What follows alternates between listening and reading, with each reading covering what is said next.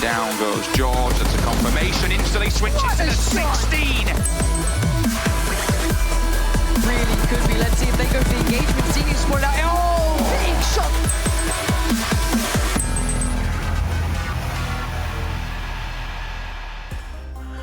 2 weeks down, only one more week to go of regular league play. Damn, I hit that hard. We are getting things going for week number 3 here, ladies and gentlemen, for the PMWL East. And we're going to have our 20 teams once again vying for an opportunity to get into our super weekend, where 16 teams will then get themselves some big points and try and qualify on through into the grand finals. My name is Kyle Laris, your host, as always, and I'm going to head over to the commentators once again here to have a little chit-chat with how things are going. Here's Blank, always on time, punctual, ready to go, and there's John. How are you doing, John? I'm here. You are here. You can see his hair is slightly ruffled from the speed at which he came down the studio. Look, I was a little bit late to makeup, but I'm here and we're ready to go. I'm really excited for the next week. Yeah, you're looking beautiful, man. Thank you very much, you too. I didn't say anything about him being late, and you just fucking outed him. Oh yeah, I got him good. Yeah, I guess so. Wow, amazing. All right. Yeah, you've done me over. That's all right. He's rumbled. He's been rumbled hard. There you go. It's time to head on over. Thank you very much, gentlemen. No worries, we'll bro. catch See you later. Later on, we have Avenger and Froz. It's Team AFK back again. Here, as always. did a little move there. I like that. Little strutting Down Kyle Laris Avenue. Gentlemen, how are you doing, Avenger? I'm doing fantastic. I am happy to be here. I'm happy to be here with 5 games of Miramar out of the 10. It's Miramania. It's Miramania. Yes. Froz, how are you doing? All good. I mean, I'm super keen to see what's going to happen this week. We had a wonderful second week, of course, with a lot of great plays. We had a lot of teams stepping up that needed to do it. Yeah. And for week 3 here, we're going to have some more teams that need to step it up. I feel like that's going to happen. That's right. Let's take a look at the format then to break everything down as to how things shape up here. Throughout the PMWL, we have 2 weeks done. And now we are in week number 3, down at the very bottom, and we're seeing which 4 teams will not make it to Super Weekend. But more importantly, which 16 teams will make it to that Super Weekend. As you know, we've had ups and downs. It's been a roller coaster of emotions here throughout our last couple of weeks for PMWL East. And some teams that didn't do as well before, now are doing well here to try and get them through into the Super Weekend, the final Super Weekend, Avenger, to try and get some points. Yeah, and it's today and tomorrow. It's make it or break it. Like, if some of these teams don't make it into the Super Weekend, they will be out. They will not be in the league finals already from that passed on. And then, of course, we can see some interesting times where potentially there will be some teams making it in there and they will have to fight to survive, because there are still some teams that obviously played. Yeah. And there are still some points to be made, and there's still some teams that are on the cusp. So they have to get into the Super Weekend again and try to beat some of those teams, and maybe try to beat them out from these league days here, so they can make sure that they're the only ones into the Super Weekend. And one might be asking, how do you do that? How do you accrue these mythical points that someone needs to be able to qualify through onto that next stage? Well, I'm about to tell you, because it's 20 points for a first place, and 11th through 16th will get themselves 1 point. We teeter on down from that first place, and nicely even. And 1 point per kill. The mythical kills. Yeah, mythical kills, getting yourself that 1 point. But I mean, in the end, it's all about accruing as many points as possible. It's not always about winning. It's all about being consistent. That is true. It is about winning. but It is about winning. It's also about winning. I'll take it back. It's all about winning. That's right. You need to be the best. We saw some of the teams still being in the top. We saw Megastars with some really fantastic performances as well. Yeah. And we've seen some of the teams that are still in the top, still performing better without chicken dinners than some of the teams that have chicken dinners. King of Gamers is That the is name. true, yes. Imagine predicting them to get 16th place in the Super Yeah. Weekend. That was and all of a fantastic. sudden- That was not on camera, huh? Yeah, it's a good job that was. Actually, no, it never happened. It never happened. What are you talking about? We have talked about this. What doesn't happen on camera has never happened. Yeah. Let's take a look at the prize pool as well here, of course, as we have plenty to distribute amongst the teams. Because on our left column, as you can see here, that 50,000 for first place will go to the winner of the league, which concludes after our next Super Weekend. So currently, if things stand as they do, Biggitron would be taking away that 50,000. It's not done yet, though. Don't count anybody out just yet. And then, of course, on the right-hand side is our grand finals prize pool, 100,000 for first place. And of course, you are crowned the champion of the PMWL Esports. The bragging rights comes with it as well, and it's interesting because we have some teams. Biggitron has become second in both Super Weekends, and if they do the same performance in the league finals, they will not win it. They have been beaten by RQ Athena. They was beaten by Team Secret before that, and of course we will have more games to play that, and they can potentially prove themselves. And I would say, especially a team like Biggitron, Yes. over 24 games. As their current form is and how well they're playing at the moment, they should be looking at being champions. Let's take a look at the groups as well here, and we can continue talking about Biggitron as they're in Group A right now. And this team is the complete package, Froz. They have constantly been first or second in every single stage of this tournament so far. They have, and I feel like that's the story of Biggitron, right? They're always in the top there.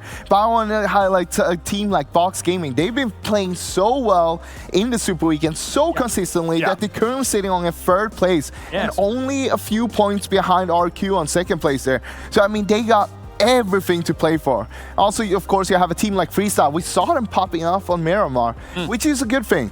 That was something we want to see more of. We don't want to see them just hide in a building. We want to see them take control, go for the fights. We also saw Freestyle beat No Chance Team Super Weekend. They were obviously playing in Super Weekend 1 and 2, respectively, and not playing in the other one. Freestyle sitting on 99 points and No Chance Team sitting on 76.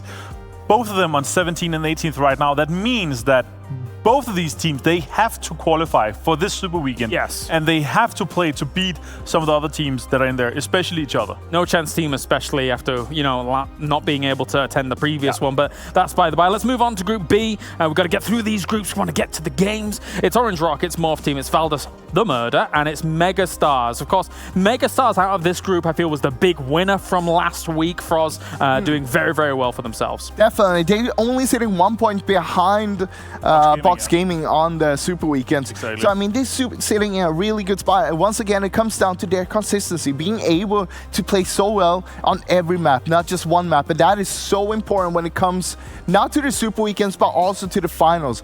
Being able to play on every map and perform on them, it's going to mean that they're going to get a lot of points. Yes, Avenger. And Valdez as well, obviously 19 more points in Super Weekend 2 compared to Super Weekend 1. This is the improvements we're looking at. I'm hoping for them to qualify into Super Weekend 3 and see the continuation of their performance and improvements. Yes, Group C, let's move on. We've got plenty more teams to show you. It's You Do Gank, it's You Level Up, it's GXR Cells, and it's Nova Godlike. And the C, according to Froz, stands for Cursed. Yes, and the reason is because only 2 teams can make it through Super Weekend from this group. Apparently. Now, maybe they can change that up for this week. We don't know yet. But we saw that You The Gank actually missed out on Super Weekend 2 after having a great first Super Weekend with starting off with 3 chicken dinners. But overall, they dropped down to a 15th place. So, I mean, they want to qualify for this one, or it's going to be super rough for them. I agree. Yeah, I think if they don't qualify, they will not make it to the league finals even though they have a good chunk of points, but I'm definitely looking for them to qualify. I expect them to qualify for the Super Weekend. I mean, they've had so much more preparation time. They've been able to look at all the games. They've been watching all the games from the Super Weekend, and they can do stretch and talk about stuff on the go without playing themselves, and this will prepare you so much better compared to the other teams that have been playing and have to sit and doing it in the evenings. Definitely. Nova Godlike is going to be ultra hungry to qualify for this Super Weekend. Let's see if they can manage it. Moving on, Group D on the way. We have RRQ Athena, Reject Scarlet, Team Secret, and TSM Entity. When you look at the quality of this group, Froz, it was, at the beginning, maybe not the most amazing, but now, holy moly, Group D. After the first week, I talked about how we saw the trailer of the movies Team Secret and TSM Entity. We thought that it looked like pretty decent trailers for a pretty good movie, but we didn't see the full feature film. Now we've seen the full film, and I feel like this is just amazing films. They have outdone themselves. It's better than we expected. Yeah, if Group C was cursed, then Group D is domination, because these guys are fragging out. Honestly, the improvements from both Team Secret and TSM Entity, nearly doubling their points from Super Weekend 1 to Super Weekend 2. Yeah. Insane. And of course, we know our Kirthina, they have been Terminators through all of it. Regis Scarlet is also stepping up, and they look to have secured themselves a spot in the league finals as well after being in both Super Weekend. It's a really good point, because there's 3 huge names in there. Yeah. But then even Reject Scarlet had a pretty decent week last week as well, compared to how we saw them start things out. So this group, phenomenal stuff from them. Let's move on then to our final group, Group E, and we will have Team IND, Synergy, T1, King of Gamers Club E. King of Gamers, as we said, they're still towards the top.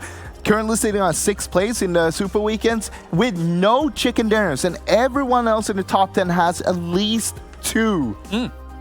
Yeah, I mean, these guys, I'm looking extremely well at Synergy. I think they've been playing extremely well. They've been consistent, improving as well. If they continue this, they will be easily into the league finals as well. I think even at this point, we can say that they're, even if they don't go to the Super Weekend and get bumped there, I think they're that far ahead that they are already in the league finals. We also, of course, have Synergy in here.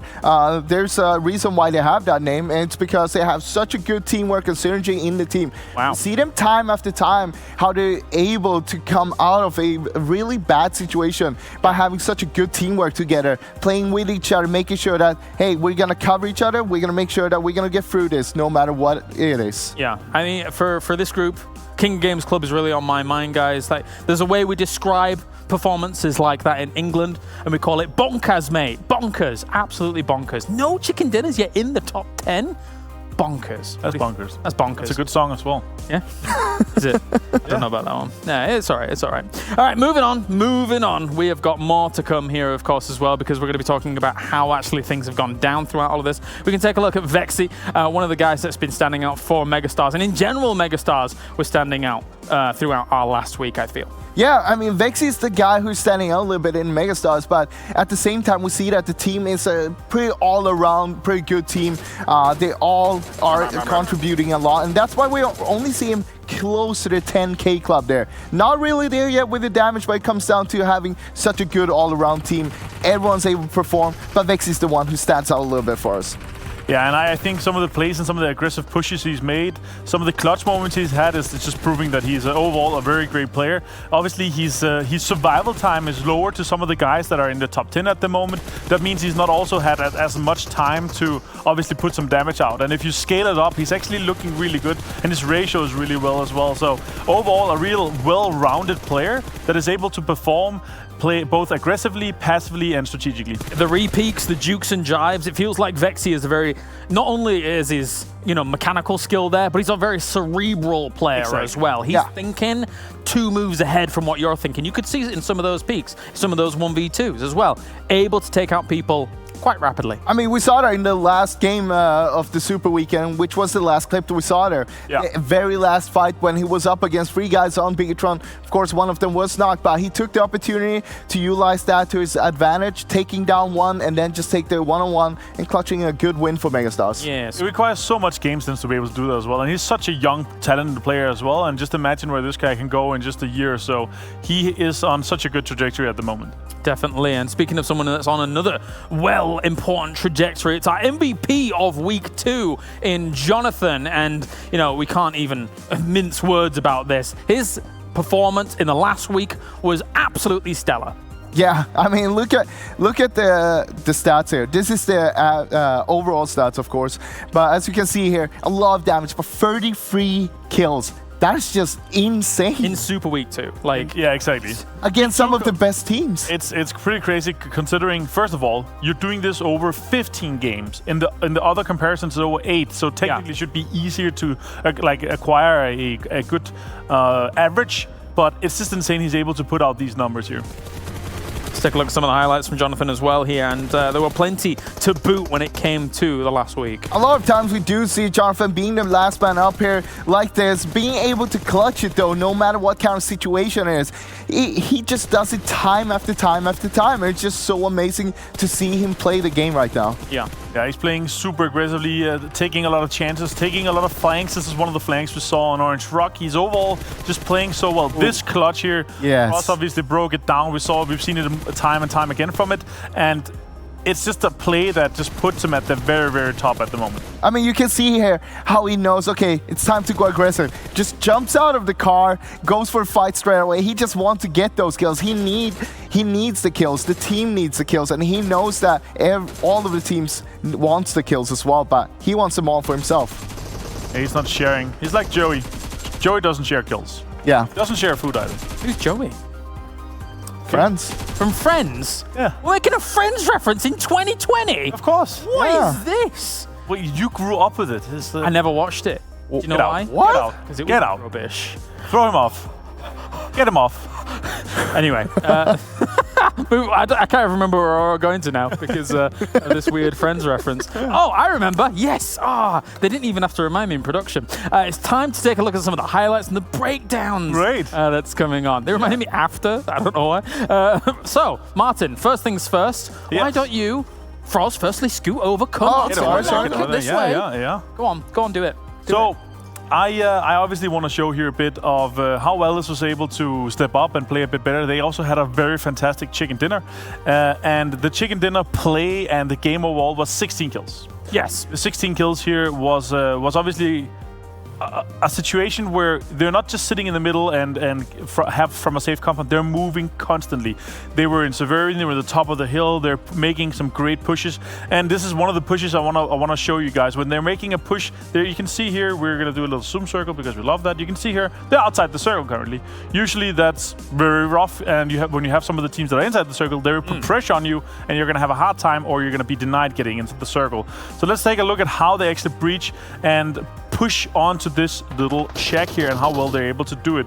And you can see just here, at this moment, they're already realizing, okay, we need to have the cover. They're already making sure that they have the cover from this line here because TSM is over here. They know that there's one more player from RQ, and they're immediately starting the push here. Nades come out. They start with the Molotov, the nades, and the push out that they're pushing out, and they're denying that immediately. They just shut it down, and they win the what you can say like a straight up 2v2, and they win that quite easily and quite fast as well. So the push onto that and the timing to do it and execute that quickly is just perfectly executed by them. Really good execution, because also see that they left the player behind there to actually hold their back as well. Making sure that, okay, if both of them would go down to Nox, they're not going to be flushable straight away. Exactly. Channeling his inner Ron Burgundy. I like it. Exactly. I like it a See, lot. and now you're referencing a movie that is, it's a great movie. A good movie? It's not something that was a cultural thing for 10 years, James. Anchorman was better. All right, let's move on. Next highlight. Sorry, Avenger. All right, we're going to be looking into Miramar. Yes. And of course, the reason I want to look into this is because we're going to play a lot of Miramar, but also, of course, we saw how Freestyle actually played this. A lot of times we do see Freestyle going into the center of the circle where they will sit down in a house and they won't take too much ground. But this is what happens when you actually give them ground. You can see here how they are split up here in sort of a triangle formation on high ground, and utilizing this to their advantage. To a full extent. We can see here how they sent Malik down, of course, but this is also so important to see how Malik is playing this off. We can see that they're still up there on high ground, except for Malik coming down here. Kashuf, of course, covering him from the high ground just behind him over this ridge. But we see here how Malik is going to put down a little smoke wall here. And why is this important? The important thing is that he's blocking off the view from the people over here.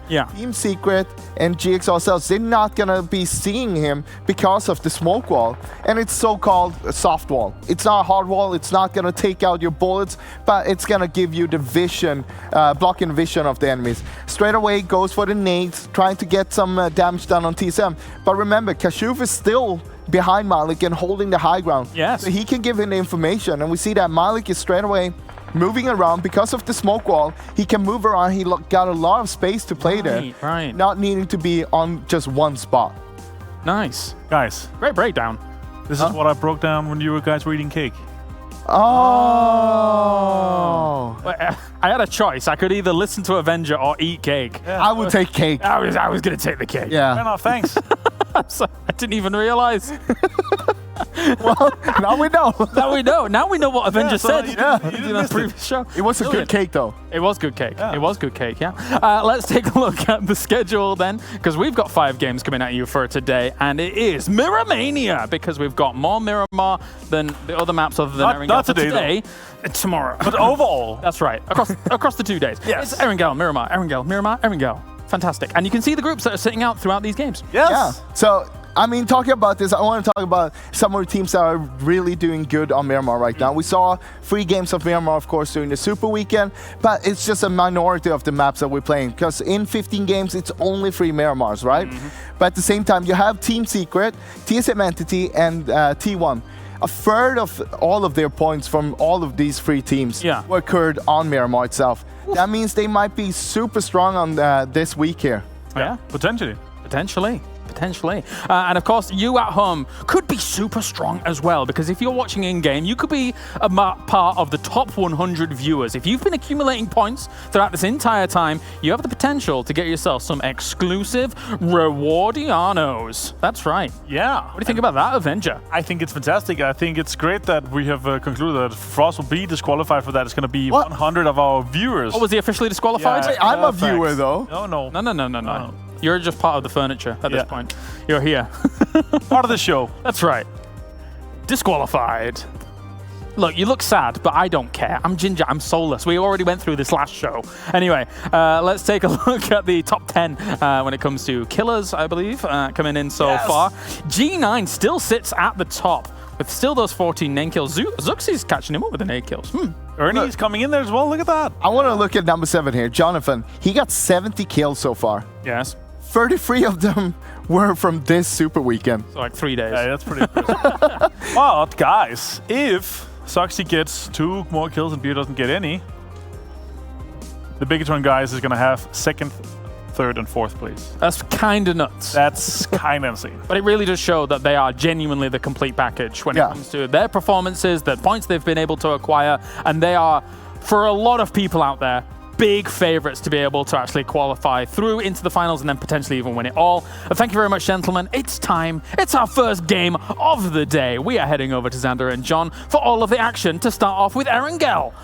Fantastic stuff. Thank you very much for the guys on the desk. Team AFK. Gotta love them. Big You do. fans. Yeah. You but have to. you know what, Blank? I can guarantee that this is a game that we haven't seen before. It's going to be a new one. We're not going to repeat ourselves over here on the caster desk. It's going to be Erangel Game 1. It is going to be Erangel Game 1, so we're not going to go straight into Miramania. We're going to keep it nice and simple to begin with. Go across to Erangel, have a few games here. Now, coming back off the day yesterday, actually not yesterday, but Sunday, in fact, because we had a day off yesterday. And I always forget this. Time flies so quickly. I've got PUBG Mobile on my mind all the time. But Megastars with that win on the last game there on Erangel versus BTR. Now, a quick stat about Megastars is that 9 out of the 15 maps they played during the Super Weekend, they placed in the top 8. But it was, I think it was only 2 of them that they placed in the top 3, and that's were the 2 with the chicken dinners. So although they're very consistent, they don't place those high numbers all the time. So I think Megastars really well done to get themselves into 4th place in the overall rankings, but maybe need to step it up just a tiny little bit to keep going. All things aside though, Megastars, what a fantastic performance from them, which has been going underneath the radar from South Asia. Underneath the radar, we're going to be taking a low flight from Stalba down to West Military Island. And everyone will be pretty happy with this, to be honest. No one really going to be isolated. Maybe, although they're not playing in this game, T1 might be unhappy about it, but obviously because they loot Milta Power, the only team to really do so in the lobby, but because they're not in it, it should be pretty good for everyone.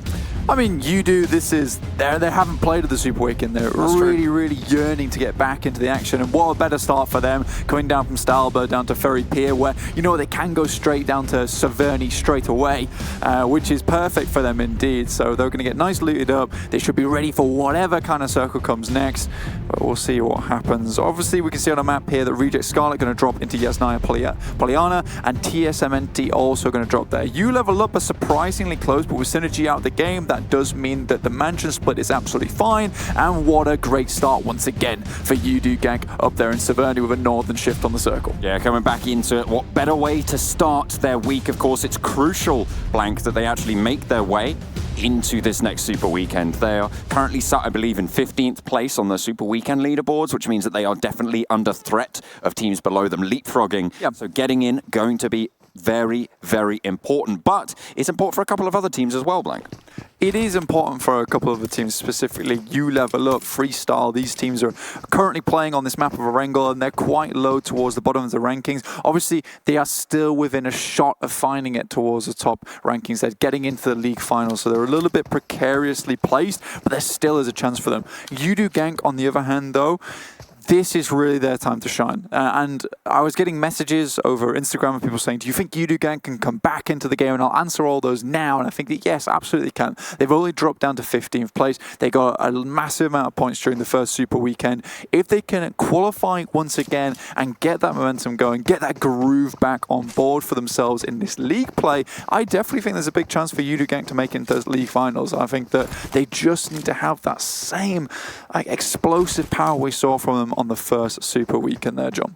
Absolutely. Megastars looted down in Novo, so they're going to have to move up north. They're going to have to choose their bridge. Most likely, they're going to want to look towards that west bridge, although You Level Up have been camping that bridge a couple of times. They're nowhere near. Well, if we know Megastars, we know that they like to jump up on the eastern side of the map, try and rotate just underneath Stalber, get some sightlines there, and they head through to Severny. And they have been pretty effective with that rotation as well. And it looks like they're mounting up nice and early, trying to get as looted as possible. Obviously, they dropped here quite late with the plane path, so they want to get things on the board, get the things rolling, and then they can safely move up. Because you know that most likely what's going to happen here is that BTR, they're going to play edge. Sometimes they will camp this eastern bridge, so Megastars will have to be wary of that. But with the circle here, I think they're the only team that Megastars have to worry about. GXR Celts are going to move, Freestyle are going to move. We know Freestyle likes to play center, and You Level Up, they're certainly not going to stay in this position for very much time. We'll have to compete for those rotation paths, but they'll be familiar with them. They'll be okay. They'll be okay to hold it down, you know, make sure they've checking all the angles. Team Secret relatively split across the GATCA fields. They tend to start out this way, and then they've started to group up now in these most recent weeks and in the last few games. And in the Super Weekend as well, they had a really good showing from being able to actually not lose one or two of their players early on. It tends to go quite well for them. Orange Rock Scout, obviously, leading the charge of the squad back in Sunken City, but they've sent Marvi out north. Fantastic player, phenomenal scouting player, and this is their typical drop, right, Blank? Yeah, this is their typical drop, and we've got all 4 players in here, Scouts in here too, so obviously got to make a shout out to the community. That guy obviously needed the love at the time, and it seemed like a lot of positive messages came his way almost immediately. So big shout out to the community here. You guys are absolutely adorable. Just a lovable bunch, aren't you? Love a bit of community support. We love a bit of that community support, don't we, boys? But yeah, this is fine for the time being. Most teams aren't going to move. No Chance team, they are getting to play once again. They're down towards Quarry. They were giving Team Secret a little bit of jip towards that first week. I don't think Team Secrets want to be messed with anymore, and if No Chance team try and go for that similar kind of rotation, they're gonna maybe run into something a little bit more dangerous. BU, on the other hand, is very much far out towards Ruin's side, so okay, split away from his team, doing some mega scouting. Yeah, I feel like they've got the read, and obviously they should know that there's a scout from Orange Rock on the northern side, and they're going to know also that no one's really going to push out this far east this early on, so they're just trying to control the crossing. And I think, to be fair, it's kind of wise. You can see that Morph are actually going to compete for control of that bridge, and they will be able to spot each other out and get that information across. But RRQ are going to start to enter the fray. I think that's all of them. Hopefully they're not all in the same vehicle, Blank, because you know how I feel about people rotating. I do. I know how you feel about Don't get me started, Blank. Oh, I will. He will give them a right nasty telling off. Yes, that's what they're in for. I'm sure you will do. But this is different, though, and I think I like it from RRQ. I think Super Weekend for RRQ, it just didn't feel like the RRQ that I'm used to. They obviously still putting up some good numbers here and there, but I felt like they'd lost touch with what kind of team they were, which is an aggressive team, close quarters combat team, where they get in your face and they throw punches, they throw the elbows. But here on the last Super Weekend, it was very, very silent from them, very quiet. So I really did enjoy just watching the start of this map, them immediately dropping Pachinki, not giving a damn about any of the other teams in the lobby. Like, this is our zone, this is what we're taking, and we are going to play that center spot, and we're going to play it well. They move towards Everest, they're taking an aggressive scouting position, despite the fact that they know Team Secret dropped Gatka, and there's probably a team in Georgia Pole. So I'm really excited to see what will come out from RRQ today. They're going to be taking position on the top of Everest here, Blank, and they want to watch those sight lines for the teams moving up the western area of the map. That will include Team Secret and might include Morph if they're going to go for the scout towards the exit from crates, watching that crossing. The question for me is, do teams choose to go north of the river because it's likely to end up there in terms of just the landmass that's north of it, or do they stick to their position on the south side? I think sticking to position on the south side is not a bad idea, especially with the amount of compounds that are available here to you. I think that maybe taking a position between the two split compounds on either side of the river, specifically over in Yasnaya on the bridge that heads up in towards Severny. You can do that towards Circle 2, but you might want to start considering grouping up towards Circle 3. And even in Circle 2, we might get a confirmation that it'll end up in the Northern Island, which teams will move. But yeah, for the time being, the southern side is not the worst place to be. We know that if you head up towards the north, there is really only that area towards the south of shooting range where there's trees available, rocks, hard cover for you to play in, and most teams just clumper up around that area, so most teams would be happier to stay on this southern side. Now, coming back to what I was talking about earlier, GXR Celts have moved, and we've also seen a movement from U-Level up, but BTR, they're remaining just outside of the Eastern Bridge, which is what I mentioned earlier. They're the only team that perhaps would have camped out Megastars, and Megastars have been very careful about this. They've run into this same issue before, and I'm actually quite happy with how this is going.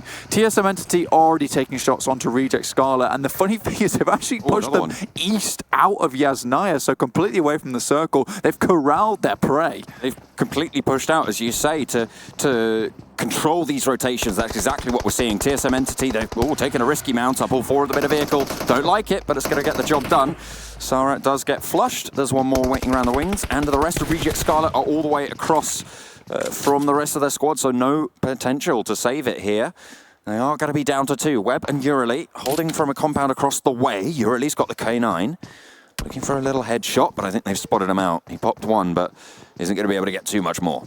This is kind of ridiculous for TSM Entity, if I'm honest with you. Like, who chases a team like this out of their own city? I mean, this is Reject Scarlet's spot. TSM Entity, they come here on vacation now and again from Georgia Pole, and the fact that they're able to so easily dominate Reject Scarlet in their own zone is horrific. Bigatron, they've left. I really like Megastar's little rotation that they made their way over to the coast, tried to get some read on where the players on the other side of the bridge were. They see that BTR leaves, and now Megastars can safely make their way across the bridge. Sure, they're going to lose a little bit of health, but they should be able to heal that one back up again. Next up comes the screen towards the northeast. Still not determined on either side of the river, but there is Stalber in play, there's Yasnaya in play, and you just want to set yourself up for success here. Obviously, teams will not want to head into the city early. We saw a lot of that during the Super Weekend and not working out, and specifically actually working out in TSM Entity's favor on Miramar, on Erangel, because they didn't head into the city, and Jonathan and I was able to get that one-man army win, and also on Miramar, they had the only compound because they didn't head down to Los Leones. No chance team moving in from the south past school, and they'll have some control. The shift on the circle is quite interesting here, Blank. I think, you know, controlling the side of the lake might be pretty important here. Yeah, there is kind of that pizza slice towards the northeast as well, which is very, very barren, so slightly more difficult to play around this area. And you do have a small chunk of like the middle of this circle taken out because of the river, which becomes slightly difficult to play around. I'm interested to see what RRQ here do, because a lot of times they will go try and camp a bridge or camp underneath the bankside and try and get a lot of presence there. You can see a lot of teams doing that, like more freestyle, Valdis the Murder, GXR Celts too. But Team Secret, they've been taking their time towards Ruins. Obviously, they had that forward scout on BOBU. He didn't die. Well played to him. And now provided them some information going forward. But they are probably going to meet up with Morph team fairly shortly, as Morph are heading towards the west and Team Secret are heading towards them from the east. Don't forget, like, just popping up like meerkats. Oh, Webb's taking the rest of the fight with TSM Entity, but they get spotted out again. Now it's one player left for Reject Scarlet. That's going to be Urali from the south side. We'll need to start to push in, but they got the Megastars there as well. If he runs too far away, he might just run into a little bit of danger there, as actually the Megastars, they want to mount up, they want to go through. And Urali's just going to pop some meds and try and snake his way further on, because that's kind of all you can do if you're Reject Scarlet. Still, John, the relentless nature from TSM Entity is truly terrifying. The fact they chased them down for so long, the hunters in the lobby there, that was wild. Megastars, they do make their way in, immediately take a hillside position, get some scouting done, and more importantly, heal up those wounds that they accrued from the blue itself. They're on about all around about on 60% HP, you can see here. So they want to make sure they're all on 100% before they move out once again. Make sure they don't get popped out the vehicle on their rotate. TSM making a wide swing. Oh, Urali's close by, snaking around in the grass. I think they know. They're actually checking for him. This is really cruel. Yes, there. Jonathan separate on the bike, and Urali actually might be able to get off a couple of shots. Jonathan gets knocked out in the open. He might just be able to get behind the tree. I'm not sure if they can make that, but they're very close to the next zone. It's only zone 2. They should be able to get the res, but 3 in a car, that can get sprayed down. And there's backup coming in from the Megastars. That's 2 knocks onto TSM Entity. It's disastrous. This rotation is being curtailed, but he's getting shot out from Zedgod, who's on the off angle there. Beautifully found, and Neo able to get rezzed. Jonathan, though, still out in the sticks. Yeah, Clutch God will go pick him up. Megastars, the only ones in the close vicinity, and I think they actually have a bead on this location. So TSM Entity, although they wanted that final kill point, it might have actually affected them for the worse here, John. Oh, they're going for the shots. Don't think they're hitting any damage just yet. No knocks coming up, but they might get rid of the vehicle. That's going to force TSM Entity to expend some smokes to push towards the cover and get the rest of the team safe back to cover. I mean, sure, you want to hunt down the pack, the entire pack of Reject Scarlet, but sometimes it's not worth it because the final prey does bite back a little bit there in Urali. It's finally taken out by Zedgod, but they will now move down towards the south. Without vehicles, like you're saying, John.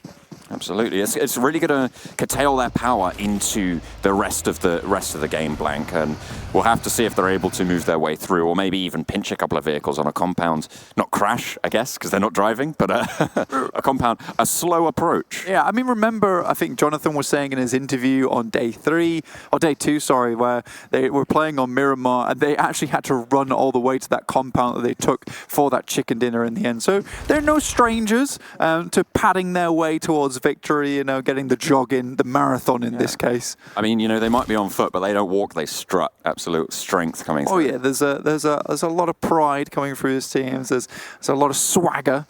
Yudu Gank, let's check in with them very quickly. They've got Fredo out towards where RRQ are currently holding on the very much northern reaches of this circle itself. And you can see him on your screen. Quite a festive vehicle. As if by magic. The observers go to Fredo for me. But he is going to probably go leap back towards his team soon. This is a decent-ish compound that Yudu Gank currently have. Nice walls around the side, but it's Box Gaming who are taking shots towards BTR. Oh man, do you remember Luxy with the M249 in the global finals? It's insane. He's got a secondary DP as well, by the way. The amount of suppressing fire that Luxy is going to be able to lay down is insane. And if it was, and we know how Luxy plays, right? He plays this supporting role. Beautiful, perfect setup for Luxy. Yeah, we call this guy, they just used the machine gun, wasn't he? I mean, we saw him in the global finals, the ghillie suit on Erangel, I think it was, as well, where he just tore everyone to pieces pretty much as a solo player. But he will have to drop out those smoke walls now to try and get out of this precarious spot. It's Pime here with the M16 in hand, which makes just as good of a DMR than anything else does. And that guy is very, very good at long range. So Luxy definitely has to be careful. Definitely careful, you're right, but there will be support. Oh, the next shift comes through, Blank. That is hard towards the north. And all of the teams on the south, they're going to have to cross. They're going to have to try and take a risk here as Luxy's actually going to get picked up in the buggy by his twin. Going going in, doubling up in the buggy there. Luxy will be able to get some healing on as well, so they can get through to the next You know, I mentioned the pizza slice early. This is literally it now, what we've ended up on. And the reason I talk about it so often is it's so incredibly barren here. This is an area where coaches will specifically tell their teams not to rotate across because you will just get shot out of your vehicle almost immediately. And yeah, sure, on your map, you might see these tiny little compounds that you can see on the map, but they're not compounds at all. All they are shacks. And you go there and you stay there. There is really no leaving them once you get onto them. So it's going to be very difficult. There's a lot of edge play going on. I think Yudu Genk have got a decent position, but Valdas the Murder, they're trying to aggress onto it. That's from the southeastern side. They have been spotted out. I think one flush came through, on towards Jumper. So 3 players now for Yudu Genk in a very, very central position. Break gets knocked at range as Ryzen just popping the burst fire down. And I don't think the rest of the team are actually going to be able to get back and support this one. Unless Ryzen gives up the angle, and I think he might just do that. They have a long way to go, and they don't have a lot of time to do it. No, they've got to get a move on. Freestyle are ahead of them. I know how Freestyle can be when they get aggressive, very strong. Gil out there in the distance, I believe he is currently knocked. If we take a look at the map, though, TSM Entity have actually managed to get into the circle itself. They've managed to rotate around the northern side of the lake, but the question is, do they realize that Nova Godlike are going to be behind them? Do they have that sight line?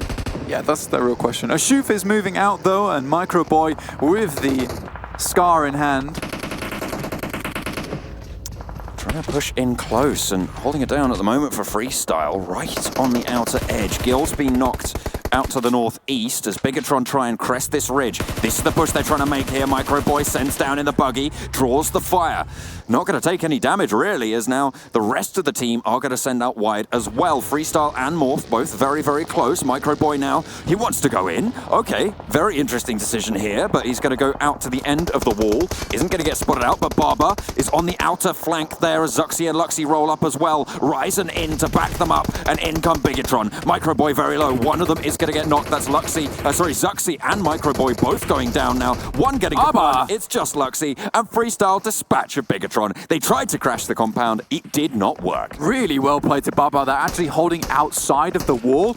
And if we remember, I believe this is the exact same position that Freestyle were in where they got knocked by BTR last time. And instead, what they do is they put one player outside, knowing that BTR used the wall to their advantage. And Baba is able to get a really nice little flank on them. Very, very well done to Baba there from Freestyle. Nicely done, nicely done. The Pakistani representatives doing themselves proud. Fantastic. Fantastic angle being held. And there we go. Here's the replay on Baba's angle. Able to find one, hit the outside, actually drops out the DP and spots out Ryzen. And that was pretty much it. They were getting pushed on from all sides. A triple. Baba just tripled against Bigatron blank. This guy's insane. It's powerful moves. And BTR just, again, it's that overconfidence coming through. They didn't clear those angles at all. We saw that come through on Erangel the other day where you see Zuxi getting to the back of the buggy scouting around, but it puts him in a really dangerous position. Again, they fly up to the wall thinking it's going to be free, don't even scout it. Wow, it comes back to bite them. Valdas the Murder, they get the circle here. They are just over to the western side of it, and they probably want to hold here for a little bit longer. Megastars are trying to hold down a smaller compound for themselves, but now they'll have to move. But it's RRQ been playing it calm, collected on the northern side, and they'll start moving down, but they have to cross this road, which is going to put them out in the open for a little while, so they will have to use some smokes to get through, and Freestyle, they've got a long way to go as well. But TSM Entity, after crossing around the lake side of Yesnaya, they're in the circle on the south, so we can't count them out yet either. Bit of upstairs, downstairs going on here. Blank and No Chance team, both in the same Harry Potter tower. That's going to be an interesting conflict coming through. Only one player left from No Chance team, but there's 2 left from GXR Celts. If I'm not, no, there's all 4. Sorry, I lied to you. I'm sorry for that. There are 4 alive. Okay. One of them going to be controlling the top floor. Let me just quickly talk about this fight because Chashin's actually behind RRQ right now, and that's exactly what I'm talking about. Goodness me, Beer taking a lot of damage from range. G9 though, suppressing fire, gets knocked himself now. RRQ down to 1 player, D2E. Last representative as Chashin going to send out wide now. The rest of his team holding down the off angle, holding down the other angle.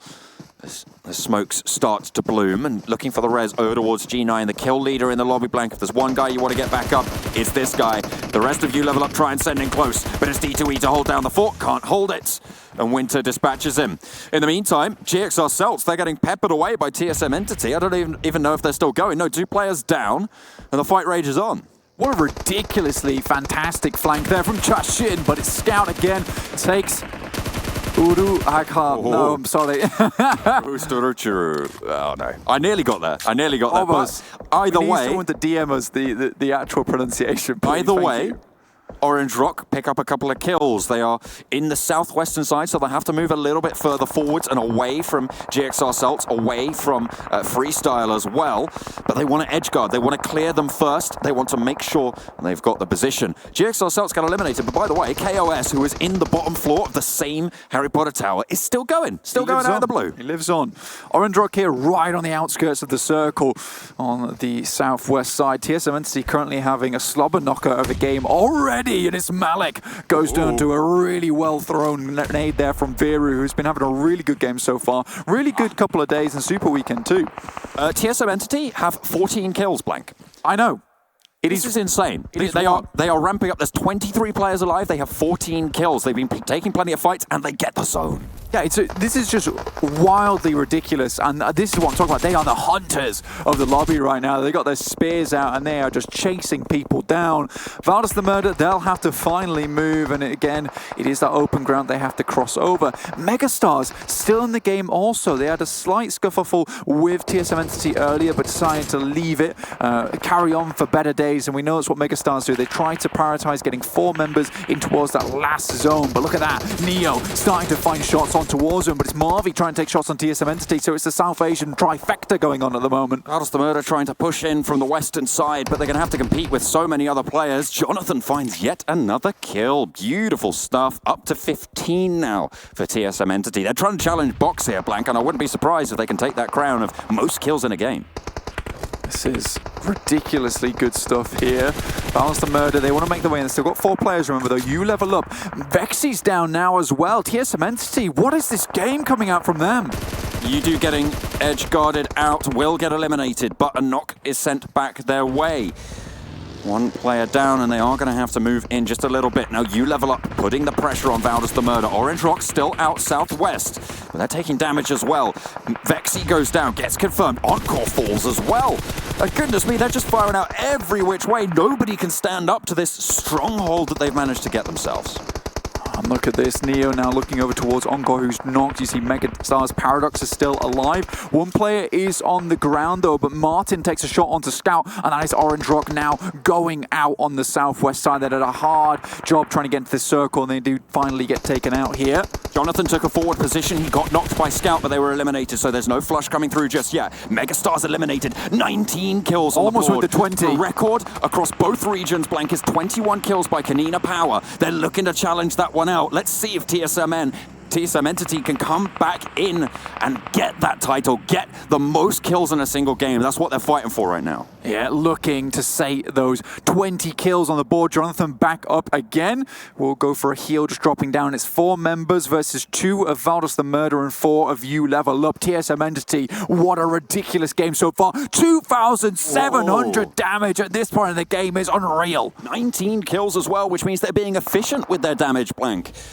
Under that 200 per kill mark, so fantastic stuff for them coming through. Way under, actually. I haven't got the exact maths on me, but it's like 1.5, 150 damage per kill, which is very, very strong stuff coming through.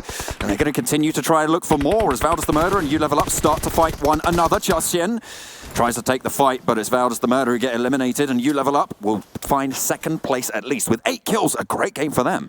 Did a great game for them, but look at this. Jonathan moves out immediately, tries to find a location with the loot box. Winter moves out with the buggy itself, John. Jonathan going for a little resupply, but it doesn't need it, apparently. Mao gets knocked, and they're looking to find yet another 4 kills on the board, Blank. They're looking for 23 total. That's what they want to find.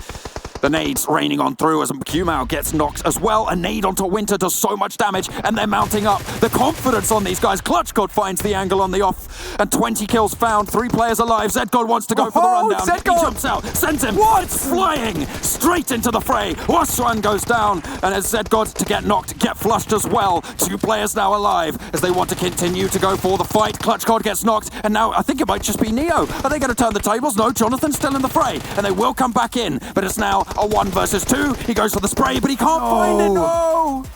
Oh, they find 21 kills. They tie it up, but they can't get the chicken dinner. It's You Level Up who take it away in the end. Those last moments where the jump comes in, they hurtle towards You Level Up.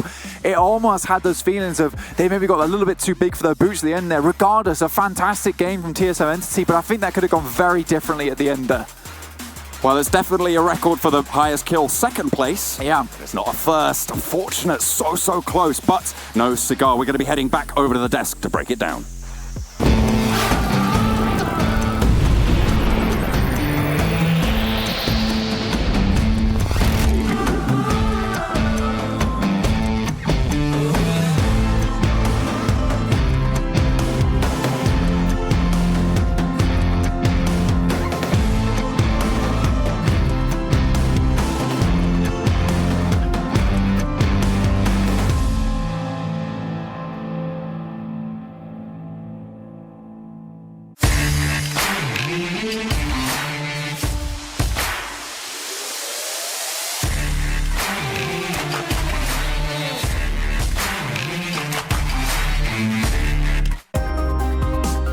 The PUBG Mobile World League is brought to you by the title sponsor, Qualcomm Snapdragon Elite Gaming, and the official beverage sponsor, Mountain Dew. What a game to start off week 3. However, it does feel a little bit like TSM Entity there got a little overconfident about the very end of it. Regardless, congratulations, You Level Up getting themselves their chicken dinner here to start off week 3. Avenger, Froz joining me. Great stuff for You Level Up, but it did feel like it was TSM Entity's game, Avenger. It did, and it was very close. I mean, they were trying to capitalize on a knock, right? But you're doing it alone, not taking a two versus whatever situation, but then try to go in 1 by 1. And once you give that up, yes, it was very overconfident. Once you give that up, it just rolls off away from you. Like you always want to make sure you take a 2 versus 2 or a 2 versus 1, right? And at this point, you're just sending 2 players in too like long away from each other timing-wise for not to be able to capitalize on each other. This is what I was talking about in the end of the Super Weekend. We're talking about Microboy being overconfident. This is the same thing with TSM Entity. But again, it's not a bad thing being overconfident because that means you're going to be confident. And when you're confident, you're hitting the shots. Yeah. And that's what we saw from this team. Everything was, the ball was rolling in the right direction for TSM Entity up until that very last moment. Let's take a look at the points coming in from this. They may have even got themselves the first place for this game off the back of the kills that they actually had there. So let's take a quick look. And they will actually take 35 points. That is, without a shadow of a doubt, the biggest number of points we've had in PMWL East without getting the chicken dinner. Yeah, that's insane. That's a lot of kills. 21 kills. They were looking at what? That would have been a 25, 20. They got 1 kill. That would have been a 24 kill chicken dinner if they actually won it. So that would have been crazy. But no matter what, great game for them. 35 points. Very great game for You Level Up Esports as well. 32. That's half of kills. Exactly. That's half of what they would expect to get if they want to qualify for the Super Weekend. Around half. Great to see a team like Morph. I mean, they didn't play the Super Weekend. They're hungry, and that shows. They got themselves 5 kills, and I mean, they put themselves up there on the 7th place. Overall, good start for a lot of the teams here. 9th through 16th as well. You do gank, actually, with 6 placement points. Not too bad for them. No kill points going their way. The circle was favorable to them, Avenger, having Very started up in Severny, going down to that junkyard compound to keep things going. Yeah, I was expecting a bit more like early engagement when they had that, and maybe spreading out a bit. They decided to stay in the junkyard compound for some time. They could potentially have gotten a few more kills from it. They could have third-partied the the You Level Up fight, maybe with RQ, or pushed out and take some of that. I'm not sure why they decided to stay passive for that long. I felt like they could have potentially done it a bit more. They could have done it, but at the same time, I feel like that was the right play, because if the circle would have gone towards them, they would have gotten so many kills. So sometimes you have to take the gamble. You have to stay put, and you have to keep your hands out of those rotation fingers. You don't want to rotate out from a very good position. But yeah, it didn't work out, but in the end, they still got a lot of placement points, so it wasn't too bad of a game. Let's take a look at You Level Up a bit closer then, as they will steal the spotlight away from TSM Entity. 2,221 damage coming in. I can't help but feel, though, I really want to see what TSM Entity ends up in terms of damage. I can tell you. Don't you dare. Okay. No, I don't want to know. I'm not going to tell you. I do want to know, but I don't want to know. Not right now. But you have to remember, they also made a fantastic play on RQ. They had Jashin on the background as kind of an anchor. The pushes out from that. They completely shut down that position, which they've done before. Exactly. On a very good team as well. So yeah, I broke that down. That was a great play from them. So that and you saw that, guys. That was great. Listen to me. Yeah. Sometimes we do. Yeah. Sometimes. But overall, nice anger play and really nice kind of third party from within your own team. Very good stuff. Very good stuff. What a start. Fantastic start. Explosive start. Yeah. What a start. Way better than we anticipated it this week with start. It was very fiery. Imagine how crazy it's going to be when we get onto Miramar. It's going to be Miramania. That's right. Miramania. It's going to be good. It's going to be good. So eventually we can take a look at some of the highlights here from the Mountain Dew Do the Do moments. I mean, we saw in the start, TSM Entity, they didn't want Reject Scarlet even close to them. Well, actually they did, because they were like, hey, we want these kind of points. They basically chased Reject Scarlet out of Yesnaya, but not only there did they stop, they kept on just chasing them until they wiped them out, and then they just continue like a well-oiled machine and just grabbed every point they could. Yeah, it's crazy overall how they were managing to survive with that 2 knock players and also getting into a great position, playing from there, taking over a lot of positions. Baba, though, he goes ba ba ba ba, and these guys are all dead. And that's not just a normal team. So it's any team.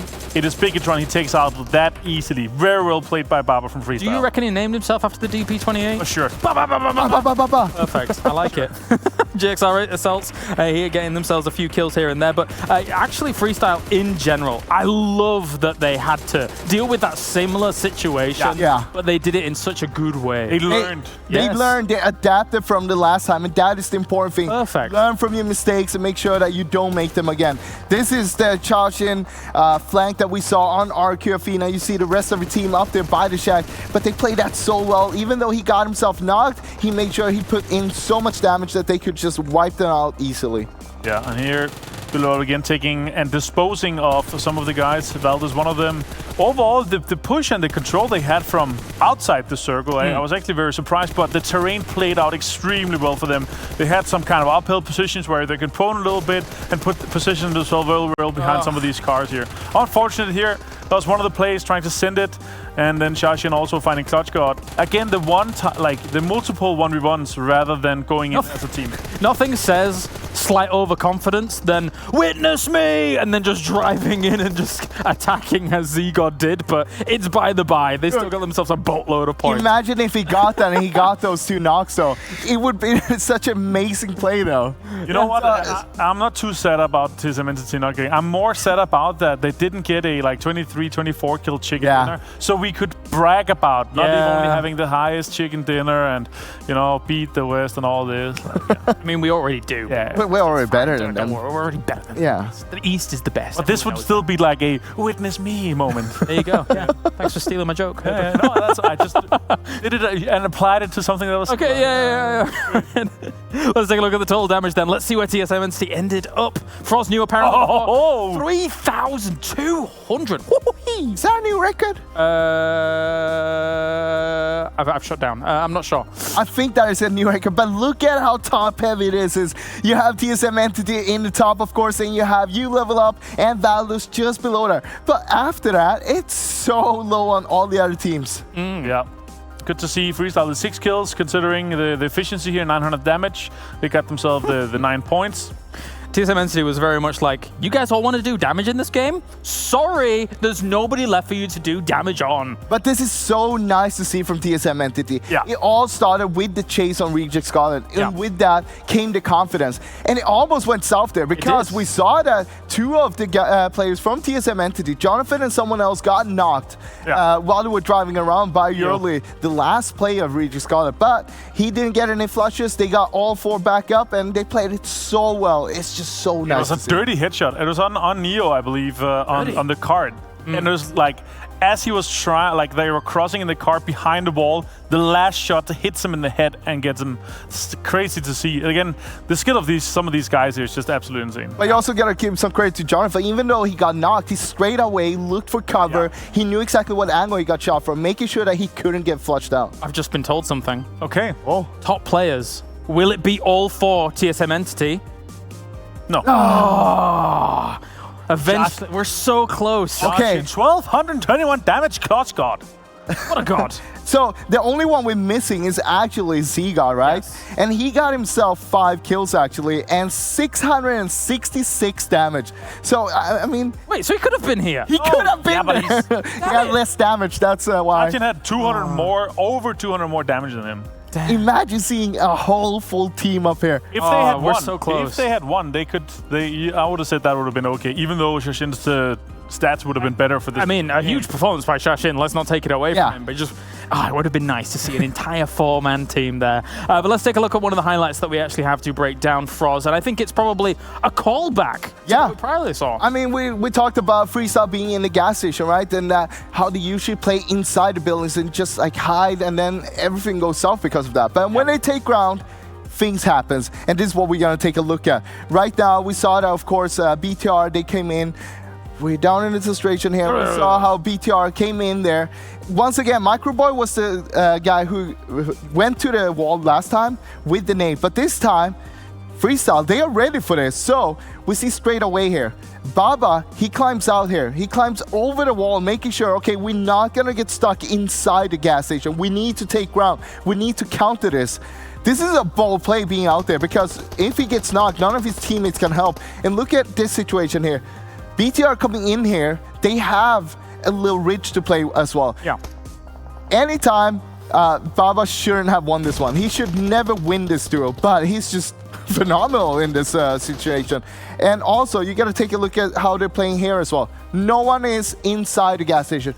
Everyone is outside. Go out, take ground, take control of the situation. We don't want to be locked into the gas station. One thing I've noticed as well whilst this is going on is they've positioned all their vehicles very well as well to deny any kind of shots onto them from any other angles that are going on. So these small things really account for the longevity of a game. Yeah, making sure that the vehicle, the wheels can't get popped so you can use them later on. But the whole thing is, Freestyle is adapting. They're adapting quick to what the other teams are doing. They're learning from their mistakes, and that is so important. Adapting that quickly as well, and already saying, okay, we're not going to make the same mistake from this happening. Is this like from just one game happening in between, or this similar situation in between here? So it's very impressive, very nice play from Baba. Yeah, absolutely. Well, of course, there's plenty of stuff going on, and currently in PUBG Mobile right now, the Royal Pass is here, Season 14. Let's take a closer look.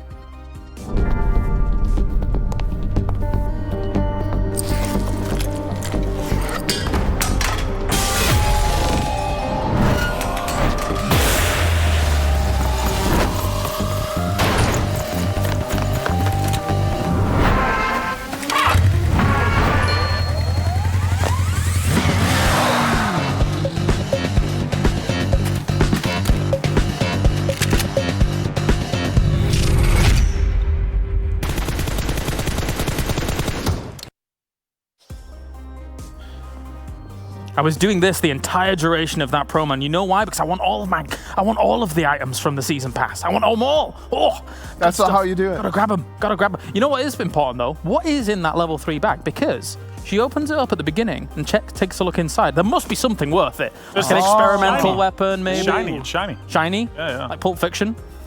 Did we ever find out what was in that briefcase? Nope. That was a long time ago. Still a mystery. Still a mystery. Yeah. Quentin Tarantino, you rascal, you. Let's take a look at the overall rankings. I'm on a different track of thought to everybody else, I think. Oh, it looks like it's the map rankings, but no. It's, wait. Oh, wow. What a huge difference. It's that first game done, Avenger. What do you think? I know, but that's why I said it. Amazing. Yeah, thanks. We can just take, basically, we can look down at the 11th through 20th and see the 4 teams that didn't play the game. Oh, and then that'll be and it. it's going to be a little bit of difference from the map ranking. Yeah, get ready for the spice when we make fun of them for having 0. Unfortunate. It's Group E. That is correct. It's like when you take hesitation. Scooby-Doo when they take the hat off. It was him all along. It was him all Oh, no. Damn it, it's always the janitor from the exactly. funhouse. You know, that's how it goes. You Level Up gets themselves the first victory of the day, and we are going to go to Miramar, Erangel here for the rest of the day. Good stuff. You love yourself some Miramar, Avenger. I love myself some Miramar because this is where the big strategy, big macro teams, and the teams that are really adapting to the whole kind of circles settings and how it plays out well, and that's where we really see some big brain plays. Or we see some cars go up vertical positions and play from top. Yeah, I love that as well. Would you say 200 IQ plays for us? Wait, what? You said big brain plays. Would you say 200 IQ plays? Are we around 180? Yeah, I would say 200 IQ. But Okay, Yeah. IQ. it sounds better. Yeah. Okay, fair play. How about yourself, Froz? When you think about Miramar, what are you thinking? I really like Miramar in terms of it's kind of close to Erangel with the size of the map and stuff like that, which means that we're going to see kind of some of the similar play style. And that is something that the teams can go on if they have it going on already. With a very, very central plane, and let me guess, it's going to be a southern circle and it's going to end up in Los Leones.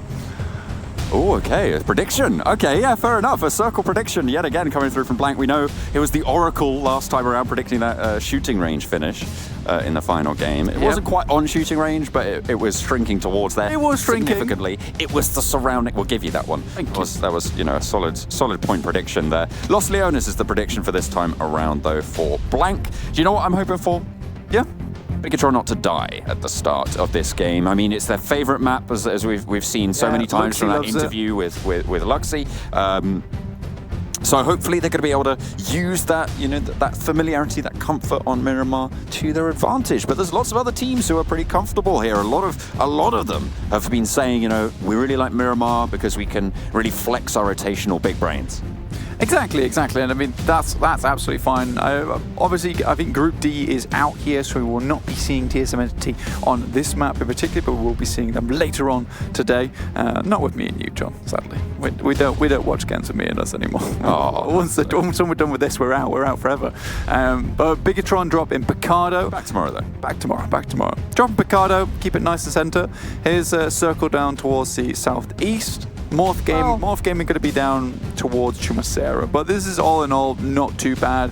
Another thing to look out for here is that Synergy, they're dropping down towards Via de Mar, which is not a bad thing for them. Usually what they get caught up with is RRQ gatekeeping them as they try and come from Los Higos and up to the north side. T1 and Valdez the Murder actually hot dropping one another, it seems, and actually the fight's going to happen. Start off with Goddard, but Seder gets knocked. Martin, he's found himself an angle. Nicely done. Goddard protected for now. Has an M16, and I think that's a Mini 14 as well on his back. So really set up for range right now. I don't know if he wants to take the close range fight, and you can see he is just going to send away. No reason for them to continue this. They want to put as much distance between them and T1 as possible, but he does get knocked. He gets spotted. Yeah, Goddard goes down, and T1, they're back with a vengeance. They refuse to let this one go lightly. You try and hot drop on us, you will receive the wrath. Obviously, they want to hold on to this position just to the north of Power Grid. This is their spot, this is their zone, and they refuse to have any old team come challenge them in it. Oh, quieten down for now. I don't think they really, as I said, okay, hang on a minute. I'm gonna take that back. I'm gonna eat my words here, because Youngjin is running for his life around the duck thing. Unfortunately, Martin not able to hit those shots towards the end. Had a open shooting range towards Youngjin, but doesn't really find anything. Satan. Oh, he thinks twice about it. The bullets kicking up some dust around their feet. What is going on? That is bold. That is a real power play right there. You know when Prometheus came down and then explained to the humans what fire was? I feel like these T1 is the first humans because they're really playing with fire at the moment. It's ridiculous. I thought Prometheus stole fire. No, we just explained it. Showed them it. Showed the humans the fire, and he was permanently punished for it. He was the one on the rock, right? Yeah. With the vultures. With the vultures. Rock Which with the gets vultures. really grim if we continue talking about it. It's not great, is So it? we won't. Let's, hopefully a lot of these teams are going to meet a better fate than Prometheus. T1. Yeah. He was a good lad, though. It was pretty decent, wasn't he? Yeah, we wouldn't be here right now watching these monitors without Prometheus, the boy. Yeah, we are. These are powered by fire. He's up. I mean, I'd say coal-burning monitors. Without fire, these wouldn't exist. I'm not saying they're coal-burning monitors. Yeah, you are. That's what you said. Yeah, actually, guys, I don't know if you can tell, but there's a massive chimney behind us. Yeah. You just can't tell. I'm sorry. Yeah, it's pretty difficult. I mean, the camera angles don't really do it justice. It's But phenomenal. it is huge. It's so big. It's quite intrusive. We've actually got Atlas in the house. It's in our talent holding it area, up. which it makes it really smoky a lot of the time. It's not great. Not great. Yeah, exactly. Anyway, Pandora's Box continues to be open here within this fight between T1 and Val's the Murder, because it is just chaos at the moment. I think neither team can find their way out of this situation. I think T1 desperately just wants to loot up and leave, but every time they try and go somewhere, they get shot at by Martin on the cliffside, and then have to use some meds that they've got on board. Armjoan currently, though, he's getting pretty looted up. Nice level 2s across the board. The rest of the team's not doing too much at the moment, John. We're going to have a look at Freestyle over here. They're very close to Nova Godlike, which is very surprising considering on Miramar, it's like, there's a lot of area to be taken up, John. Yeah, so the fact that we've had some hot drops in not the main cities, i.e. Picado and Los Leones and even El Pozo, is pretty notable, right? Like these two teams being close to each other, uncommon. Yeah, it's wild. It's quite savannah out here at the moment. We've got Smokey here on our screen, Smokey OP. The mostest with and he's doing well. He's doing well. I mean, he's doing well in terms of his run. In terms of gear, not so much. Nova Godlike just trying to get out of the way at the moment. They haven't had the most standout performance during the East League, I'll say. No, they really need to try and step up into the next Super Weekend, try and qualify there and get those points on board. Otherwise, they're going to be one of those teams that's in that last chance saloon bracket, so we'll see what more they're able to do. Yeah, and we're talking about catching up towards week 1, but really at this point, Nova Godlike, they're breathing hard and they're trying to run as fast as possible to catch up now. And I mean, most people have had about a 10-minute head start at this point. So Nova Godlike, they have a rough road ahead of them, but I do want to see some better games. And I think that we saw slightly better rotations from there on Erangel, but no chance team just knock a tanky out of the vehicle. Oh, goodness me, that was rapid. As soon as he crashed the ridge, Choconaut just beamed him straight to the head. Beautiful stuff, gets the flush, and GXR Celts lose a tanky. Tanky down. 3 players for GXR Celts, and this is something that I continually talk about on the broadcast, is that GXR Celts, yes, I think they're a very strong team, but they tend to get tangled up in rotations far too frequently for my liking. Everyone heading towards the center of the map here. You can see No Chance Team, GXR Celts, Bigatron. And you've got Box Gaming holding just towards Power Grid. So they're currently on the high ground looking down towards Picado. It's a good spot. Once Box Gaming get a strong spot in the circle, they're very good at defending it. The issue is their rotational strength is a little bit poor. Synergy have rotated away from Valle de Mar and headed on towards the east and east of them and on the south end of the circle now. They're just out to the west of Los Leones. Thank you very much, observers. Fantastic stuff to bring up that rotation. You can see to their north, you've got this trifecta of teams that are fighting out in the south and southern area of Picado. Yeah, I mean, most teams are they're on this line, right, where there is little valleys that they can be shot down from on the sideways, and there are a lot of compounds to hold on to early on, and it is fairly central, so it gives them a high statistical chance of being in the next circle after it pops next. Freestyle, however, they found their place in El Hazahar. They have not really moved as of yet. They haven't taken a strong position within the circle, unlike Synergy, who we say time and time and again has really strong rotations. What they tend to be a little bit more weak on is holding down compounds. I think they're one of the stronger teams in the lobby, but I think if they can start to hold up the leaks in the ship when it comes to holding a compound down, making sure all the angles are in their favor, they will be a fantastic team, a really, really strong one. And I think that I've said it before, but I think this team is very much the South Asian team on the rise. I think we've got some really strong South Asian teams in the lobby, but I think these are my, they're stars coming up. I mean, obviously, TSM Entity not playing in this game. So, you know, that powerhouse from the last game, we're going to have to look towards the other South Asian teams to represent their region. And I mean, Orange Rock, they had a decent showing, to be fair. Given that the kills were so heavily weighted towards the top of the tables, getting 9 points in that game for Orange Rock is actually really quite strong. Yeah. When you consider, what was it? That's a total of 33 kills. That's half the lobby. We're in the top 2 places. So, you know, snagging all the points you can, it's a great turn-up. No, I completely agree, John. I think no matter how I see it, the positions that Orange Rock plays, like, that is their spots. They've not been lucky with the rotational paths ahead of them. And you know what? They fight. They do fight to get towards the end of those circles. And honestly, they do a good job most of the time to get where they are under a lot of the pressure that they do come under. Next circle pops on screen, heads up towards San Martin, just underneath Picado here, and Graveyard, so a very, very bare and open spot. So most teams are going to be looking to take positions like where GXL Celts have, which is a high ground. Box Gaming's positions are really strong currently, but most of these teams are on the south, on the north side, start to like trying to crunch down. So it's a bit of a traffic jam. So we're more than likely going to see some fighting pop up very shortly.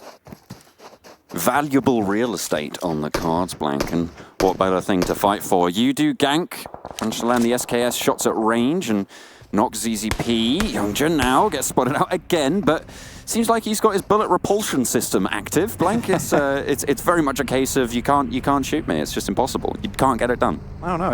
It's illegal. It's actually. You think you can shoot me? You think you shoot me? Wrong. No, sir. No, sir. I will be putting you in handcuffs and sending you to jail for a specific act like that, sir. It's not in the code. I decoded it. He's decoded it. He's decoded it. You can't say that. Who are you going to say decodified? Austin does get knocked on a close push towards GXR Celts. And will get flushed out. MJ picks up a kill for the squad. 1 point for them, but they have already lost a player. Remember, Tanky went down earlier. King of Gamers, they're all the way on the southeast side of the map here, but they're gatekeeping Team IND at the moment. And we know Team IND want to put some better scores, and as Frost said at the start of the day, Team IND got the majority of their points from Miramar itself. So this is where they should be having these fantastic games. This is where they should be posting up those big numbers to get back into that super weekend. And what better week to do it in League play where we have Miramar pretty much all the time. It is Miramania. Miramania. Do love it. Do love it. Fantastic. I do love a bit of credit to Kalaris for coming up with that one. Oh yeah, all credit to that guy. Yeah, give him a solid pat on the back. He's so cool. Give him a firm handshake. Sometimes I just think of Kalaris and I'm like, wow, what a cool guy. That's what springs to mind. I mean, you've seen his car. It's fantastic. Yeah. So you've seen these shots though, Blank. Viru nails the headshot over towards CRV. Synergy feeling a little bit of the Orange Rock pain. Yeah, Viru. I think Viru's really been one of the standout players recently for me on Orange Rock. I think they subbed him out a little bit earlier on and brought Anto in to give him like a little break where he could clear his head and recalibrate. And then he's just come back in and he's been very, very good. Very, very. I think he's probably one of the more solid players on the team. And that's not an insult to any of the other players, because the other players on the team like Gil, Scout, they have this volatile performance from them where but you need that on a team. You need to have someone who's really strong. They finally, hang on a minute, T1, they finally find Martin on the off angle above the hills of San Martin. I mean, he was the saint from above, wasn't he? He was peppering down those shots, but finally they're able to tumble him down, a fallen angel. Yeah, ruined, really, and it's been kind of difficult for Valdez the Murder to actually go pick him up, which is the big thing.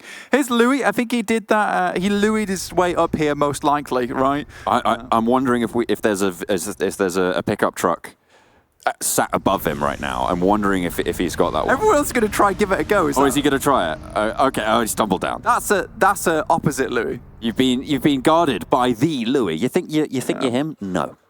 No chance. Not a chance. Oh, he might be going for another attempt here. No, they're just on the other flank. Running up. Yeah, Louis has eyes on though. He's like, you guys can. It's a specialty. Next circle comes in. Blanket shrinks towards Hacienda del Patron. And they'll be pretty happy with that for Udo Gank. I think that's where they found one of their chicken dinners on the first Super Weekend, if I remember correctly, by finishing out killing off Bigotron. Yeah, Louis has the top of the hill. You're not going to be able to climb it, I'm afraid. He already took all of the climbing shoes. No ropes left. They're all gone. It's really well played, though, from Louis. He waited for a very, very long time until the next circle came through. And then when he sees the Morph have to rotate, he gets a quick and easy kill onto them, which kind of cripples the team somewhat. Nice nades coming through from Valorous the Murder, but it means Box Gaming's rotation is now easier as 4, knowing that there is a slightly weakened Morph Gaming behind them. Velmuth just keeps bombarding in here for T1, who are now down to 3 after losing ZZP. And they're skirting around the walls. They're dropping down the nades, dropping down some smokes as well to give them a bit of cover. And they want to try and reclaim this compound despite being forced out. T1 just slowly making their way around, like you said, but Goddard's got a really fantastic angle over on the left side. You can see he's got a really strong vantage point. Smokes come down, shots are coming through though, and Saden takes a little bit of a battering. Armjohn with the nade, not quite finding any damage, but into the building they go. They have the hard cover now. Missile stays backstop, and we'll be looking for those wide swings. But Valorous the Murder, they are confident. They like their positions. They're just going to chill. Oh! I don't think it likes that one. Yeah, this is the thing though from T1. They played as a unit, they played slow and careful. Valorous the Murder's strength came in their off angles, and when one player gets knocked, there's no chance of getting a revive here, so now T1, they can start to put on the pressure jump. 2 players alive for Valorous the Murder. Armjohn really needs to find something with this nade. A nice bit of damage, but nothing more. Armjohn again misses the spray. Not going to be able to land the shots there. Very, very close around the corner to Youngjun. They are going to push on in. Missile still biding his time. Goddard bleeding out. Velmoth here just heads over to the side of the crates to prevent a flank from Saden John. Looks like it might just work. I mean, it's just about to strike. It's just about to come through. The question is, does he realize he drops down? That might not be the best idea. The nade out. Will he be able to get the gun back out in time? No. They trade it. Beautiful stuff found. And I think actually there was another engagement coming through for Velmoth on the sidelines as Missile takes a lot of damage. Goddard does get finished out, and now it's Youngjun and Missile pushing onto one player. Valorous the Murder taken down. T1, 2 players alive, but they remain in the game. Super crucial in that moment that Youngjun and Missile took down Armjohn. They said, look, there's just one more player. Saden's been knocked by him, so we have to go as a 2v1 on this unit, and so we get the next 2v1. We do not want this to turn into a 2v2, where there's a potential that we are in much less favored to win this fight. So really well played to T1 there, taking the initiative, and that's something that I'm wanting to see more from T1 is taking the initiative. Circle heads up towards Hacienda del Patron. Megastars, they're on the northern side. Everyone else is pretty much towards the south of the Nudu Gank and Nova Godlike. So this could be a really good game for them. They want to quickly move here and find the best position in the circle. The southeastern side, pretty much going to have to clear out at this stage blank. It's a lot of open terrain to move around. We talk about this area normally in a rotational sense, but when you look at it in terms of places where you can actually be, kind of nothing. There's not really too much there. It's very, very open. There's about 1 compound in the middle of it. So moving up past Graveyard's going to be very difficult. We're looking at Bigatron. We're looking at Synergy. We're looking at No Chance Team. Yeah, pretty much the rotation here is up to the northwest of the circle. Like I said, going through Graveyard is almost like a death sentence, just because it is so barren, and you've already got teams like Box Gaming as well as Bigatron, Red Aliens up on the hillside will be watching down. Freestyle on the other hand, they don't really care about that. They're just going to fly in and hope for the best. We get to circle? That's what we do? Okay. We get circle? Oh, we take circle? You know, we move joystick forwards and we go. Easy. That's how it works. Or you press the accelerator on the vehicles. Let's go. Let's go. Morph, they're going to have to move up north as well as they're being consumed by the blue, but Box are staying behind and actually guarded them out. Pime does not want them to leave here. Morph are just really feeling the pain. I mean, remember earlier when Louis was up the top of the hill and actually just stopping them from rotating away and managed to get a kill onto No Mercy. They're just being guarded. Mox really kind of bullying them out in the circle now. In the meantime, Freestyle and Synergy are giving Bigatron a lot of issues. Now just 2 players alive for Bigatron. Synergy obviously holding down the 2 players just outside south of the Graveyard, and Freestyle now aggressing onto the last remaining player, Luxie, on the hillside just to the south of them. You've got to hit those sprays, Loki. That was a really slow-moving pickup truck. Something you can't afford to miss, and actually might be taken down by the blue though. Might have done enough. Okay, yeah, managed to get the knock by proxy, but he's pretty low on HP himself. Doesn't manage to get any damage. Has to apply a bandage there for a little bit of a prop up on the health bar. He'll get the bandage, and then he's going to go for the first aid. I don't think he will get it. I think he just goes out. Yeah. Okay, no, that's Microboy getting knocked by the blue zone. I think he did manage to get. Yeah, he did manage to get up. So Loki does have that first aid.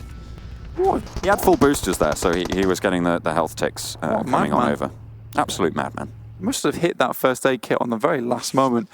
You do gank though. Again, we've got to talk about them. I think they went out a little bit early last game, getting picked to pieces. But here, like you said, this is where their confidence should be high. This is one of the maps that they won on that first day on the Super Weekend, on the week 1. Jexy though trying to move forward and consistently Box Gaming are the issue in the path. Nice nade comes through, that should be good. Gets away, but takes a lot of damage onto Frenzy. Frenzy has to fall back underneath the shutter. But the rest of Box, they want to try and flush it out. They want to try and finish off Morph. They find the next knock. They spot out the final player, and Jexy falls. It's Morph eliminated. Box Gaming bully them out. Box Gaming really well done to consistently keep moving forward, having Loki as that flanking player behind who actually gets his way into the circle. That's Luxy down, Bigatron Red Aliens now out of the game. That's Freestyle again. Yeah, they got split up early on, so it was Freestyle 4v2 onto the players from Bigatron, so well played to take that aggressive push and claim the land on this south side. But they will now have to move as we find another shift up towards Hacienda. T1 currently is in this one with the 3 players, and you level up on the western side. Just going to shift out, yeah, just to the hills west. And we'll see if the urban environment is going to hold T1 and you level up safe, right? Because those teams from the south might look to push into that. Might look to push into that location. I think Synergy did just get eliminated. You can see that on the minimap on the south side. So they will go down 12th place. And now the teams on the eastern side, they have to go up and through the divots of the terrain. Yudu Gang has a nice position to gatekeep a little bit, but they're outside of the zone, so we'll have to move at some point. Box Gaming still with 4 players alive. I really love their push here, and we've been wanting to see better rotational skill from them. Not just being able to put up the box fort, which is very, very strong when they get the circle, and they're super good at defending it. Probably one of the best teams at defending in the circle, but now they're starting to hurtle towards the zone. You level up, and T1, they're in very close vicinity, but it's GXR Celts who are crashing into T1's building. And it looks like T1 are getting the best of the first wave. We'll see if they're able to hold it out. Orange Rocker fighting off against Nova Godlike as well. They'll be looking for a couple of knocks. Freestyle chiming into that fight, and it's looking pretty shoddy for the GXR Celts. 1 player standing, it's MJ, to try and see them through. So Box Gaming going to hold on the south side. Nova Godlike are really struggling to come down here from the northeast, but most teams are really wary of trying to move out off onto the west side of the circle from the east because it is a little bit bare as you move through. But look at this, I&D now taking shots onto No Chance Team are currently out in the circle. If they can get rid of them, their path in the circle is a lot easier. Orange Rock taking shots over to Freestyle, who've been giving them a little bit of grief out in the zone. No Chance Team, they avoided that southern crunch. They went out towards the east, but now Team I&D are picking them up. Getting a couple of those kills. 1 knock over towards Yudu.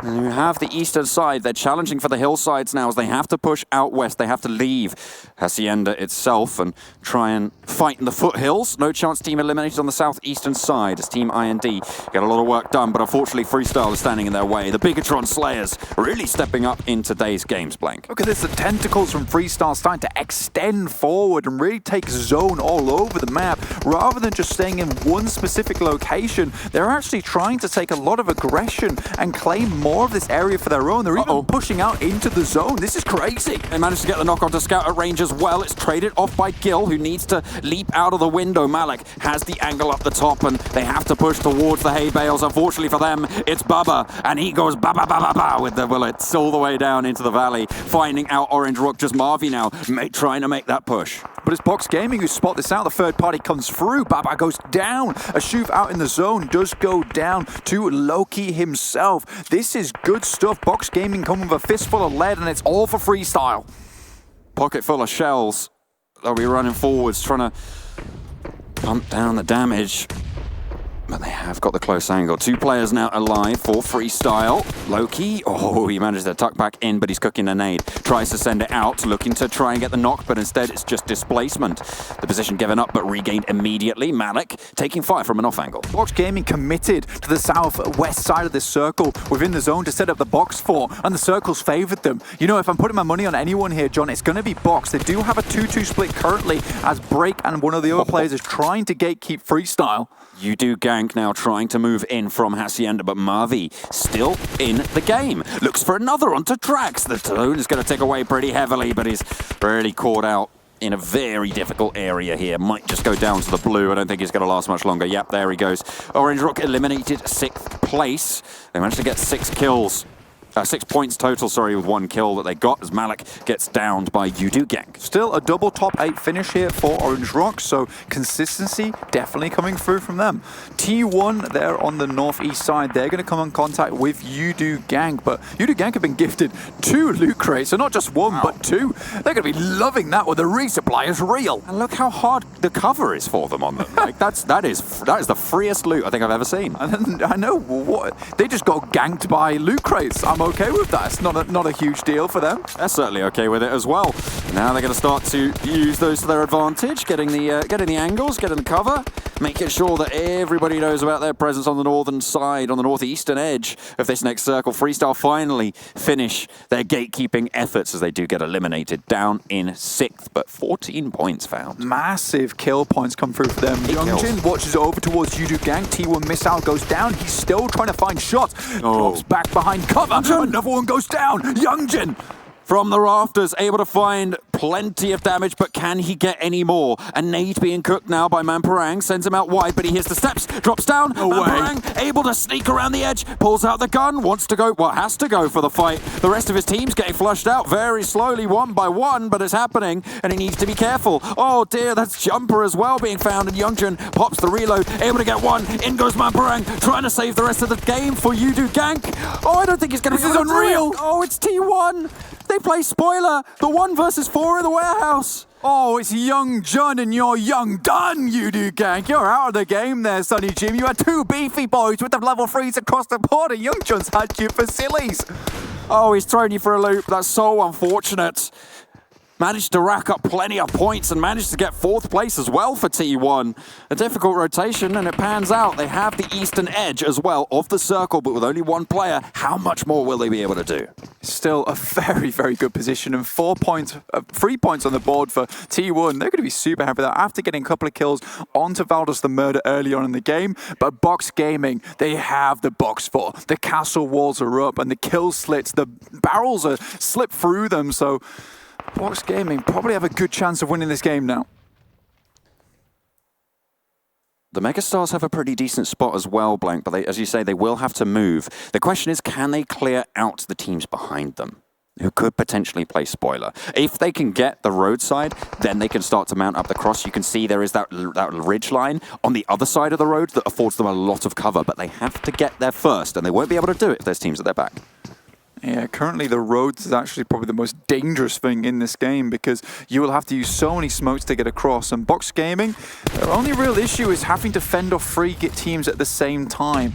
Swag from Megastars, they've made their way up to the top 4. Like I said in the start of this broadcast, Megastars, they've only had 2 top 3 place finishes over the Super Weekend, and that was when they got the chicken dinners. They have dropped into 4th place, I think, twice during the Super Weekend, but they're looking for more consistent performances here, and I'd love to see them get that top 3.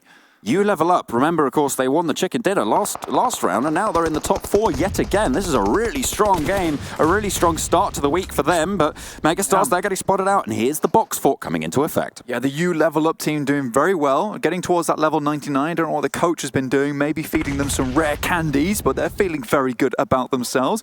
Megastars still on the north side, though, very, very close to U level, and T1 Youngjin, he has done enough, and he's just going to go for the heal off, and I'm okay with that. He has 4 players heals, so he's got 13 first aids. The nade goes bang, and 2 players hit the 4. Actually, it's Paradox who blows himself up there with that one. So it's 1 for 1 so far on the trades, but the blue zone will consume all. The box fort now starting to play really, really well for Box Gaming. I mean, they have such a strong position, but Chasien, this solo insurgent now for you level up, really, on the other side of the road. They're going to try and actually, no, wait, hang on a minute. He has got a teammate. Mao is with him. But the Megastars have the ridgeline, and they might be able to crawl across. Youngjin got eliminated. T1 goes out in 4th, John. Now you level up, just trying to aggress, find the cracks in the castle walls, see if they can get through those secret tunnels towards the King's Chamber and take down Box Gaming. It's not looking like there were the 4 members and really great angles all around. Just Encore now left for the Megastars. Across the road, they know where he is, they have the nades, but Will they? Okay, hang on a minute. It's nades coming in from U Level Up as well. Somehow they've managed to pull the old switcheroo and are nading them themselves. We'll see if they're able to get the damage. We're part of Box Gaming now. Megastars, we'll take them down It's a first. 6-player team. Yeah. Let us work together, my comrades. It's a guaranteed 4 extra points if they do. So it makes sense for them to not go for this fight against Box. They know that they're 2 versus 4, or they should do, because they know that there's 1 player from Megastars alive across the road, and they can see the player count.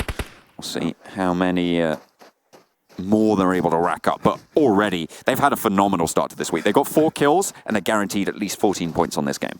Dear me, it feels like the U Level Up and Box Game are not even trying to fight one another. It's just very much everyone shouting, "For the Alliance, Megastars will go down." I mean, he's going to try and outhill the zone, but it's not going to work. The play zone picks up the point, but now we're going to see the fight start to rage between these 2 squads. They were biding their time. You're right, Blancus. Just leveling up, ranking up, getting those points on board. So now U Level Up, they've guaranteed themselves 18 points. Slowing it down. Box want to go in. Now, not able to get that first spray, but they have to take contact out to the left flank as well. PMA not being controlled. Will push in, get that first kill. They're trying to send in for yet another out into the blue, but they haven't found him just yet. Box Gaming, they're going very low. Hang on a minute. Chasin, he was in the corner. He wasn't in the zone. PMA, very low as well. And he might just be able to push out, but no, finally gets shut down. It was looking a little bit shaky there, but finally they snap the drawbridge shut and the box fort comes into effect. Just a bit dicey there at the end. It felt like they were in a maze when it was like a 2-room house, and Box Game were like, "We'll explore all the corners here." And Justin's like, "I'm on the ceiling." Yeah, he tries to crawl away, but unfortunately they can't get it done. Still, 18 points, and off the back of a 32-point game, cracking stuff, cracking stuff. We're going to head over to the desk to break it down.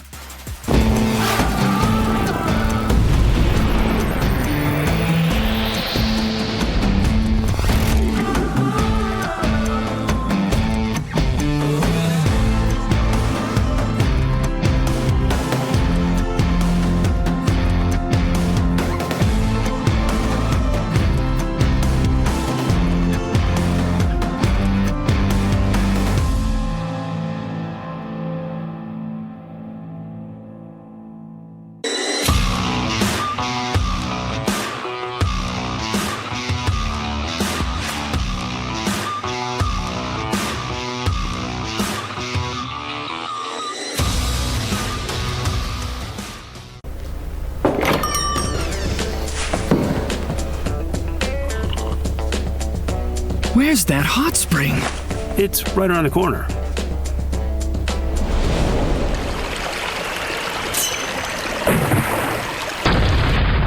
And you can't miss the sea of flowers.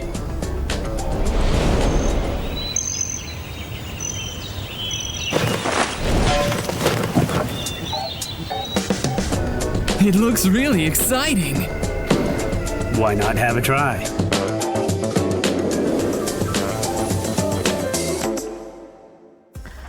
Can't decide which is more exciting, Livik or Box Gaming getting themselves that victory there over by Hacienda. Great stuff coming out from them. Avenger, Froz joining me. Box Gaming getting themselves the victory. U Level Up and 2nd place. Damn, they've been blasting out of control these past 2 games. I feel like it's a lot of we have big wins, but at the same time, it's a lot about the 2nd place in these 2 games so far. Yeah, true. I really like that they're able to step up to this and basically qualify themselves already. Like, they're so far ahead, they can start kind of bullying a little bit and playing around with some strategies around like that. So I really like the potential that they have and the position they put themselves in after just 2 games. Yeah, living up to their name. Let's take a look at the map ranking. Let's see what points have come in for these teams. 32 points for Box Gaming. 12 kills go their way. U Level Up will get 19 points.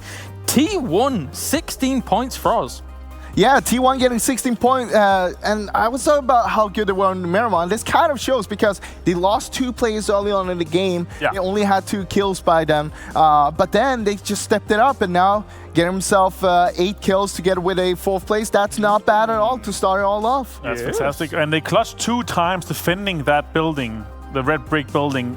And it was, first of all, 2 versus 2, and then it was a 2 versus 4. So massive clutches from T1 in that game. I agree. 9th through 16th here. Take a cheeky look at these points. Not too much coming in. Froz, you wanted to say something? I gotta say, Freestyle, though, again, getting himself a lot of points on the board when they're not playing in a compound itself. We saw him playing in the open, and it's paying off for them. It is. I agree. Yeah. I concur. Fantastic. Indubitably. Brilliant. And that was the map rankings as they do stand. So, it being our first Miramar here, you even saw teams like Udu kind of positioning themselves in a similar position around Hacienda where they actually got themselves wins. It wasn't as fruitful as that game, but of course, you can see kind of the tendency of some of these teams. Let's take a look at the stats coming in from Box Gaming as they package it and send it on off. 1987, 1 year before we were all born? No, I'm born in 87. Are you? Yeah. Okay. But no matter what, look at the total heal though. They were playing in the blue for a long time. We saw them fighting off Morph in the blue as well, trying to get some cheeky kills on them. They didn't really get them in the first place, but they chased them down in the end. And that's why we see so much heal, because they played in the blue. Yeah, exactly. Damn, Froz, you're so old. Whew. Thank you. Literally 1 year-ish older than we are. Well, it's only a half because he's born in very, very late. Literally half. So old, Froz. So old. A full year. Full year. Anyway, moving on. Yeah, great stuff by Box Gaming, of course. The 12 kills getting themselves here. Very, very nicely done. And we've seen this not consistently throughout the tournament so far, but we've seen these glimmers constantly popping up from Box Gaming, showing that they're a potential threat at every single turn. Mountain Dew do the do moments. Let's go. Man Parang base. Yeah, I mean, we saw Box Gaming though in the end there, how they were playing and holding everyone out, because we saw them being on the south side of the road. Basically, everyone else was on the north side, just fighting each other. They only had U-Level coming in from the west side, but they managed to stay strong, and they were just looking for a last one in the end. Exactly, and that's why it's so important. When you know and when you realize it's going to be late game in urban, that's where it's really important that you start searching the area and try to figure out who's close to you, how close the other players are, and how much space you have inside this urban area. So if you have to cross the road later, where's your entry points and where can you play around it? This is a fight we saw for a long time there between T1 and Valdez. Basically, it started all the way from the beginning of the game when they both dropped in San Martin, but it moved up on top of the hill south of San Martin there, and they was playing around each other for a long time before they actually said, hey, let's just end this fight. Whoever wins this, well, you move on. Yeah, Mavi taking some shots as well, and Freestyle managed to get some kills. This one though, Yudu managed to get in there, but Yongjung played this so well from this position. I mean, T1 had a good setup there. They were only 2 players again, but they had such a good trap there for you to gank. They were basically just waiting for someone to enter that building because it was on the edge as well. And once you to enter that one, it was straight into the trap. We entered an alternate dimension there for a moment where Erangel popped up, but there we go, back onto Miramar once again here. And I feel like, whilst we're taking a look at this was a bit of a chaotic situation. Box Gaming, but they wanted the kills. It could have gone wrong for them though. It could have potentially gone wrong. It could have gone wrong, but in a way, it looked like they had control over the situation. They were basically just swarming in there. Yeah. And they were 3 guys alive. Loki got knocked, but there were 3 guys alive outside, kind of waiting as well. And cleverly with one guy waiting, healing up, making sure he was full HP so he could take the fight if the 2 other guys lost it. Let's take a look at the total damage throughout this game. And nice.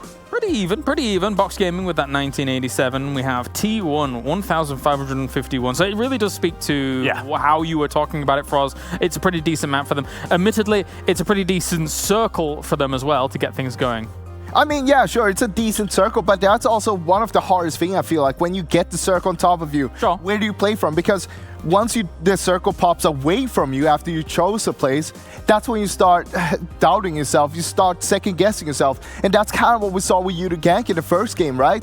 They had the circle on top of them in Severny. They went for the junkyard. The circle popped away, and they were like, well, we could have taken that spot instead. Yeah, and I mean, while the teams are playing as edge as they can until they know that the circle is going to go urban, they will start to get lost on the edge and start having a lot of fights. We saw so many fights in the East, and that's also why we see the numbers being somewhat low. We had some teams that are very low numbers because they're caught on the edge, while everybody was ahead of them or already moving and taking a position so they could shut them out. And let's see who shone brightest here on this Miramar as well, to see the numbers for 4 of our players. It's Break, it's Yongjung, it's Fuhu Sturuchu. I can never do it. It's Fuhu Sturuchu. There you go. And it's Pime. Keep popping on up, but again, my Box Gaming popped up. I'm just going to call him Fuhu, and we see this because they had such good rotations. Again, we saw them going to the south top hill there of San Martin, basically moving step by step. They took it carefully, they didn't over-rotate, and they were playing in the open. I really love to see that. I love how they're committing to the name. They even boxed the 2 players in here on our top 4 players. Wow, amazing Like stuff. that. Amazing. Riveting. Just coming in from side, but riveting. You're stealing my vocabulary. Yeah, it's fantastic, right? It's how I sarcastically. No, never mind. Anyway, whatever. That's also why it was funny, you know? Yeah, I'll take it. That is funny. I'll take it. That was very funny. All right, moving on then. And seeing how this Miramar played out, does that give you any kind of glimmers of hope for some of the other teams that may have had a bit of a hard time in the past? Do you think that UDU Gank might be able to take advantage of Miramania here? I would say that it's hard to say after just one map, and also it's a kind of a rough circle. It's very on Miramar to have these kind of urban endings and where you're kind of caught on the edge. But I will say T1, yes, they did manage to play well. I'm expecting to see some more spicy stuff off the other Miramar. I kind of want to see that one before we can take some statistical kind of analysis onto that one. I'm gonna contradict you there on the circle because I thought we had a good circle, we had a good playing path. It was all very centered, so kind of a middle field for everyone to play on, and from there it's all in your hands, how you want to play it, where you want to play it from, how you want to do it. And some teams, they took advantage of it, and yeah, Box Gaming, one of them. Amazing. Overall rankings time. Let's see after these 2 games who's been shaping up. Let's see, because up to the towards top, you level up 51 points after a first place and a second place. Brilliant stuff. Second place, though, is still TSM Entity after sitting out this game. That's pretty impressive. Yeah. And also you can see, of course, T1, they're in 8th place right now with only 1 game played, but we're going to go back on Erangel, of course, after this, so we'll see what happens there. UDU Gank with 17 points after 2 mediocre games. I'm hoping to see this continue. Like if they continue this average here, they will easily be into the Super Weekend, and I think they will cement their position in the top 16 for the League Finals. This is a pretty average UDU Gank. This is not the hit or miss one that we love to see. So what happened with that one? That's good. I mean, they've improved from not playing in the Super Weekend, and they kind of learned from that. 2 teams we see in the bottom, though, that we usually don't see in the bottom. Actually, 3 of them, maybe. Team Secret, Bigatron, and RQ Athena. 3 big names right now that shouldn't be down here, but, I mean, it's only 2 games in. Some of them only playing 1 game, so still a lot of games to go. Yeah, definitely so. I'm sure that we will see the shape up from them. I mean, actually, there's a ton of names down there that you would expect to see a little bit higher, GXR Celts, for example. But as you say, it's a very, very small sample size that we're actually judging this on. So hold your horses, calm it down. Don't go all Kanina power on us. Thank you very much, gentlemen. I'm going to head on over now to our next commentators, bringing us the next 3 games. And one man in particular, I know he's a wrestling fan, so he might be ready for some Miramania. How are you doing, friend? Oh, Miramania. It was a good choice, right? That was a good choice. That was a very good choice. Man, I'm going to play Devil's Advocate. Bottom 4 teams, they're going to still continue to struggle. I'm just going to play the Devil's Advocate. Really. You to Miramar, or what do you think? Yeah. All right. He's giving me no reason other than just Miramar. How about yourself, Maximum? What are you thinking? I mean, I'm really hyped right now. I'm like a proud dad. Like, I saw you level up at the start of the tournament, struggling, but I knew this team had a lot of potentials. Their rotations were on point. They needed to start getting more and more aggressive. They started off the day with like a chicken dinner and a 2nd position. I'm just so happy with this team. All right. Well, nice. Thank you very much, gentlemen. I'll come back to you in a moment as we will come to them for the next games. Let's head back on over to Team AFK's desk. It's our desk. We can take a look at the schedule whilst I'm walking as well down Kyalaris Avenue. I'll do a weird walk just for you at home. We've got you level up winning, we've got Box Gaming winning, and now we've got Erangel, Miramar, and then Erangel on the way. Avenger, I know you're high. I know like you're a tall guy. This camera angle makes it perfect as well. It does make you look pretty big relative to me especially. Way far on the back. I love how Frost was also self-deprecating himself on Instagram. It's like, yeah, this is how I am. No. It's good when you stand in between us because, as John has pointed out, we do look like Doug Trio from Pokemon. But I'm always on the end, right? It's been our thing for forever. So, Frost is in the middle. Yeah, so it's been this arrangement for a year. Anyway, all the other like all mirrored. We're very lucky to have friends that we can actually work on with. But you can be lucky at home as well in-game if you actually go for the lucky draw. If you're earning points to watch the games, then you can spend those to be lucky. Froz, have you got the permanent items yet? I don't actually, but I've been saving up the points. You're saving up? Yeah, All right, you might get them. I think I'm at 300 points right now. Oh, Oh, okay. Gotta churn those out. Get yourself some good old lucky draws. Avenger, you spent your points. Yeah, I know you were saving. I'm saving always. Always saving. Yeah, always until the very last time. I was gonna say, like, what if it just like runs out? And you're like, oh, I saved them all. Didn't do anything with it. Yeah, that's happened a few times. Yeah, no. Oh, unfortunate. I need to hear this story after this. But anyway, all right. Well, we are heading over to the commentators here for our next Erangel for the day. Maxman Imperium, take it away.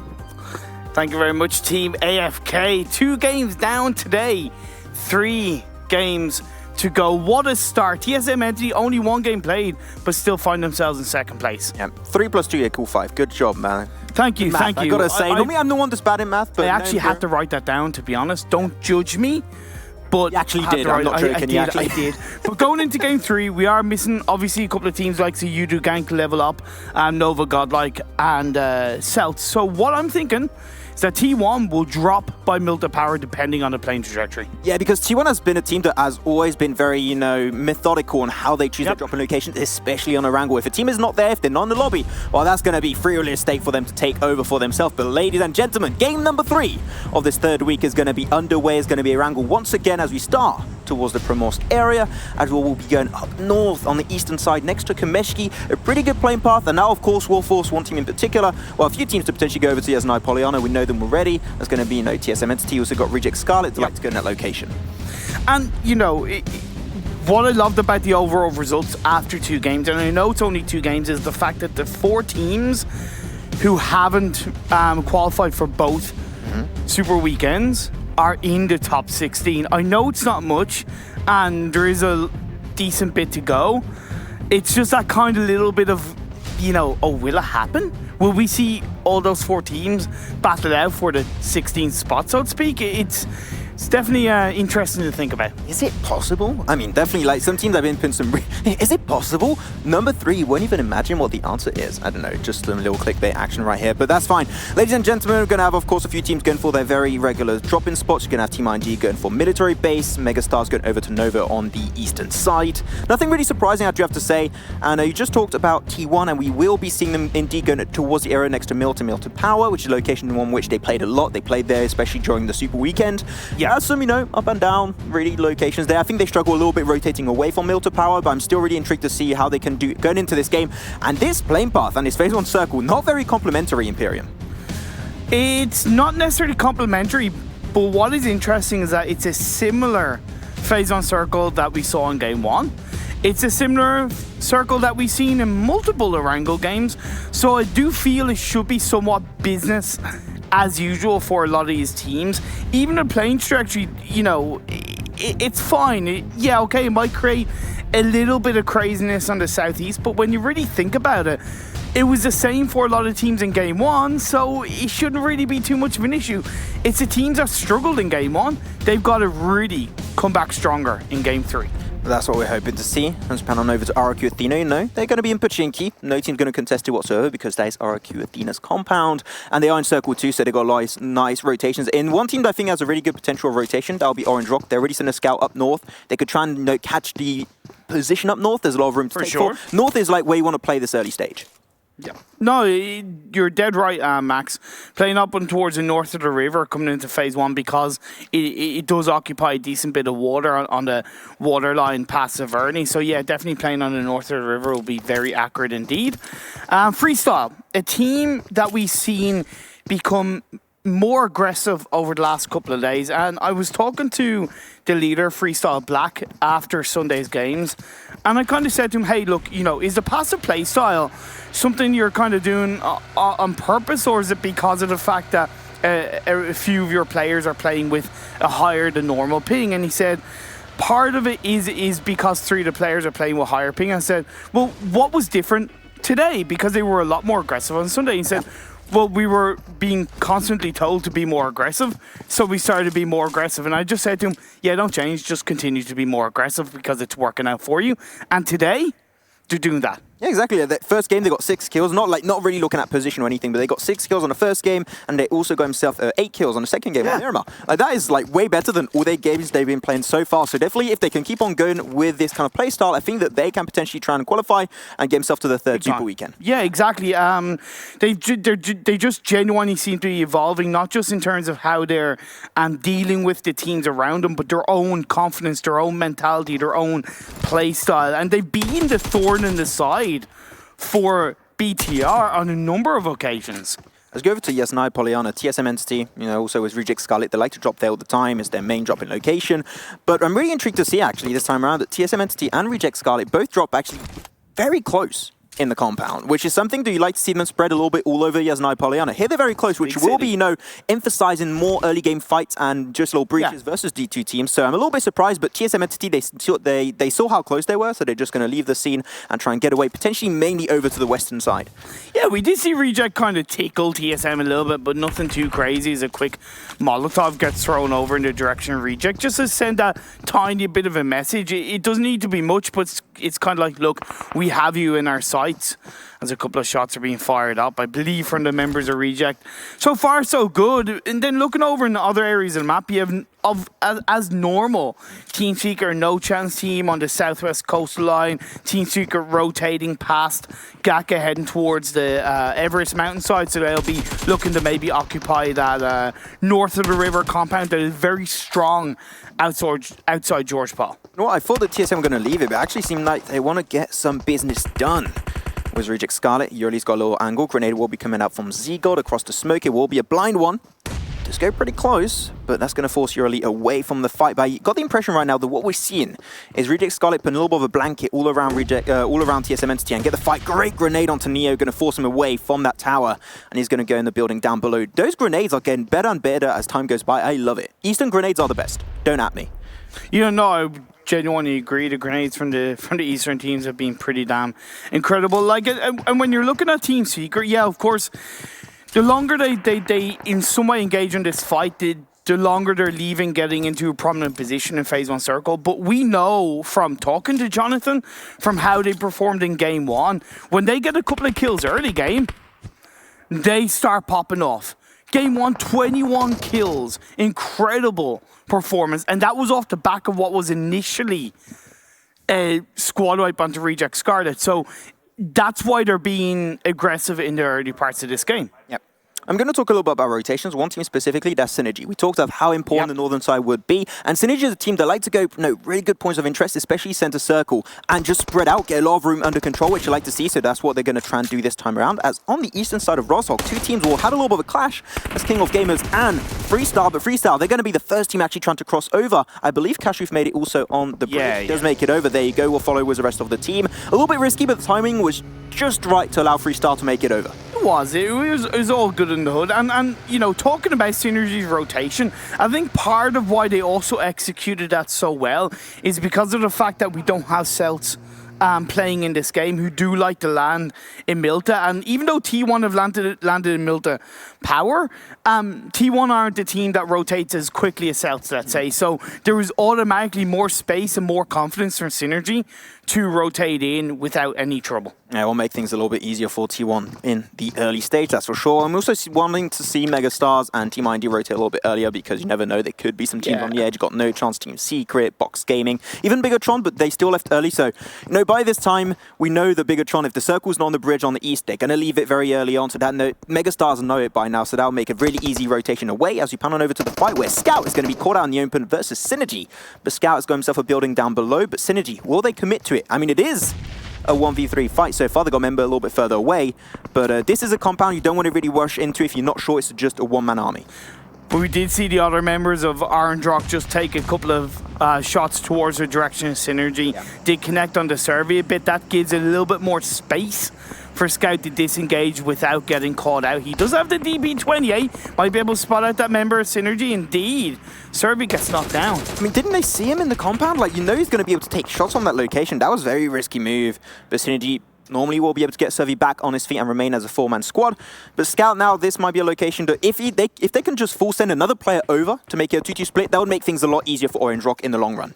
It was probably just a little bit of a poor misjudgment from Synergy. It's one of those things that can happen where you get shot from another direction. That's why cover fire is so important. They were kind of focused on getting away from that cover fire that he got caught out. But he will get revived up without any real trouble. Yeah, I said you could send a member over to Scout, or you could just send Scout back over to the rest of the team. But exactly. It works both ways, so that's fine. But Circle's about to close up Imperium, so we haven't done this in quite some time. So I'm going to ask you, what is your Circle prediction? Where's it going to go? Oh, no. Circle, you know what? Rosshawk finish. Make Ocean proud, Imperium. Rosshawk finish. Rosshawk, it could be. I'm in the right direction. I'm trying to channel my inner Ocean. Come to me, Ocean. Come to me. Let's see if it works out on phase 3.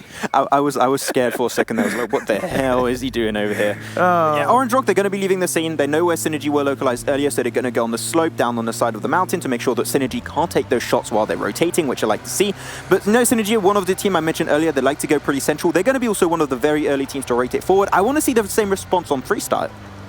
Definitely, and this circle did favour the likes of TSM Entity and T1 and, of course, Reject Scarlet, but we are seeing those teams get ever closer together, so I'm curious if we're going to see a couple of, knocks or kills or confirmations coming through as those 4 cluster teams look to hang out and find a compound around Yaz9. Yeah, Orange Rock, they find themselves that nice little compound in the center of the circle so far. This compound so far is one of the best in its current location. Reason why it gives you information on everything around you, especially what's down south. Teams are next to Rozhok, you like to see it. But I'm seeing a big cluster of teams, especially on the eastern side. A lot of teams going to be trying to potentially clash together to get those primary locations under control. Maybe some early third party might be shining its way through as Synergy kind of head more towards the river line because of that circle shifting down to southeast. As Box Gaming send that scout forward. Team IND are rotating around George Paul. Seem to be heading in that direction. Megastars are making quite a late rotation, but that's okay because right now they're out of sight, out of mind, but they do have that lack of information. They're still inside the blue as the blue zone starts closing in on phase 2. You just talked about Team IND, Team Secret, and also RQ Athena going for the same rotation because they read the circle, they saw phase 1 and phase 2 because of the plane path. It makes sense that no teams will be next to shooting range or up north of George Pole. Is the easiest way to get yourself in there, but Team Secret will be holding that line of sight. And it's also great for Morph Team as well because they have a lot of space on top of the hill to the south of shooting range. The only real teams around them are Orange Rock, Freestyle, Team Secret, and RQ, but they're all quite far apart. And like you talked about Team Secret and RQ, they're kind of closer, a lot closer to each other. Actually, right on top of each other. As RQ, they're going to be crossing over this bridge side. They're going to have ice shots knocked away. We're still 3 players. Yuhai, Matway, and Bubu will still be in play.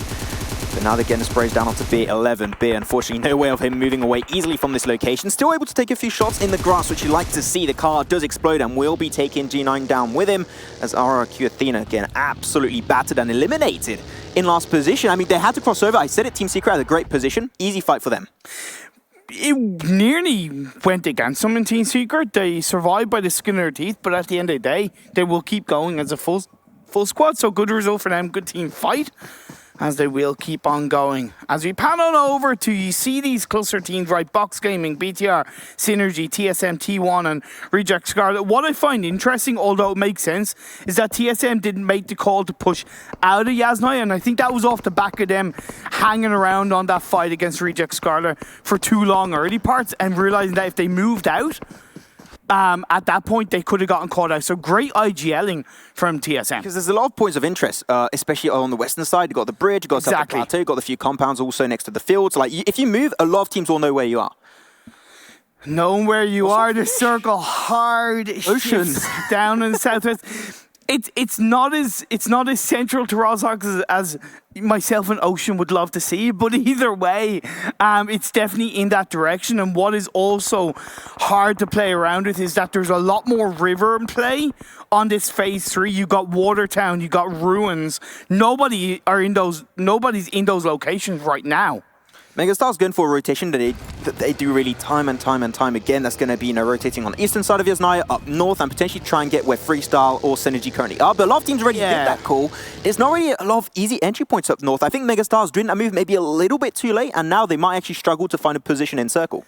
You're dead right, Max. They are definitely going to struggle. They're on the right path. They're on the right mindset.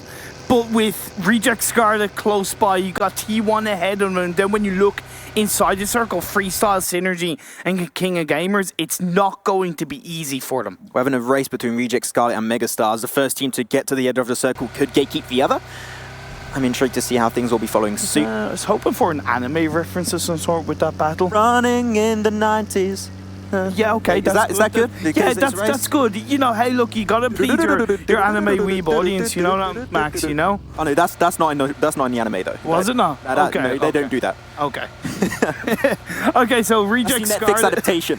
They've got ahead of Megastars, but will they be able to stop in time? And have they seen Megastars quickly enough that they can stop and take a couple of shots? I'm a little bit surprised they aren't doing that, considering they're outside the circle, so it's already going to be hard enough for them to get in. And now as they look to try and swap vehicles, they get 2 players knocked down. That's weird.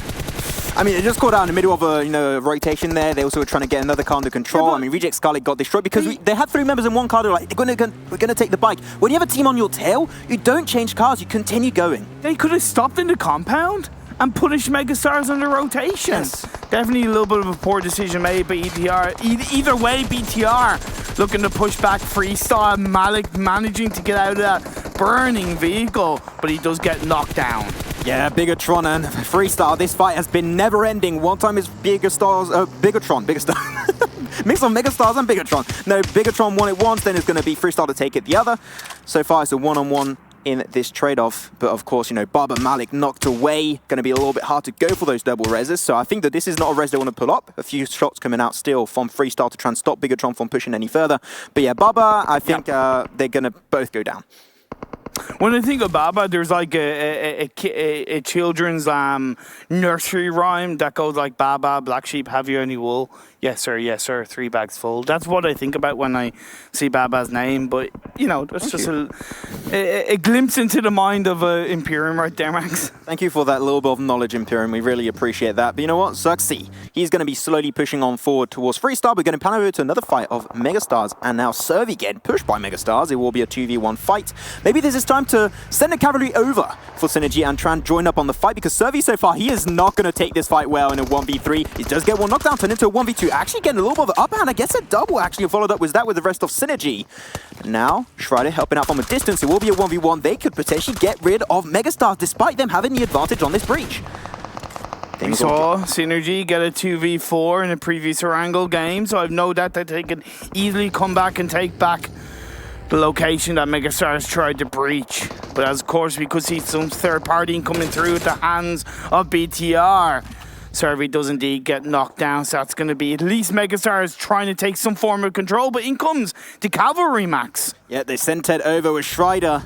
1v2 right now. Encore, how are you going to make things work out with his trusty M4? He's going to get surrounded from the backside. Does get one knock, but there you go. That is why he pushed from 2 different angles. Yep. Great overwhelming power showed up here by Synergy as they pick up and get rid of Megastars. And like we saw on the phase 4, shifted far heavily towards that southwest. Once again, a little bit north of the river, so it's guaranteed to be in that direction. So once again, the teams on the east are finding themselves in a lot of trouble, most notably TSM, but they're punishing Valdez. TSM Entity, they're finally joining in the party, getting involved in some engages. They see Valdez are going to be on the riverside. Velmoth was indeed knocked away by that engage, and they will go swiftly for that flush. But now Valdez, if they don't have cars, it's going to be a very sticky situation to move out from. And even there are a few teams currently next to the circle, especially Orange Rock, that could be a big issue for them. So Godard, if he could, I would say just swim it. The river's still in the circle. They could just swim it through. They definitely could. You also have no chance team in between Valdez to Murder and TSN that could come into contention, but they're yet to really move because they're trying to get to... Actually, no. They get eliminated. I spoke too soon as Team Seeker once again continued to protect their land and take out T1. They eliminate T1, they eliminate RRQ right there. This compound is huge if you force teams over the riverside. You love to see it from Team Secret. one of the most consistent teams now going in the later stages of PMWL. Now back over to Team ID, taking a slow fight versus Bigatron. A few nades will be chucked on together, but that great grenade from Martin will indeed connect also that kill, and also will get rid of that one player of TSM Entity.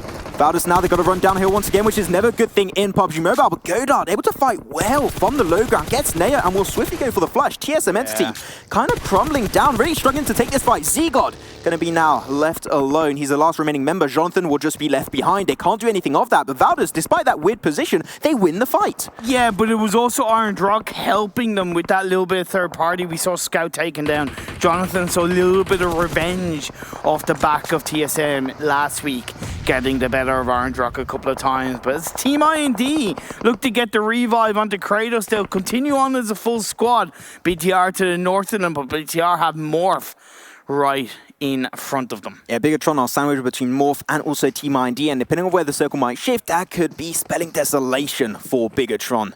Or keep an eye out for it, where the circle's going to go. And it will actually go down south. You know what? That is good for box gaming. They could, because it's a slope. Everything up north of this riverside is a slope. Box could literally pick up every single team trying to get good position in this circle, Imperium. Like, this is one of the craziest ending circle shifts I've seen, because it's not it's kind of the north of the river, but it's also that tiny little island that is also heavily in play. As TSM do go down at the hands of King of Gamers. King of Gamers have yet to get a chicken dinner, I believe, if I'm not mistaken, in the PMWL. Could this be their game? At least in the Super Weekend, right? They haven't got one yet. Have they got chicken dinner in the league days? I'm not 100% sure. That's what I said. Not sure. But you know what? They need chicken dinners here. That'll be fun, but they definitely need some in the Super Weekend. So we'll see this weekend, ladies and gentlemen. Once again, Friday, Saturday, Sunday for the third Super Weekend. Once again, a bit of utility coming out, especially from Morph, but they're going to have to go downhill versus Bigatron as they try and heal up. But the blue zone will be upon them very, very soon, pushing away. But Valdez finally get eliminated. We knew it was going to happen eventually. They had a really risky position. They were not dictating how this fight was going to be going on through. But Zuxi going to get in his trusty Dacia, going to go and pick up his allies. I don't think it's going to be an easy rotation. But you know what? They were going to rotate at the same time. No pressure will be dealt to Bigatron. Just confirm, King Gamers did get chicken dinner last week in the league days. Yeah, I know, feels bad, my information was wrong. But more team on the north of the river with BTR taken down. Team IND, 2 members knocked down just like that, the drop of a hat. Yeah, Bigatron popping off right now. They were the team that rotated a little bit later, and teams now they were feeling a little bit, safer, and they had the high ground, so they could easily just deal some pressure down on those 2 squads. The King of Gamers also going to get engaged slowly and surely in the circle by Orange Rock. They pick up their very first kill of that fight versus King of Gamers. Things are getting more and more set in stone, but Bigatron with a 3-man car rotation going to get pressured up by Jexy of Morph team, but they're still now just going to have to jump up. If that car explodes, they're currently not even in the circle, Imperium. They're going to have to run it in the fields, which is always scary here. It's so hard for BTR trying to make the way into the circle. You have Orange Rock looking in their direction, Team Secret, Morph, and Team IND behind.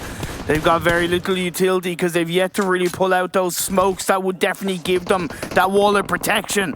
As Morph with the TP28 knocks down Zuxi, Micro Boy, and it's going to leave them with just Luxi left standing. Nope.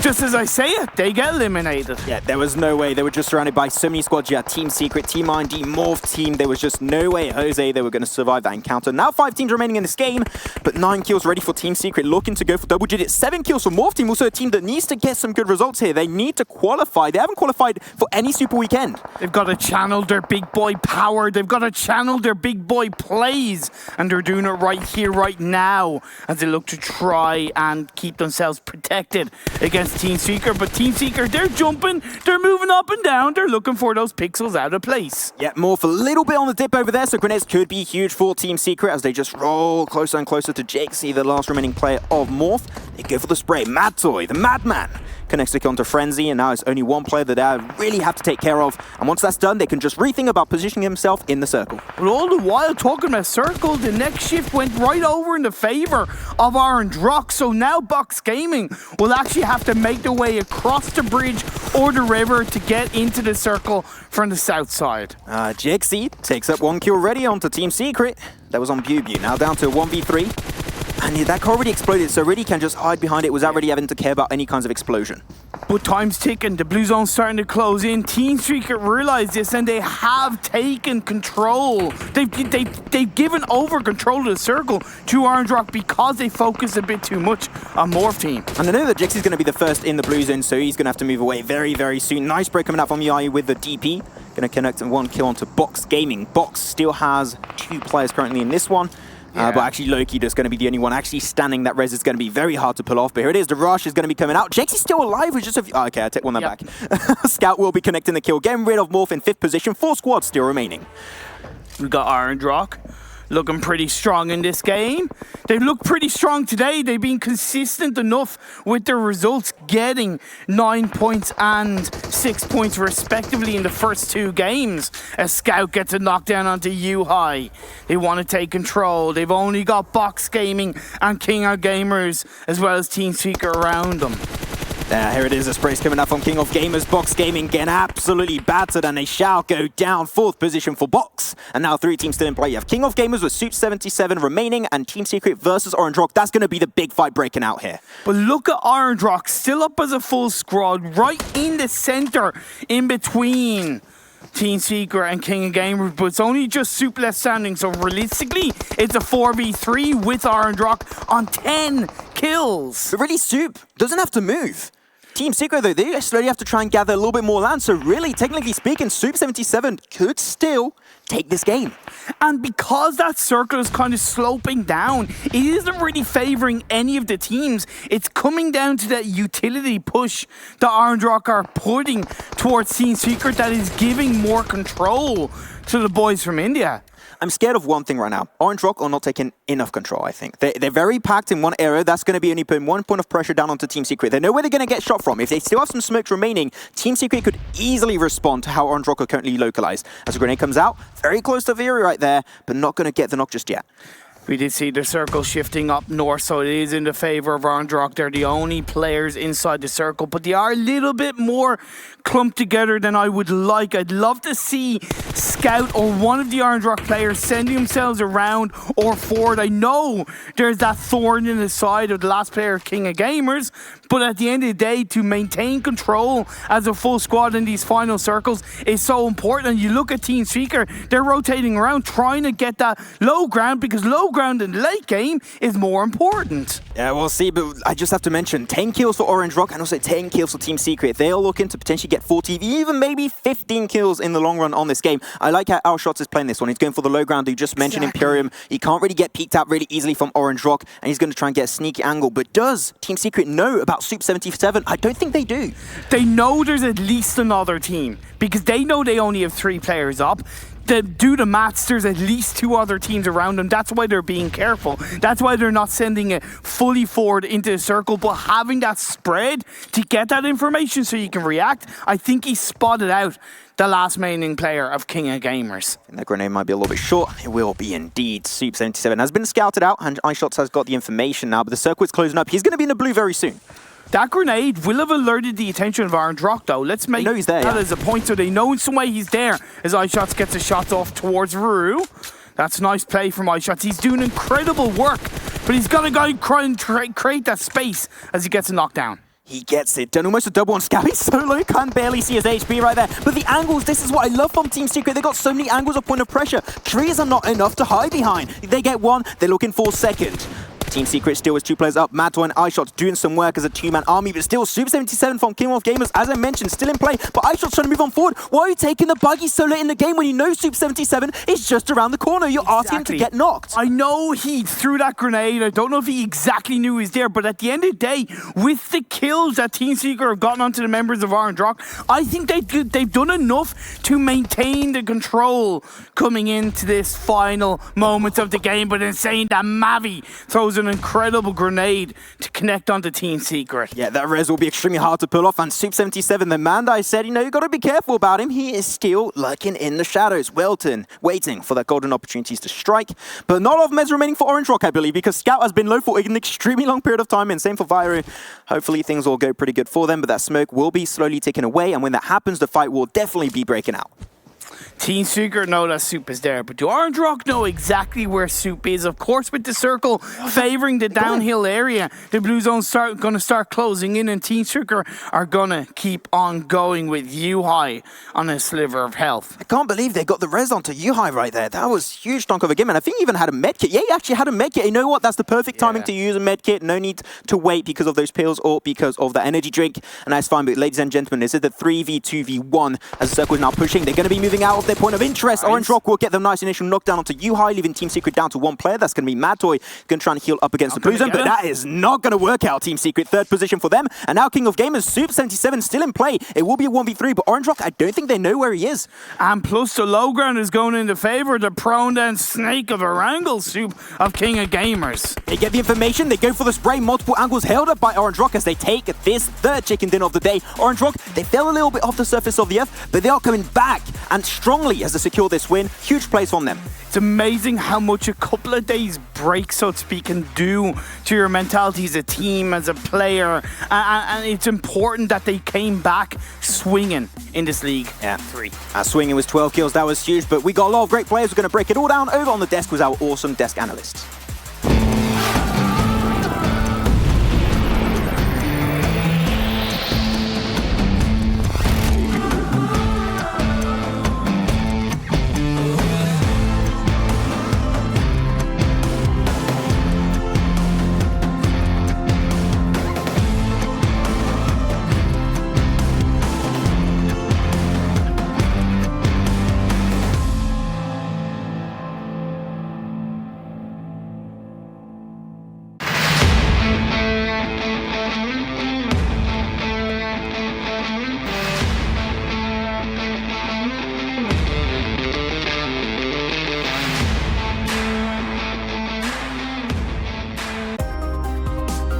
The PUBG Mobile World League is brought to you by the title sponsor, Qualcomm Snapdragon Elite Gaming, and the official beverage sponsor, Mountain Dew.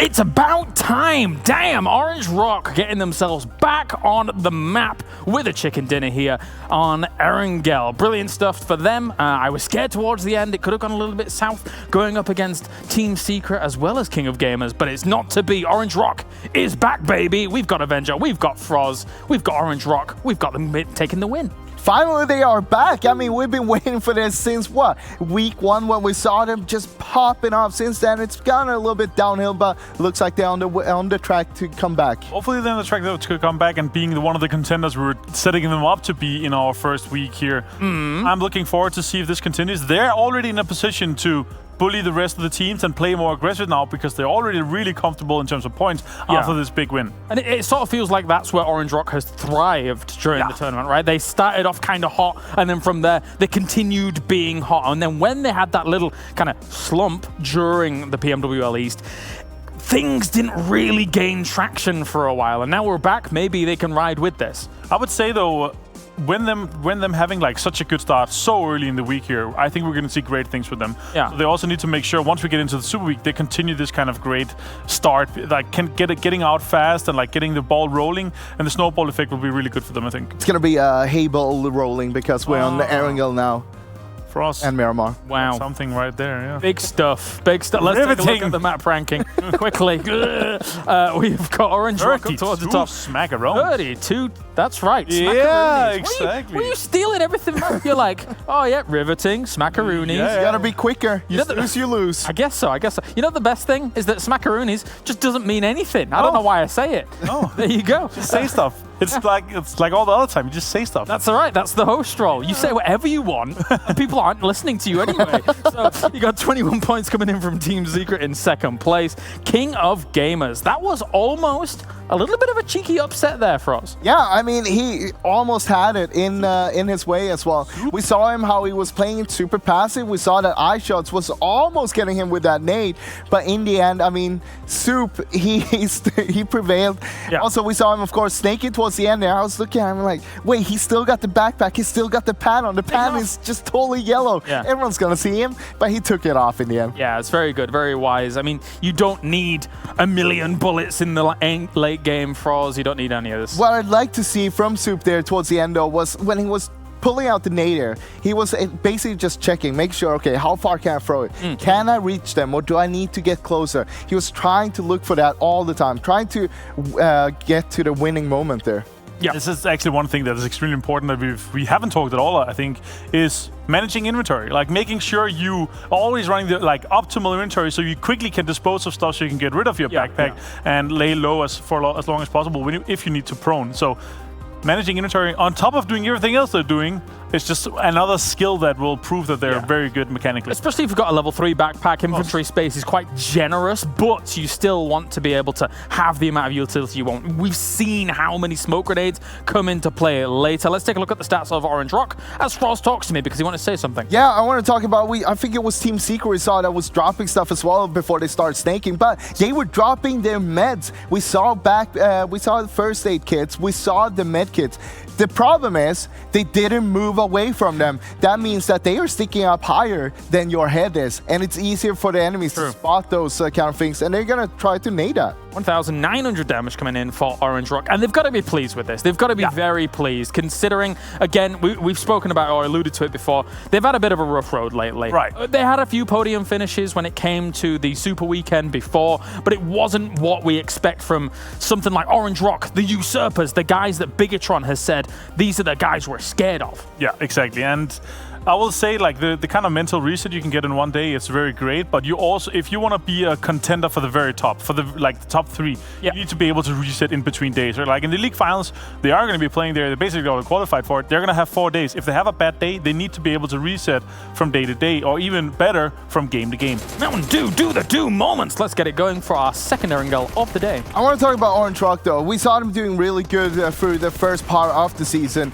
and then they fell off a little bit. And I think what happened is that they got a little bit overconfident, and with that, they tried to compensate when they didn't go their way. And when you try to compensate and try to do even better, that's when you're going to fall off. And it's no secret that people like Scout were having a bit of a rough time during that moment, during those moments where they were having a hard push of it through the games. However, this might give them that bolstered reinforcement to be back on track, as we know that these guys are phenomenal players. I mean, I hope we see them in the top, because we know they're such a good team though. They all showed us as well, but we need to see it again, because now's the time. We are going towards the end of the season. Yeah. I would say though, no matter what, I think these guys with a start like this, there is no chance they're not going to be rolling off with this. They're going to be snowballing off this fantastically. Like, it's so important to have these kind of starts for a team like this. You can tell just after 3 weeks, right? If they're into a slump, it starts going against them, and they start having rough times, both team-wise and everything. So this start for them, I think, is going to be great. They could potentially even be top 3 after our 2-week play here. We were also discussing a little bit about Team Secret coming in towards the last circles there. How they were taking the west side towards the edge.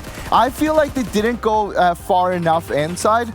Avenger said, hey, that's good enough. They got to take it to step by step, and that's what we saw. We saw iShots going down towards the south, playing that low ground, but in a way where he got an angle on Orange Rock. Sadly, he got taken out by Soup on the rotation, trying to get a little bit way back in. A little bit of disagreement about how far they should have gone in Avenger. Yeah, and exactly. On top of that, they were also fighting with another team when the circle popped, so they were kind of in a rough spot and putting themselves out. Look at Soup, though. He is swooping up points. Swooping up. Seeing Soup over there killing Box Gaming, I feel like Box Gaming, they were going for the high risk, high reward. They were the only team on the south side of the river there. So that means that if the circle would have gone to the south, that would have been a super big game, but it didn't. So they ended up on a 4th place, 0 kills, but that's still a lot of placement points. 8 in total, I think. Yeah, exactly. Soup, another big spoiler plays here, and unfortunate for Team Secret. If they kept iShots down there, potentially, like if the nade was even fine off and he took out Soup, they could potentially have won that, because remember, iShots got a few knocks. That could have been kind of pushing them further ahead. But overall, well played and well shot down by Orange Rock. Yeah, well played by Orange Rock, but gotta give it to Soup though. He played that so well, being solo, but also taking care of the only threat he had, which was Box Gaming on the south side, because they could see him the whole time. But he took care of them quick enough, so he had the cover and no one behind him. Do you think when King of Gamers are like on their campaign right now, do you think someone like Soup might be able to move them onto the Super Weekend? No, but we did we did see Braga in the top 5 of the killers of Super Weekend 2. Yeah. Now we're seeing Superstead stepping up. It's always nice to see a little variety in the team, meaning that everyone is a part of it. Mate, why did you no-sell my rubbish joke? Ha, that was good. I like that. Let's take a look at the overall damage here. It's going to be... I even give a little snort. I've turned it I did as well. You did what? I did it as well. We both just... That's really You guys weird. are cute. Team Secret will win out the damage here with Very 2,200. With other ones, though. But again, we did have a rough circuit. We saw a lot of teams fighting on the edge and outside in the blue, but very, very low for some of the team. No chance team, 60 damage, T1, 101. But again, it's not Miramar yet for us, is it? It's not Miramar yet. It's almost up for Miramar. But before that, I want to talk about Team Secret, though. We saw them early on in Circle 2 taking Cube, even though that was on the edge of the circle.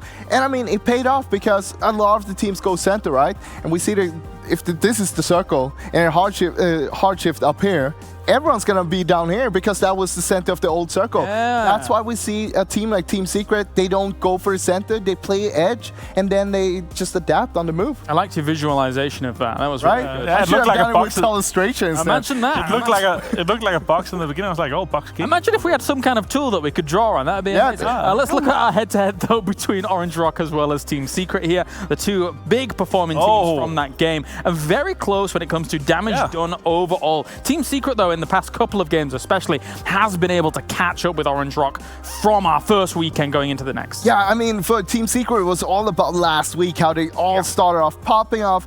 Before that, they were kind of in the bottom. I think we saw them ending up in a 14, 13, 13 for the opening week 1, Super Weekend 1. But after that, they were just taking control over the situation. I mean, technically, they won the last Super Weekend Avenger. When you look at the amount of points that they were able to gain across those 3 days, Team Secret took more points than anybody else in the lobby. Exactly. They won the $2,000 prize pool for the Super Weekend, obviously. Bigatron number 2. So overall, again, Bigatron getting second. Team Secret showed up big. They had a really, really strong performance in the Super Weekend. So Bigatron kind of won a Super Weekend because they got 2 second places, which is equal to 1 first place? No. Okay. That's fine, that's fine. Of course, now let's hear from our winners, Orange Rock. Let's talk to Anto about the tournament overall. That's a weird word. The PMWL overall. Let's talk to him.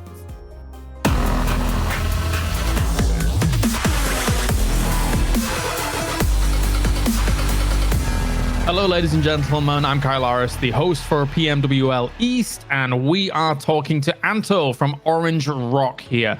First question to start things off, Anto, introduce yourself and your role within your team. Hello, my name is Anto. I am from Team Orange Rock, and my in-game name is OR Anto, and my role is Assault plus Support. How did you get introduced to PUBG Mobile to start off? Basically, PUBG Mobile, actually, when I started playing PUBG Mobile, like, I didn't take it so serious. So later one day what happened was I installed the game. Later I uninstalled the game for like 2 to 3 times. So later I got interested and I started playing. So later, around like 1 year before PMCO started up, so I started registering with random squads. Then later I started I started getting recognized by some organization. So later, that is how I entered. What is your favorite memory related to the game? Favorite memory, like recently during our league stages of PMPL, we won the league stages. So that is the most favorite for me till now. Which map is your favorite when it comes to competitive play, and why? Erangel, basically, like compared to other maps, I have more knowledge about Erangel, and mostly I keep playing Erangel and Shanok mostly. So basically, I go with Erangel. Which team would you consider as your biggest rival throughout the PMWL? Like everyone has fought until here, and I don't think like this or the team, like I don't put themselves down. So for me, it is like every teams have equal quality. So let's see who may the best win. What is your preferred drop zone location and why? Any map for me, it's Jojo crates. And what is your preferred weapon loadout? For me, it's AKM suppressed with M416. Thank you very much, Anto. That concludes our regular interview here, and best of luck in the PMWL. Thank you so much. Thank you for having me here.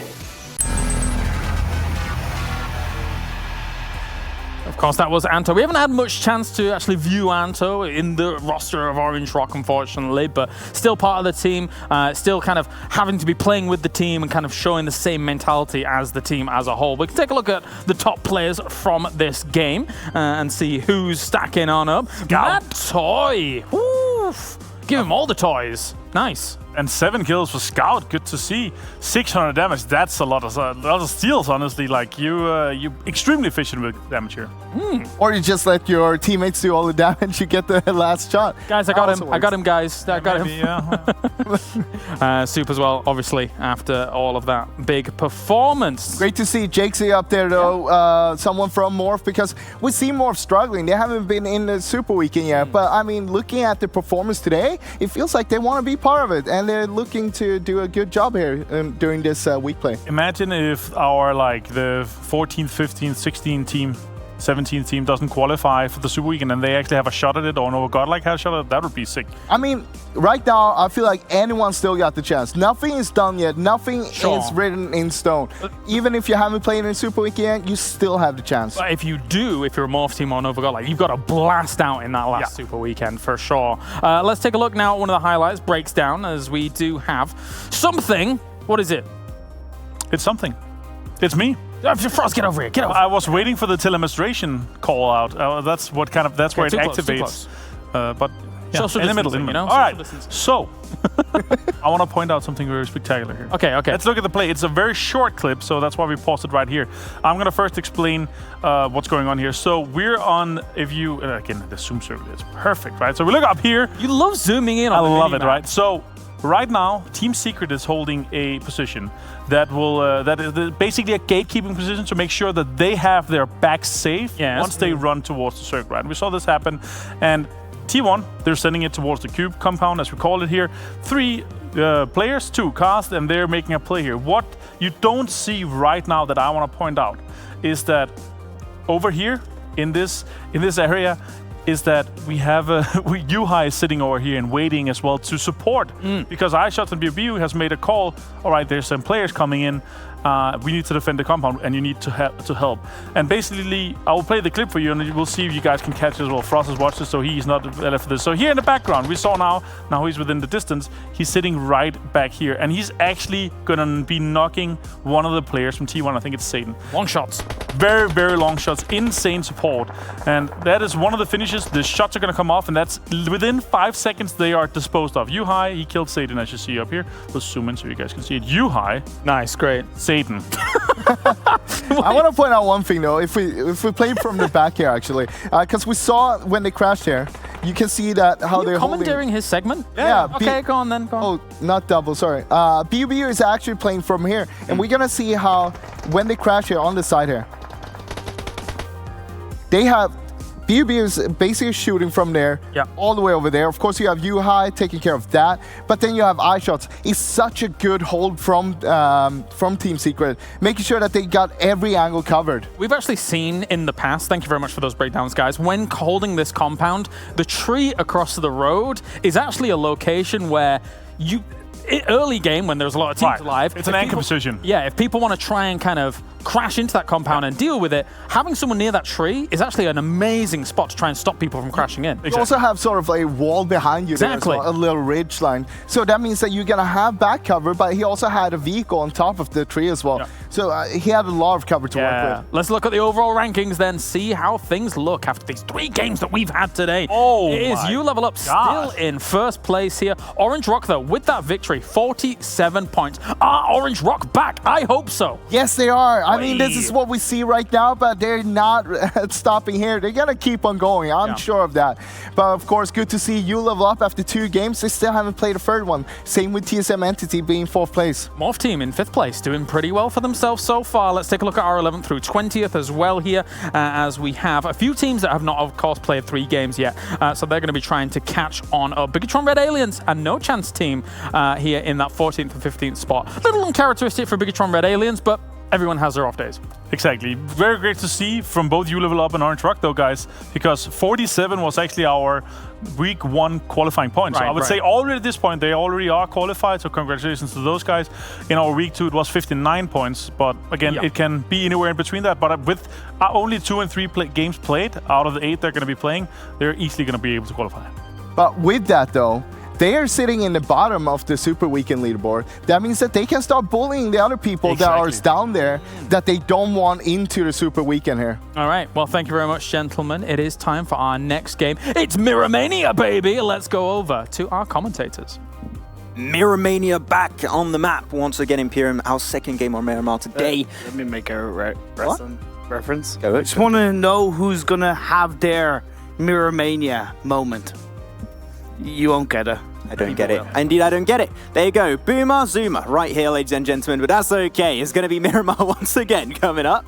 And I don't know what to reply to that WWE reference. You stole my introduction, Imperium. How dare you do that? But that's okay. You know what? That's what makes a good Miramania moment, is stealing the moment away. I'm sorry, man. I had to do it. That's okay. But like so far, I'm pretty proud of like 2 teams specifically. Okay. Level Up have only played 2 games, and yet they are still in first position. And also Morph Team, a team that, as I mentioned on the desk earlier, has yet to qualify for Super Weekend, and they are currently in 5th position, if I'm not mistaken. That's indeed the case. They are looking strong, and they are trying to get themselves potentially just sneak their way in the league finals. Very true indeed. But of course, the 4 teams that we do have sitting out this 4th game in Miramania is going to be Orange Rock, Morph Team, Valdis, and Megastars, as we do see a playing trajectory pretty central, going from north to south, right down. Right down. Yeah, I know. I know. I was going to continue with just right down the map. Just right down. There you go. That's okay. That's all we need. But like the western side, a little bit hard to get access to. You've got a few teams that like to play around there, like Synergy, for example. But they're going to go for another location. They're going to go towards Tierra Bronca, El Azahar. Nice location to get early on. They're very passive. They don't usually have a lot of fights break out. But we've got actually a few teams dropping around that location of Tierra Bronca. So I'm interested to see, are we going to have some northeastern fights happening? Because those are pretty rare, Imperium. It is pretty rare. Like, I want to see a team go to Campo Militar, to be perfect honest, just for the just for the memes, just for the lulz. But you know, Campo Militar finish. Oh no! Is it even possible? I don't even think it's possible, but I would love to see it.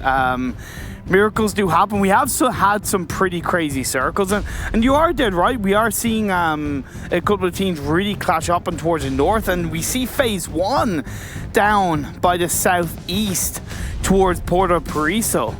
Really at this circle like once minimum, potentially even twice, so these teams all have a little bit of experience with this kind of play style. Never got like a team that has yet to have good performances, currently in 17th position, has to qualify for this last Super Weekend to have a chance, but Ted goes bye-bye there. Unfortunately, seemed like a little bit of an issue on his side, but they will swiftly get the kill because Nova got like they need the frags, they need them. I can't blame them. You know me, I rarely make predictions right, but I did put out on my Insta story Imperium, EVT_Imperium, if you want to follow Kappa. I had to. Anyway, I did put out kind of a prediction that this was going to be Nova Godlike's week. This was going to be their time to shine. I have been keeping an eye on their kind of results, and they have shown some pretty strong results, but of course, they aren't World League games. These are. There's another member of Synergy are very spread this early on, which I'm a little bit skeptical, unsure if that's actually going well for them. They've still got 3 players. I'm pretty sure that Smexy doesn't have, unfortunately, any kind of meds, so he's going to have to make do with some very low HP for himself. So if he got knocked out, 2 players remaining for Synergy. They'll have to move on forward. But as they were so spread, they can't help out each other. They just can't do it. No, they can't. They just can't do it, Captain. We just can't do it. Sorry. Is that your Irish accent? No, it's Scottish. I can't make the difference. It's all the same. Oh, man. It's all the same. Irish, Scottish, same thing. Wow. Okay, that was actually a full-on insult. But tell you what would be a bit of a good insult would be if Nova Godlike are able to take out Synergy and get 4 kills on the board right off the bat in this Miramania game. Yeah, Smixy going to go for the push on Austin Bolex. He's going to be put really low and will indeed get confirmed by Smixy. But Synergy, they're only down to 1 player. That is Schreider. There's 2 players on Nova Godlike. And we've got another also. Smixy just going to have to heal up. Hopefully able to find some meds. He will be following up and trying to go for the re-engage. But Servi, the res will not come out. Schreider knows he has to take this fight head on. He's got the wall to work around, but they're going to go for the push at the exact same time. You'd love to see it. And there you go. Overwhelming push from Nova Godlike, taking the kill. Like, I know they lost a player at the hands of Halfstar, but to have 4 kills at the start of this game with three players strong, it's a much different Nova God. Like, in previous weeks and previous games, they would go down at the drop of a hat. So really nice to see them put in the fight. Love to see if Smokey can potentially get Rez back up full health. That will be a good time. But, like, you know, Nova God, like, they needed those kills. Just say to Sunny, get out of here. Get out of here. Get out of here. Now, this Phase 1 circle, we know has complemented likes of Reject, Scarlet, and Pala, Team IND outside Los Leones, and even King of Gamers inside Los Leones. But what's so important is that high ground outside of Los Leones coming into the next couple of phases. I'm not necessarily saying late game or end game, but at least phase 2 or 3, basically in between Los Leones and Impala, is going to be so important. Basically, all like the high ground between Los Leones and Puerto Paraíso. Yeah. That's where you want to try and play around. Exactly. A little replay for us. Oh, look at that. Oh, okay. This. Actually, thinking about that, was that a little bit of a disconnection from Yeah, that's what I was 2G mentioning player? when I was talking about the engage. Seemed like we had a little bit of an issue was Ted there, but that's fine. Well, it does happen. Hopefully they'll be able to come back from it because Synergy, they still know pretty good in the overall standing so far. They can still make it up. Talk about getting back into RRQ, a team who oddly find themselves at the bottom of the barrel in 20th place. Now, of course, they've guaranteed their spot in the league final. But when you're talking about bragging rights, when you're talking about that first place at the end of the Super Weekend, a little flex. They are in the running. They will not want to drop out of the last Super Weekend. Yeah, they are. So there's a lot of teams that are already basically qualified for the league final, so they can have a little bit of fun also during this qualifying stage. But you still got some cash prize, overall throughout the entire tournament. So if you want to get them some pizzazz, just the money, you're gonna go for it.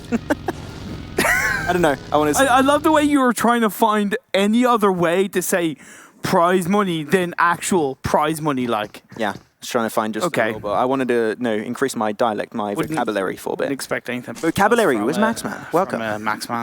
From a French person, should I say? But Galaxy Racer Celts, poor couple of games in 18 so far. They've only had 2 out of 4 games, but only 5 points captured in those 2 games.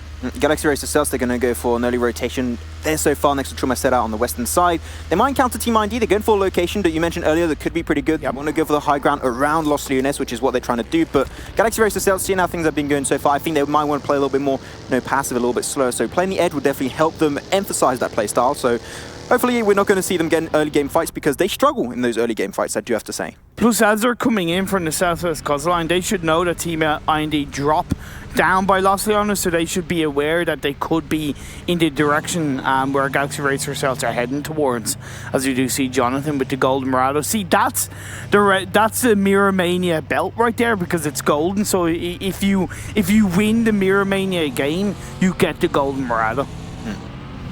They would be cool if the horn of it was different too. I know it would be cool. I don't know what kind of song could you put at the place. Do do do do. Oh come on, not back to John Cena. Okay, no. Let's move on, Imperium. How dare you? And you already did it. Well, if it was going to be anybody, it'd probably be Ric Flair. But see, just put now Rick Roll every time you put Rick Roll. Now I'm going down the path of talk about WrestleMania, which I need to stop because it'll be a one-man talk show. But there's no chance team. They are finding themselves in roughly about 10th place or so in the overall standings, a little bit lower down. Again, didn't qualify last week. They need to qualify for the 3rd Super Weekend. No chance. They need some good results right now. Bigatron team, they're going pretty central this time around. Normally they like to be a little bit respectful, but I think they saw, especially because of the playing path, and they were pretty close by to the center of the circle, like, you know what, we're going to take control. We're going to go central. There's compounds remaining that are not already taken, especially high ground, but so far they'll go for a compound. This area specifically is really nice, and not a lot of teams will try and aim for it early on, and especially can get a lot of information, especially up on the north. Blue Zone is phase 1 is closing its way in. RRQ yet to make their way out of Blue Zone and into the circle just yet, similar with Udo up on towards the northwest. Nova got something similar. They're heading towards TSM Entity and Udo, so that's something they'll have to be careful of as Box Gaming, who did land in Picado, are going to hang around outside Picado because it's just on the northwestern edge of the circle.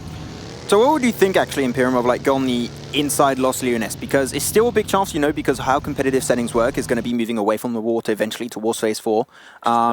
Would this time around, do you think, because normally I know you like, you know, you don't go in compounds, it's not a good thing. This time, would you maybe make an exception? No, honestly, no. Not at least not phase 1. Like, it's a really good question, but not phase 1. Like phase 3, phase 4, yeah, you know, high risk, high reward. But as you see phase 2 popping up, it still shifts down to southeast. So there is a heavy part of Puerto Paraiso in the center part of the circle with that water, of course, occupying about 40% to phase 2. I never casted a Puerto Paraiso finish. So you know what? That could be a very good first. Like Galaxy Race itself is going to try and take that position under control. King of Gamers, going to go for the high ground. A few teams will have information, but it's easy. You can peek as much as you want without really getting punished too heavily. They get information on no chance, but the shots will not come out for super. Oh, they will come out, but not connect. And King Gamers have got to be aware, as they are taking shots towards No Chance Team, that Team IND are a little bit down below, and Team IND will have heard the shots being fired by King of Gamers. And talk about Team IND, they've struggled over the last week or so. They've kind of lost that little bit of spark that they had at the start of the tournament. I'm not exactly sure why, but at least in the last game, they did score 11 points with 5 of those being killed. So at least that was nice to see them kind of back in double digits. It feels nice to see this team definitely step it up a little bit more, but you still got a lot of games coming in. Of course, of course. Like 5, 6, 7. I'm very slow mental. Including this, it's six games for Include each this team. on this thing, yeah. Oh no, wait, 5, 6, 7. Was this one is 7, Imperium? You made a mistake in math. There you go. Damn it. Normally I'm always the one that can't do mental math, but this time I win. I win, Imperium. Thank you very much. This cool stuff. But like, you know, Freestyle, their team that we mentioned, we want to see them more aggressive. They had a good start this time around, so hopefully they'll be able to get themselves a little bit more aggressive in the center circle, just like You Level Up. But You Level Up game really close to Galaxy Race itself in Puerto Paraiso. Intrigued to see how that can follow up. You do are firing shots towards the members of Team Secret, but Team Secret actually have themselves split up with Mad Toy separated away from the rest of the Team Secret team. As wow, those are some great shots from Galaxy Racer cells towards the members of You Level Up. Yeah, when you got your entire squad just spraying on one single target, of course you're going to have a few that will eventually connect. But you know what? He was unable to make it over to the compound. And I think this is the first time we have the camera also panning over Puerto Paraiso. I love it. It's such a nice place. Question to you, do you think it's wise for a team to go into Puerto Paraiso at this stage of the game? I would say it is, but you want to go on all the southwestern side up the northeast. Like, those are areas that you can easily rotate away from and go for the high ground. You don't want to get involved really heavily in the center because a lot of teams would have an angle. You want to reduce the amount of teams that could have information from you on the high ground, and those are 2 locations on which you could play for easily. I get your point. I would overall like Los Leones. I disagree at this stage of the game to go into there, but I kind of get that rotation between You Level Up because it is that coastal line play that can pay off. Couple of shots by Reject Scarlet with those bolt actions towards the members of No Chance Team, but No Chance Team have 4 members up and they want to fight. Yeah, I like the fact that they're sending Lufa and Yurley just to get information up top, because if they don't get information, they're allowing basically no chance to push on forward and get very close and potentially reach it. So they have to keep that control up on the western side. If they do not, No Chance Team, you know, they're looking for kills. They want to try and get themselves in a very safe position, currently in 15th position so far. They need kills. Kills will be the reason why they might qualify for this Super Weekend. Especially when we saw at the early parts of PMWL, Godless was up there with the best of them, right? He was popping off big time, but I'll tell you what else is popping off. Phase 3 circle, and it shifts right down southeast towards Puerto Paraiso. Of course, still water in play, but this circle goes right into the hands of Team IND and Galaxy Racer Cells as Max just claps with delight. Yeah, man, Christmas is here early, baby. Let's go. But Yudu and Team Secret going to get very close to each other. Bubu's going to swiftly get in that car and move out.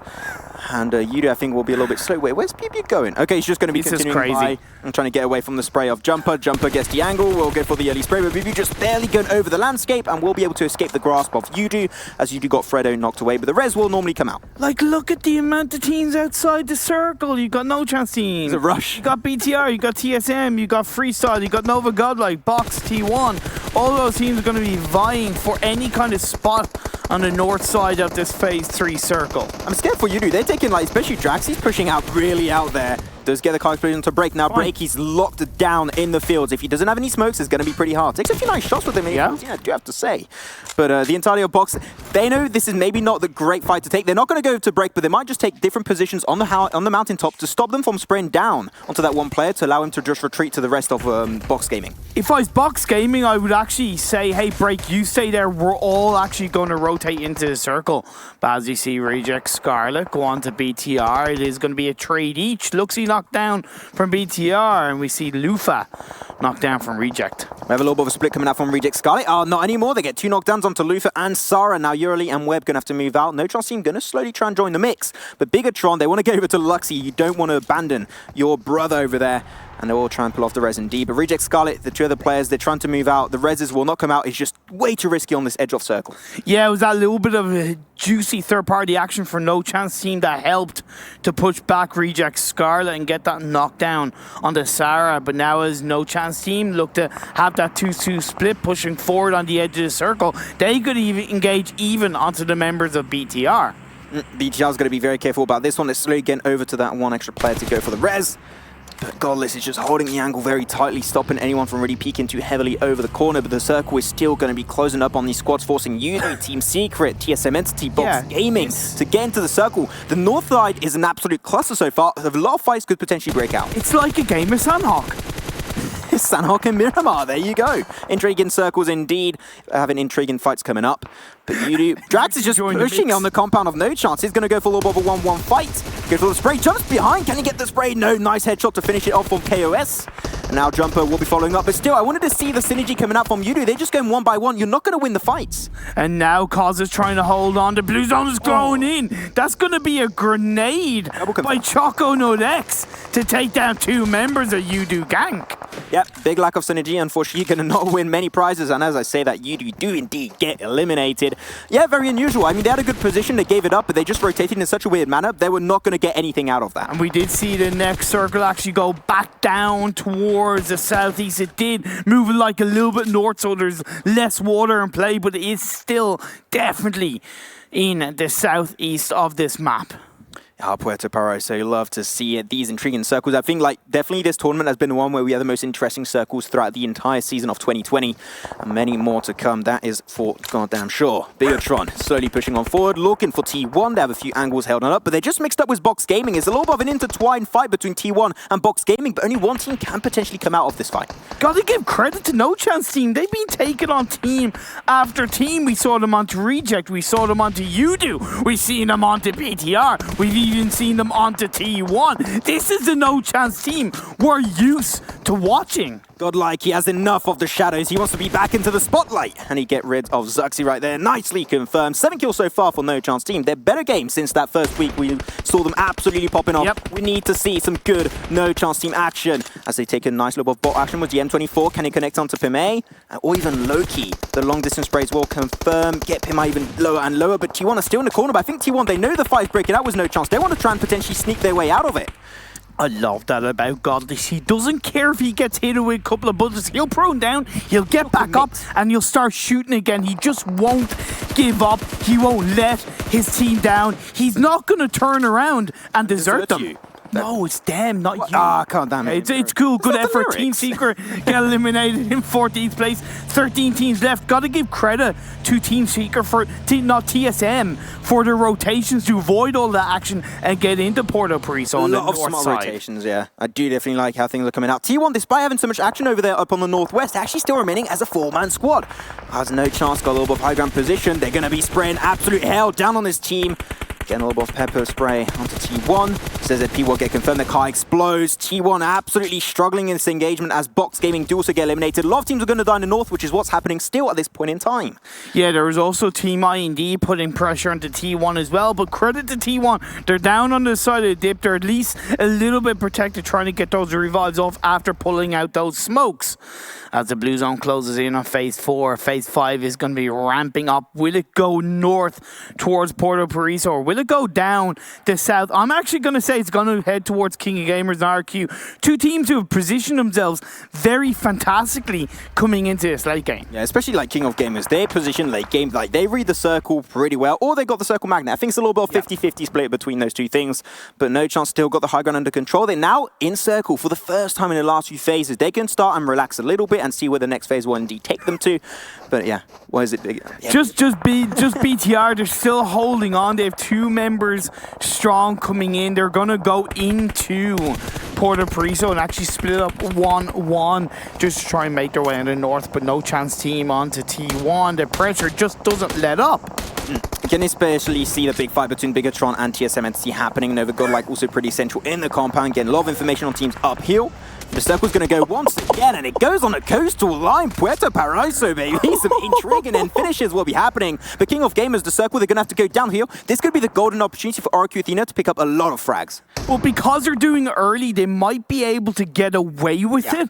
But of course, time will tell. The perfect moment will have to be executed on that rotation. And you talked about that coastline. It's also because it's that beachfront area, which has no real protection. It's all flat land. You are dead square out in the open. Utility is going to be your best friend in the late stages. That's why I happened to mention earlier, right? You want to be on the extremities of Puerto Paraiso, not inside. Now all the teams that are in the middle, like TSM Entity, going to have you level up, Reject Scarlet, Bigatron, and even Nova God, like they are going to struggle to find a decent position in the circle because they got to make it through Galaxy Racer Celtics, King of Gamers, even RQ that could still get involved at a distance. But fight versus Freestyle and No Chance will be happening. No Chance going to be slowly tumbling down into the compound of Freestyle. They got the advantage so far because they got the compound, but Freestyle putting a lot of damage down onto No Chance.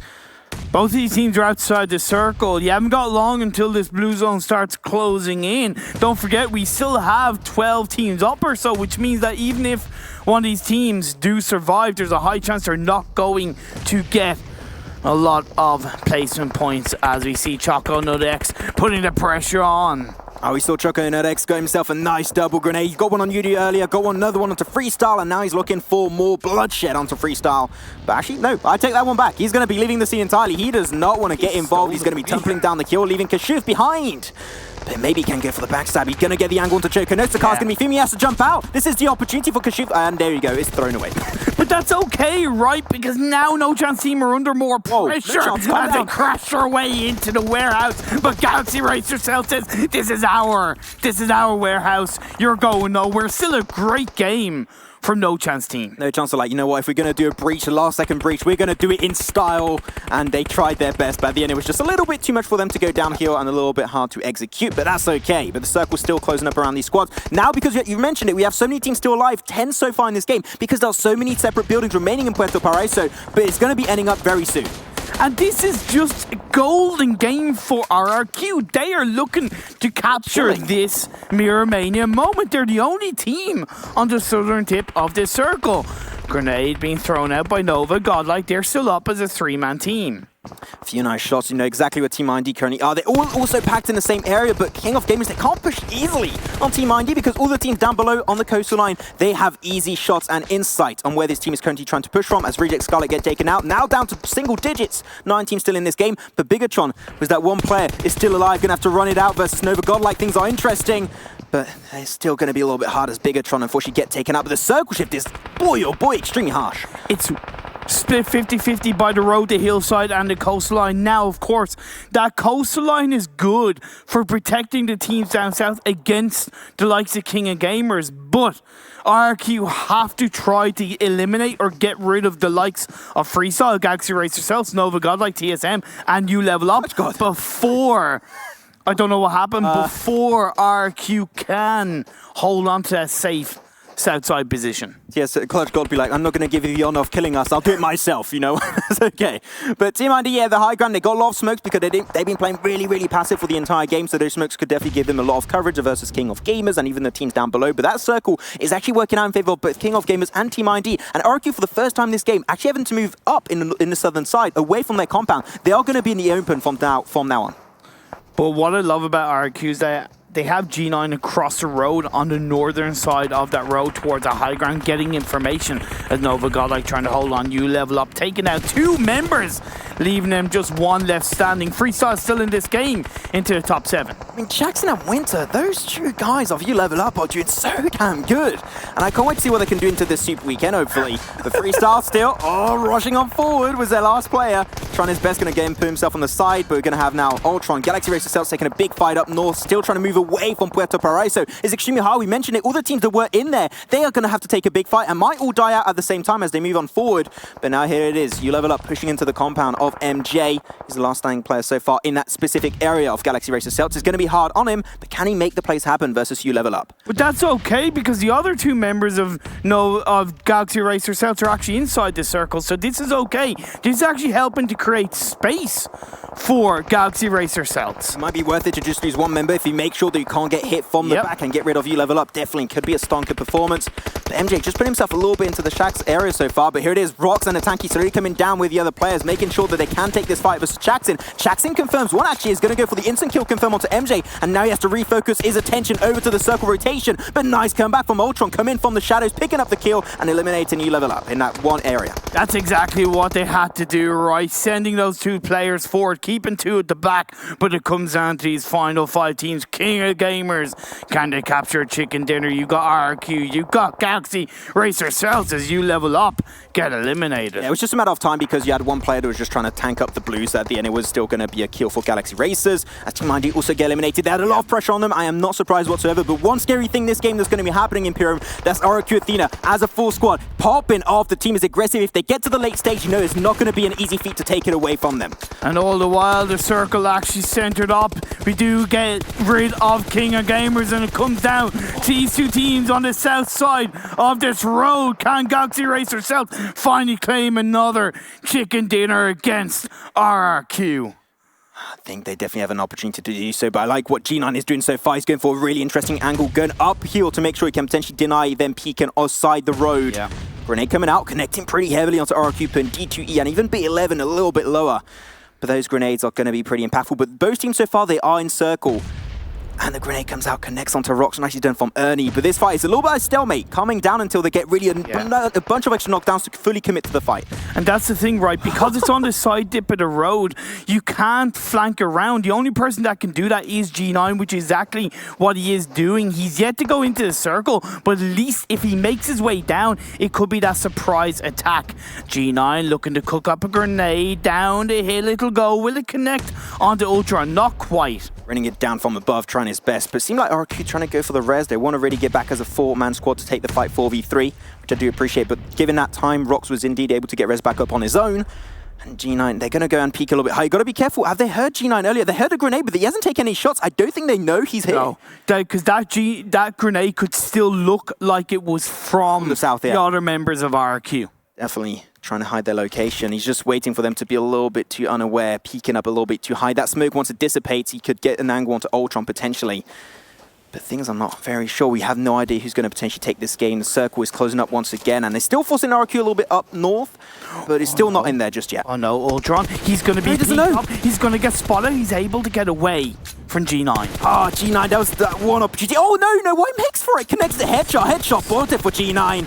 And now Ultron will get knocked away. That res is going to be way harder as now the RRQ Athena players, they're all going to full send it over onto Galaxy Racer Celts. It will be a 4v2. They pick up an extra one onto Rock, confirm the kill was a headshot. It will be now a 4v2. Going for the spray. Nice re-engage from G9, trying his best. And there you have it. RRQ Athena, which G9 paid it off perfectly as they take the fourth chicken dinner of the day.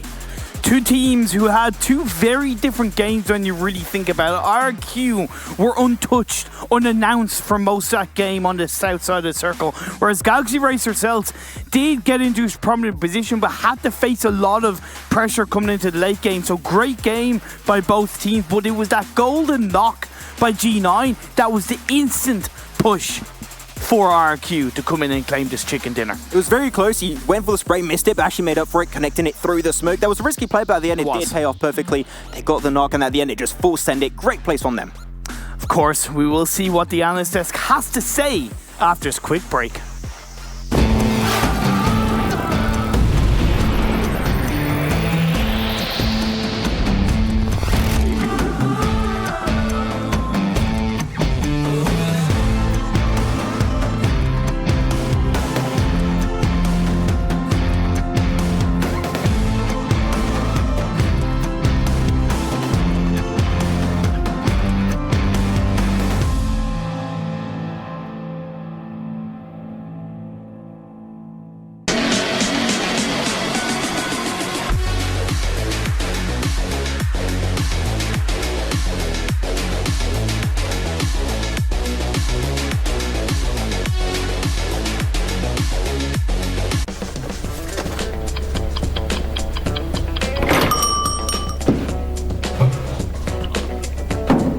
I found nothing.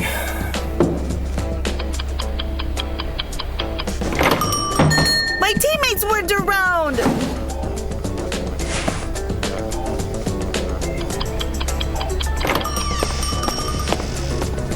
Have you ever seen a chicken dinner in just 15?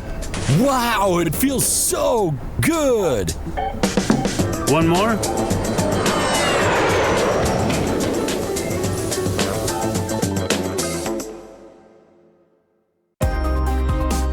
The PUBG Mobile World League is brought to you by the title sponsor, Qualcomm Snapdragon Elite Gaming, and the official beverage sponsor, Mountain Dew. It's RRQ Athena showing up with a bucket load of points here to be able to move them on into a situation where they absolutely did need those points. They did not have the best of starts here throughout the day, but RRQ Athena, the chasers, going for that first place down the line, getting themselves in a decent position now, because it would be catastrophic if they didn't get themselves many points on the board today. This is not their RRQ Athena style, though. We saw them playing very passive. They came in from the west side, played on the south, and then just went in very slowly, very passively. But I mean, in the end, they got the chicken in, and that's what matters. I don't know why the bucket thing was so funny. What's wrong with I just thought it was fantastic. Just imagine, you know, like a bucket of small nuggets, chicken nuggets. That's right, we're at KFC, we've ordered a bucket, and that's what RRQ Athena did as well. That was a free plug, that's weird. Let's take a look at the map points coming on in. One for me. For them, yeah, that's right. Give me all the chicken. KFC Gaming, I suppose. RRQ Athena, 27 points coming in up towards the top. GXR Celts, though, consistently consistent, get themselves 20 points. They also needed some points on the board here for us. Yeah, I mean, they were pretty early down towards Puerto Paraiso there as well. Yeah. And they played up pretty well, trying to hold people out. They had to fight a lot of people trying to work their way in towards the end. You level up, of course, again, getting a tons of points. We already saw them being on the top after 2 games. But no chance, team. 11 kills. The beast from the east is back, and he's joined by his favorite nut, the Choco one. And together, they had to fight everyone trying to get into the circle. They basically didn't play the inside the circle as well, at all. The only time they played inside the circle was when they got wiped. Mate. All right? 11 kills with only 1 placement point. Very impressive by no chance. Extremely heavy kill-wise. That's very, very crazy to see. Also, 7 teams actually had double digits, so that's nice to see. Euro Gank guys, though, they're sitting with 1 point in this game, which is going to make it very, very rough for them. I agree. You could also say that about Box Gaming. No, because you could also say that about Box Gaming is on 4th, so on our overall standing. In this game specifically. No, are you spoiling the overall standings? No, I'm just saying overall. I'm not spoiling the points. And there's no spoiling. We already know it. It's already there. It's going to come soon when you announce it. You're not wrong. Correct. All right, let's move on then. And take a look at the team stats coming in from our winners. It's RRQ Athena. Very Sandhawk numbers, but not really doing much with it. Well, that's because, again, they were playing very passively. But we saw towards the end, super good move by G9, flanking uphill there, but also playing it very slow there, making sure he wasn't peeking over at all, because as we know, GXR Celts had no idea that G9 was throwing the nades from up there. Yes. And he kept his cool, making sure, okay, I'm not going to peek over until I need to. It's the Mountain Dew do the do moments here as we see shotgun action early on. Oh, I love it. Some early action between Nova, Godlike, and Synergy, of course. And we saw Nova, Godlike basically taking this pretty clean, just cleaning out them from their town. And they actually did a very good rotation right after that, going down to Puerto. And Nova, Godlike has to be hungry. Godless. The beast from the east. M24. And this shot in the back as well to make sure he bleeds out. Like it a lot. But yeah, Nova Godlike, they're really hungry to try and qualify there. They are. They need to, basically. If they do not qualify for this Super Weekend, they have absolutely no chance at getting to the league final. So they're obviously extremely hungry, and I hope they're prepared very well for this. Sucks with some nice shots on Nova. No chance team. More good nades here. Eurogang, though, rough team for this one. But Godless, guys, he is above and beyond at the moment. I mean, Godless and Choconut, they were just running around, just mowing everyone down. I'm going to spoil something, actually. I'm going to tell you. Choconut and Godless, they had most damage in the lobby during this game. And they went out on 11th place. I'm sorry, but I had to do it. It's okay. It's good. It's good. I like that. Because they're probably, they might make it to the top 4 player standings, but we'll see about that, though. But that's impressive considering they went out in 11th place. Yeah. Ooh, nice spray from Zigo coming in now. And again, they had to chase circle after circle after circle. Yeah. They never got the circle on themselves. And they were on the north side playing against all the other teams because the circle kept on going down to the south, where there was basically no one there.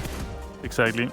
Level Up continues to get a few kills here and there, and they cement their position in our weekday place with some very good amount of kills. They are already qualified for the Super Weekend, and you can kind of tell how they're playing it a little bit more carelessly, taking, you know, situations and scenarios where you normally wouldn't do, and like really not caring 100% on how many kills they get and where they end up. I kind of want to see them do something against the teams that are below them in the Super Weekend rankings, because currently You Level Up is sitting on 16th place with 101 points, 103 points. Eurogank is above them with 60 more points. Yeah. So basically they're playing to keep all the other teams out, or they should be, in my opinion.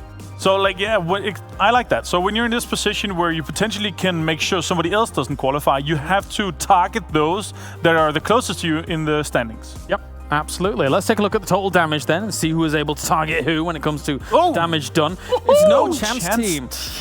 This is possibly the first time we've seen this kind of disparity between the top damage dealer and not being able to ascend to the heights in terms of the lobby position. This has to be the highest damage for one kill on Bigatron. 1137 for one kill?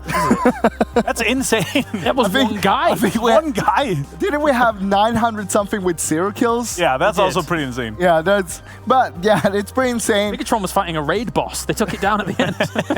They had to fight a lot of people. They were one of the teams that was playing on the north side there, where the circle just kept going away from them. Yeah.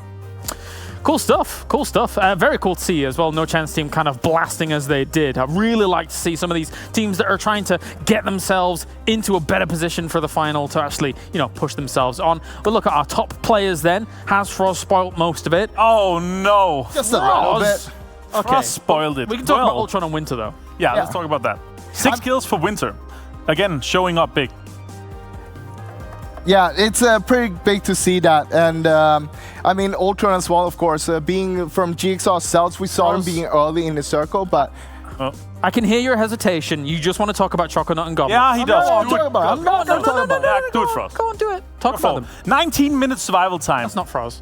Look, yeah, exactly. I wanted to lead him in. 19 minutes survival time, and they kept on just mowing everyone down that was in their pathway. And there was so many that was in the way, and you know, they're all gone now. So they just paved their way into the circle. They're mowing. Then they, I don't know what happened, but paving the gardeners basically. What is this gardening reference? I think they've gone from No Chance Team to Have a Chance Team at this point. Yes, when you see these kinds of performance. You know what? They're like a tractor when you go out and farm, and they just went and farmed everyone on the way down to the cultivating crops. Yeah, okay. Agriculture, I like it. Yeah, I guess so. Yeah, like that. Irrigation. That's the word I was looking for. They irrigated all of them. They were irrigating Miramar. Or they were, no. Overall, though, they did fantastic. Thank you, Avenger. Do appreciate that. Moving on, we've got more to come. I think there is no breakdown for now, so that's going to be fine. And of course, let's take a look now at this Royal Pass for Season 14. I'm the Knight Commander. I want to be the Raid Commander. Let's take a look.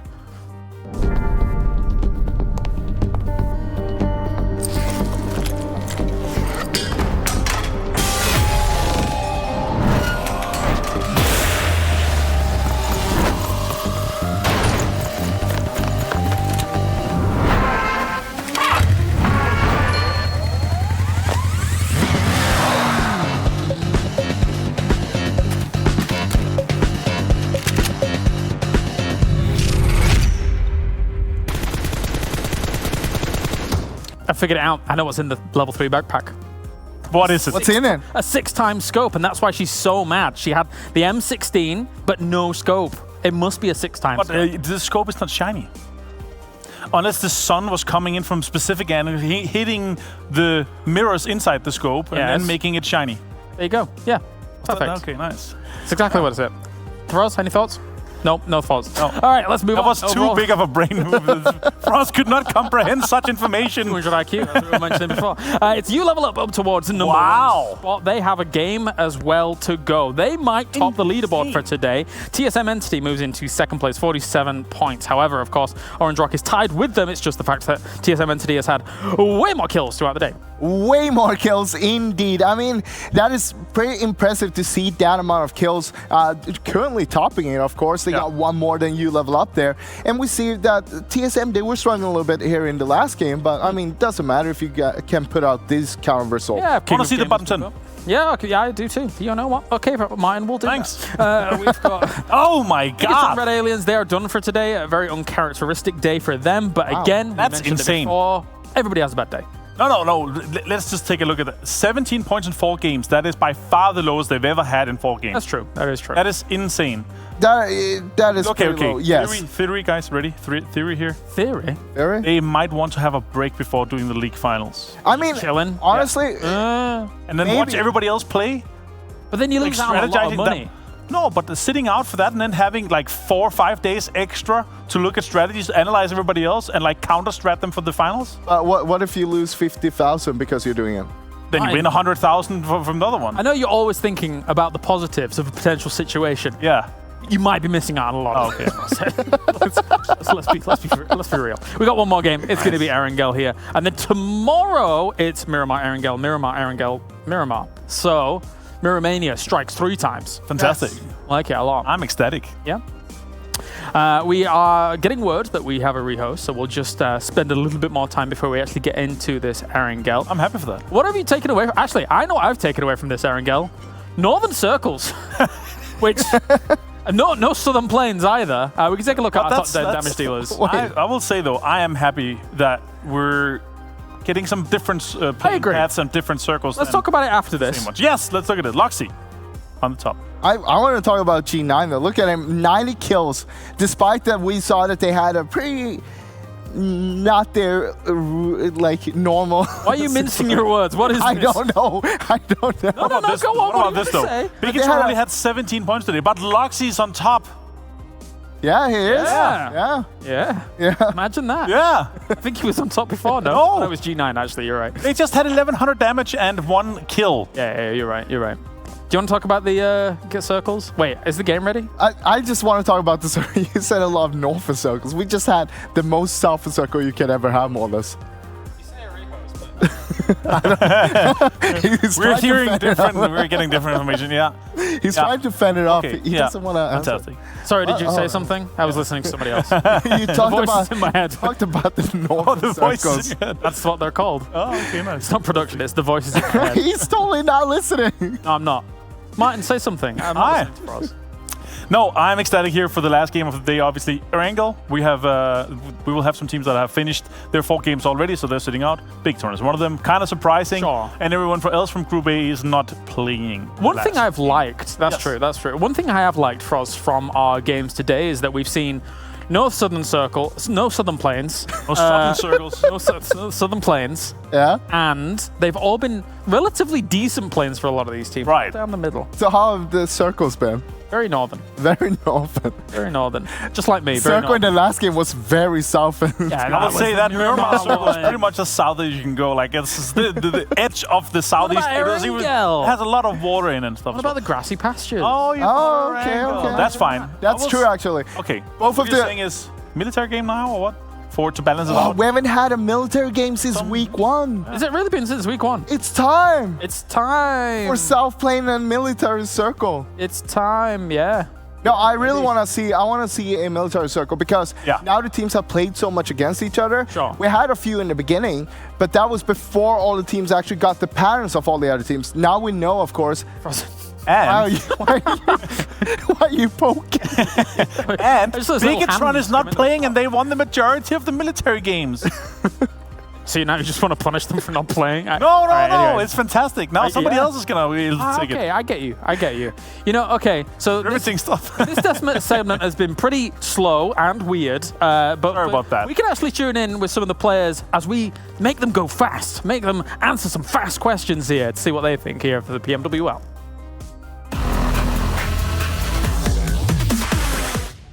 What is your preferred style of playing the game? Passive. Holding and being aggressive when required. Passive aggressive. Depends upon the situation, either aggressive or passive.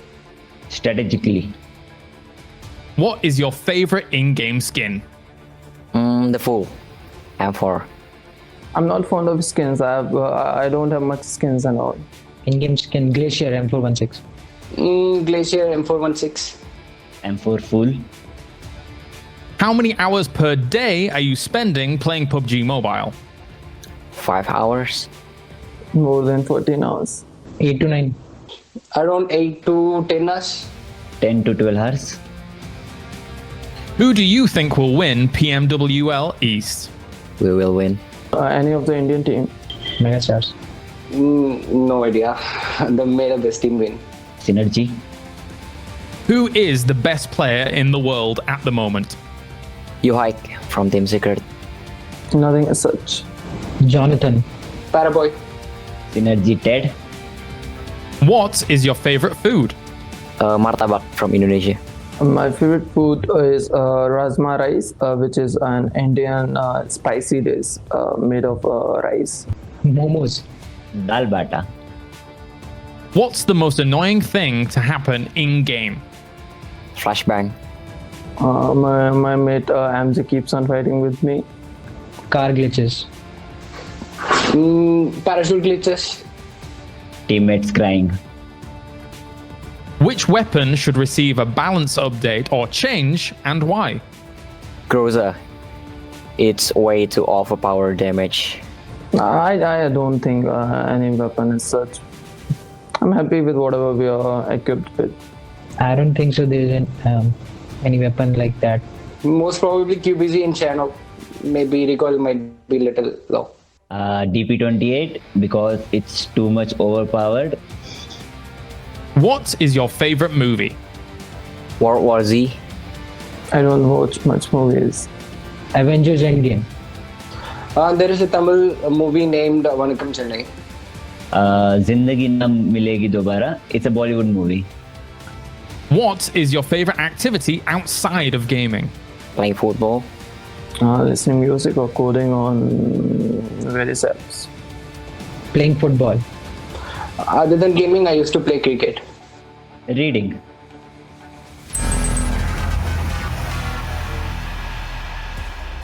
Great to talk to all of these players as we get things going from the PMWL, and obviously all of these teams vying for the points to get themselves into that next Super Weekend. And all importantly, it's our final Super Weekend, gentlemen, that is coming up. So it really is all or nothing at this point for us. It's a super duper weekend, and I mean, you don't want to miss out on this one, no matter where you're sitting right now. Why are you laughing? No reason. He's not done anything. Go on. But yeah, it doesn't matter if you're on first place or last place right now, because there's still a lot of prize money in the line. So if you do bad here, you're not going to make it into it. You might potentially lose a lot of money. A big difference, obviously, between, you know, from first and all the way down to 6th, and you want to try to continue that. We actually have a lot of very close contenders. Yeah. And today and tomorrow is going to be the last chance to dance, the last chance to make it into the Super Weekend. I'm super excited to see who's going to be the teams that is going to make it in there, because we have some teams that have to make it to have a chance at qualifying. We have some teams that have to make it to stay in there and stay in and kind of defend their top 16 position, because if they don't qualify, Eurogang, for example, they will be taken over by a team like You Level Up, because they made 100 points in 1 week. They will definitely make 60 or more points in the next week, so Eurogang have to get in there and defend their position. And for You Level Up, this might be a prelude. They've got 1st, 2nd, 5th throughout these couple of games, so fantastic stuff. It's time now. Thank you very much for your patience, ladies and gentlemen. We're going to our last game of the day. It's Erangel, it's Imperium, it's Maxman. Let's do it. Let's go indeed. Game 5 of the day, last game of the day, and we see a BTR at the bottom of the standings. Of course, they're not playing in this game, but it is a sign that anything can happen.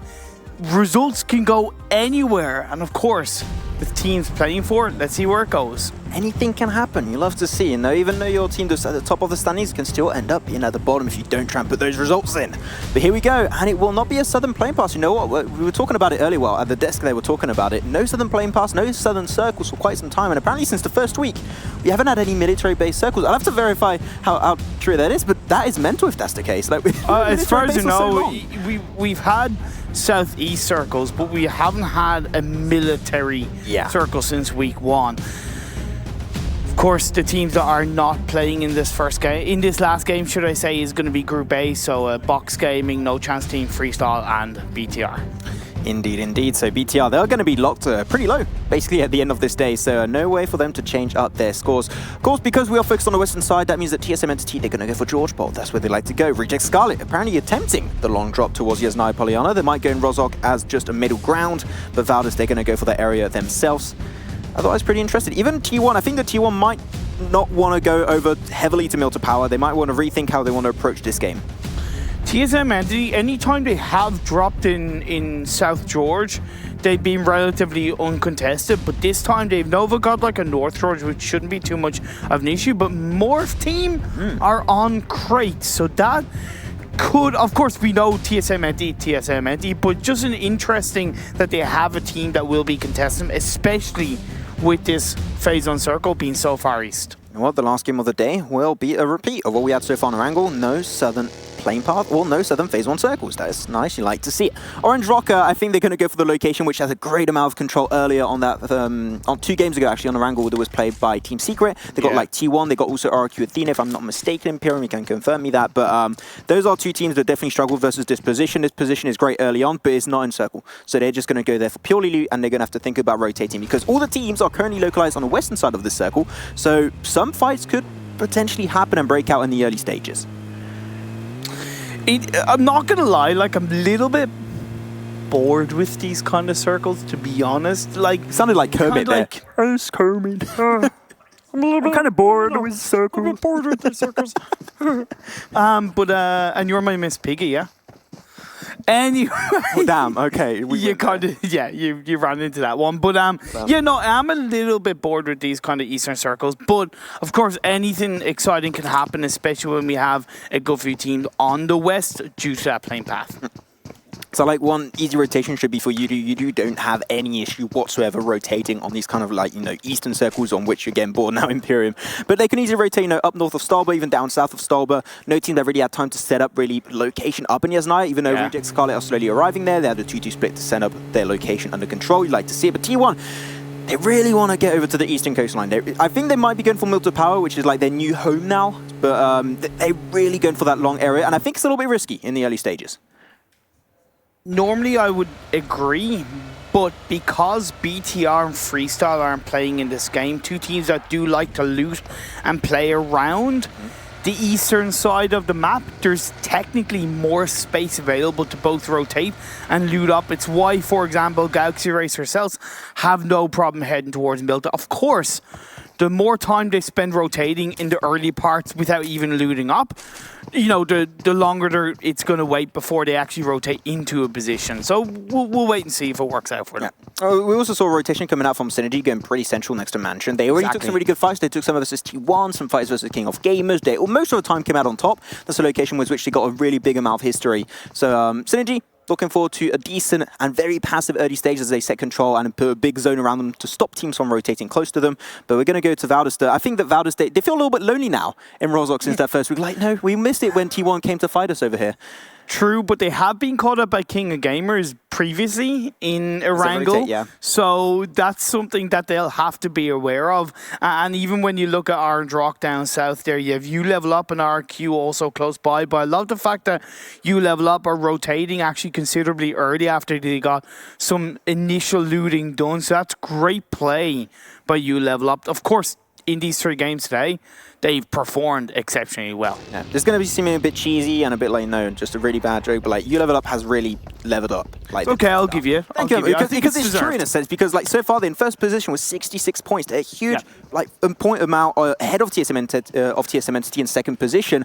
And because they've been looking for more aggressive positions, before they were very passive and sometimes teams would like take their position away very easily, especially Bigatron that would just bully them out of the lobby. And now they're taking the games in their own hands and they control the area and they play aggressive. That's been working out so good for them so far. I love how they've been improving over the course of the past 2 weeks. There's also a nice little jump over the rock. Just kind of skimmed it, but nice control. Great play by you, Level Up.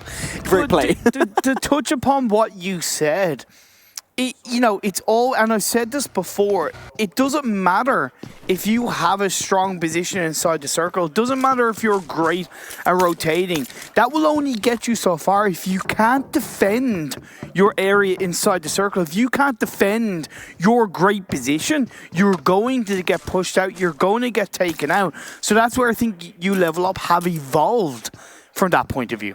Definitely. I think that their team there definitely want to keep out on your radar. But one thing interesting was these eastern circles that we see happen a lot. A lot of teams like to go central, not really play too much on the edge. But they don't go like central. You have like a mini circle created by teams and players around it. And they're not ready to commit fully central, because if you do that and the circle does a hard shift, you're going to get surrounded by teams. And that's going to be very, very troublesome in your games of PUBG Mobile. You never want that to happen to you, especially in PMWL.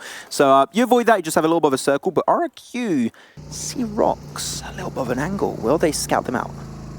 Yeah, is he down below? RQ, I think he's down below, but I think he popped his head up a little bit, or at least RQ are aware of that.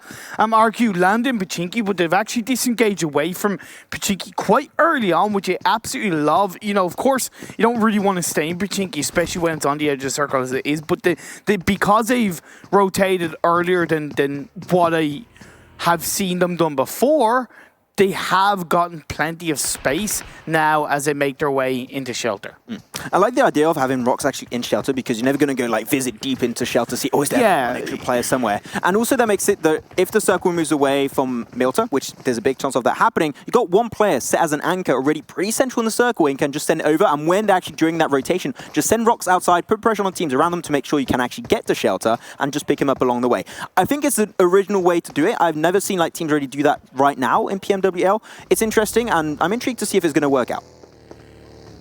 We'll have to wait and see. Morph team rotated incredibly early, going right past the likes of Nova, TSM, and even going past Udo, already on the northern side of Yasnaya. I absolutely love to see that. They want to get that strong early phase 1 position inside the circle, and of course avoid the danger that is TSM and of course even Nova Godlike.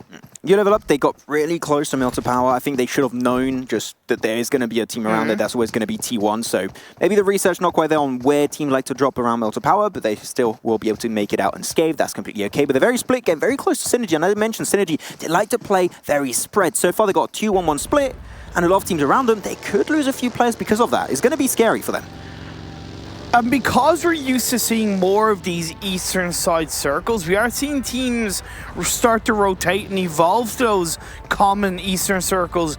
So they're rotating into a more central position earlier compared to previous games. So it's really great to see, but of course, that does lead to some potentially early game fights clashing towards the center circle. More of these pop shots coming through as Morph knocks down your rally. Yeah, you left away early from Yasnaya Polyana, something that didn't quite work out for them when they were actually pushed out by TSM Entity at one point. I think they should maybe stay in Yasnaya a little bit longer until they know that they have to rotate, because they're teams that get often really caught out during rotations. But again, I would also chalk that down to, once again, teams evolving, so they might not have expected as many teams to rotate as early as them. But good point. Thank you. The circle's coming up now, and as I said, like, you got that mini circle of players coming down the center. You like to see it. Nice. The circle's going to actually up. No, that's why I said no. Reject Scarlet until you know 100% that the circle's going to be moving away from Yasnaya Polyana. That's fair. Why would you leave the location? Like, you want to maybe send a scout, sure, but the entire squad that early, I'm not too sure. Totally agree. Of course, that does create a lot of space. Basically, the whole of Yasnaya is uncontested right now. Gives a little bit of freedom, but of course, they might not know that. TSM, they got a very strong result when they did play around the edge of Yasnaya, which I definitely recommend they should do that in this game coming into phase 2. Galaxy Race is going to be scouted out by RQ Athena. Some sprays will potentially come out. As another fight of King of Gamers and Valdez. King of Gamers just going to be cruising by. Valdez doesn't want anything to do with them as of yet. Just going by a nice little line on the roadside. A few spray will indeed connect. But really, King of Gamers, they want to try and take the passive approach to get closer to Yasnaya Polyana. But a lot of teams around them, we might have a few little encounters, a few little engages happening left, right, and center. But teams are being really respectful. We've got like a nice little zone around them where teams are just too scared to really get too close to these compounds. I think it's kind of like teams are within reason playing their own game of like, okay, well look, let's just aim for our own position inside the circle, and then if we can get a couple of shots off and maybe, okay, that's, whoa, okay, calm down there, buddy, calm down. But yeah, so I think it's just respecting each other. Like, it was a nice rotation from King of Gamers, but now Morph team have been able to punch, at least get initial lockdown onto the members of King of Gamers. Nice long distance shots happening right here, but like King of Gamers, they're a little bit surrounded, but got a few teams around them, especially where Galaxy Racer Celts are. Hopefully they can make it work out. But I want to see a Pazze Headshot Bolte. I want to be able to scream in this game, so come on. Say, show me what you can do as that 98. TSM have actually gone into Yasnaya. Now, it is a southern edge of it, so it is one of the safer positions for now inside Yasnaya. But of course, we don't know where Phase 3 is going to go. I mean, they're a lucky area, right? They took that great chicken dinner because of Jonathan around the south of Yasnaya Polyana. They have a nice little lucky trinket. But Vexy is going to get pushed up by T1. They've got 3 members so far in the compound. He's going to try and cook up this grenade, make sure they can't... Oh no, that grenade was the wrong idea in the wrong direction, and that allows T1 to make it up to the high ground. Now it'll be a little bit of a mini 1v1 happening so far until the rest of the team follows up. Where's the rest of T1? Send him over. Send him right now. There you go. They go for the push. They get one and almost for a second knockdown. That was extremely close. But now, has slowly, surely the rest of Megastars want to get involved. They want to try and get the backstab onto T1. They're trying their best. Slowly going to be getting closer and closer. Onkar's already over there as Paradox trying to get no angle to make sure they can't go around the building on the side. But that was a really weird fight happening, and it was really engaged by T1, I do have to say. It was great by Vexy that he actually staved off T1 kind of as long as he did, for sure. I do believe T1 were not as aggressive as they should have been, but I don't think they had full information that there was only one player inside that building. Exactly, but I think when they send that one player up top, they should have got the full engage right away, but they didn't take a 1v1 versus Swaggy's so low right now, but unfortunately it's just going to be a little bit too short. The instant confirm of Encore will come on through, and it will remain still as a full squad. The pressure from Paradox is huge. Paradox position is alone, stopping himself from getting involved in this fight, peeking too heavily, and that's going to be T1 down to 1 member. I love how Megastars, despite that weird early fight, they try and retake it back in their advantage. I love how they retook that. It was just a really good response. It was calm, it was controlled, and it was very clean for Megastars. Of course, we've seen that from them before, and we are kind of getting more used to seeing it from them, especially when you count out that they've been very consistent with their results as well. I think that by now, these circles, or you go north, or you go next to Yasnaya Polyana. It's like you don't have an in-between. Yeah. Yasnaya Polyana, we had like circles around it a lot of times, but it hasn't happened too many times where it actually went over to the east of Yasnaya. So I'm intrigued to see how teams can potentially play around this. It's really interesting. Teams that are surrounded by a lot of squads, you can have the Orange Rock, you can have Galaxy Racer Celts. So it will be a little bit tricky, but Orange Rock going to get maybe a little bit too close to Yasnaya, where TSM Entity have set up shop. It could possibly have been a little bit of a late rotation from Orange Rock, compared to the likes of King and Gamers that rotated a lot earlier, as Viru gets knocked down by Jonathan Grenade as the members of TSM look to once again take control of the team fight against Orange Rock. Orange Rock definitely had no idea that TSM were going to be right here because they're so split. They were definitely not ready for a fight. Going for the push onto Mavi. Grenade's going to get cooked up. The man with the golden hand. Will it work out? Unfortunately, that will not be the case just yet. But TSM, they're sending the entire forces, the entire squad on over to try and get rid of Orange Rock. But I gotta say, Scout's got a nice intriguing angle. If they go for the full push onto Mavi, really Scout can get involved, but oh no, that great grenade on that one player of Orange Rock is going to indeed be connected. Now they're going for that small little shack grenade, comes out from Mavi. It does get the confirm. That was nicely timed from Mavi, but it's just going to be a little bit too much. I do believe they're overwhelming with sheer power. TSM Entity eliminating Orange Rock in 16th position. Now, not to predict too much in the future, but this could be a defining winning moment for TSM Entity. But one thing to touch upon that team fight, what I loved with TSM Entity is that they were one by one, as in not one by one, as in, but they were behind each other, supporting each other so much, which meant that even though that knockdown came down onto a member of their team, onto Z-God, because they had that backline support, it was still 2v1. So incredibly strong engagement for TSM. Really well done. Yeah, I just love their synergy. It was very, very clean indeed. Great. Now you do a team that they need to try and get themselves some good results right here. Currently standing in 17th position. They are stressing out Imperium. Yeah. They got a nice position though. They've got a lot of road around them that gives them a lot of visibility what's happening 360 degrees around them. So I do like it, but the chance of the circle going in their favor is pretty slim. So they've got to rethink how they want to potentially rotate in the circle. But Nova Godlike, they are a team that currently even more on the edge of the circle. They've got to move on through. And they're also a team that are also stressing out because they haven't even qualified for the first two Super Weekends. But Valdez, Team Secret, they're going to clash on up. Team Secret trying to dance away from Valdez. Why did they not scout that beforehand? I'm a little bit surprised how that actually unfolded for Team Secret. But you know what? They're going to actually have Yuhai making an escape behind the compound. Now they've got multiple angles, making it really hard for Valdez to peek in any way, shape, or form. I think it's an original approach. They didn't expect it, but Martin, the man that always loves to flank, do they know Martin's there? Because if they go for the full engage and don't know Martin is there, he could get an entire squad wipe out on his own. Here's what makes Team Secret different to so many other teams. So many other teams would keep on going as a full squad. I'm not saying that wouldn't work out, but Team Secret, because they stopped, went by a tree, they were able to provide that support and allow Yuhai to flank around. The next circle does shift down in the southeasterly direction, but Bubu gets a knockdown onto Goddard. Because he's in the compound now, he might want to send another player, try to get the 1v2, almost able to get it for himself, but unfortunately will be a little bit short. But yeah, Team Secret, why not send the cavalry with Bubu? Like, they needed at least one extra player, could have made a big difference, but I think that they're just thinking Bubu can just 1v4 Valdez. It's not going to happen, it's really hard. Now he's sending an extra player, it's just way too delayed. Where's the synergy that we've been praising Team Secret for? They go for the push, going to get re-engaged from the other side by Valdez, but nice spray from iShots will indeed connect, get the second knockdown onto Valdez. But Valdez actually able to get res, so they're remaining now as a 3-man squad. It will be still a 4v3, but Bubu is still knocked away. They're going to have to take their time to go potentially for that res. But now Martin is joining in. Is this too little too late? Because he's come in on the vehicle, he's kind of being spotted out by Yuhai. If that molly goes through, could actually just cook up Arjun. Oh, it will be perfectly done. Arjun going to jump away, but the great reverse grenade from Arjun will connect on the ice shots. Two members knocked away. Bubu and ice shots cannot get rezzed up as they are in the compound. It's all really in the hands of Yuhai and Matoy as Martin is slowly pushing and just crawling his way towards Yuhai. And Yuhai heard those footsteps. He knows exactly he's got the tree to work with. Martin trying his best to run on forward, just going to be strafing, doing the jiggle left and right. The spray of the open. This will work out perfectly for Yuhai, getting the third knockdown. Things are getting closer and closer, but now, damn, Team Secret, they've got to be careful. Other teams got an angle on them. Yeah, TSM who disengage away from Yaz. Now, I will have heard those shots and go, wait, can I spy with my little eye a potential third party in front of us? Third parties could be happening, but I don't think teams want to fully commit to a third party out of the circle. They want to get position, so indeed TSM Entity will be leaving the scene entirely. That car play was not a good play. Yuhai should have gone the other way where the heels would have hidden you away. They do get one play, will be bleeding out because of the blue zone. And now already it's all going to be in the hands of Matoy that did go for the more eastern side, and he is going to be between Valdez and also TSM Entity.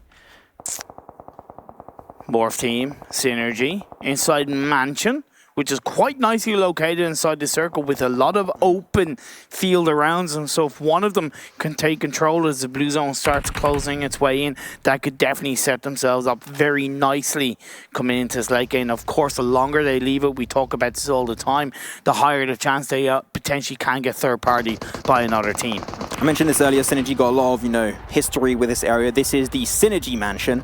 They've got a lot of respect from the other squads around here, so Morph, I think they're going to be very careful how they approach this area.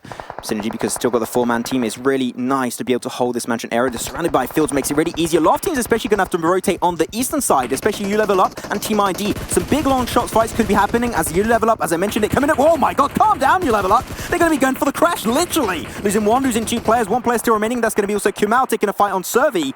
That was an interesting way to breach the building. That was interesting indeed, but of course, great response coming out from Synergy indeed. There is a little bit of fight happening also with Nova Godlike and Galaxy Racer Cells up on towards the northwest. The blue zone's closing. RRQ once again sit pretty on the southern side of the circle, untouched. Reject Scarlet do get eliminated. They were constantly being harassed by Team IND, and finally the squad right comes through. So nice play by Team IND, but now they've got to look towards Megastars. Oh, Swag gets spraying in time. The spray was the GP will not unfortunately get that knock for them, but Megastars, they're going to have to move a pretty large distance. There's a large margin of the circle that's going to be moving away up north, pretty central. King of Gamers, they activate that circle. Magnet with Galaxy Racer Cells, they can hold the center position. That is great, but Megastars and Team ID slowly taking a little bit of a fight But I think they can easily rotate without really engaging on each other. As you level up, we saw it right now, getting eliminated in 11th position.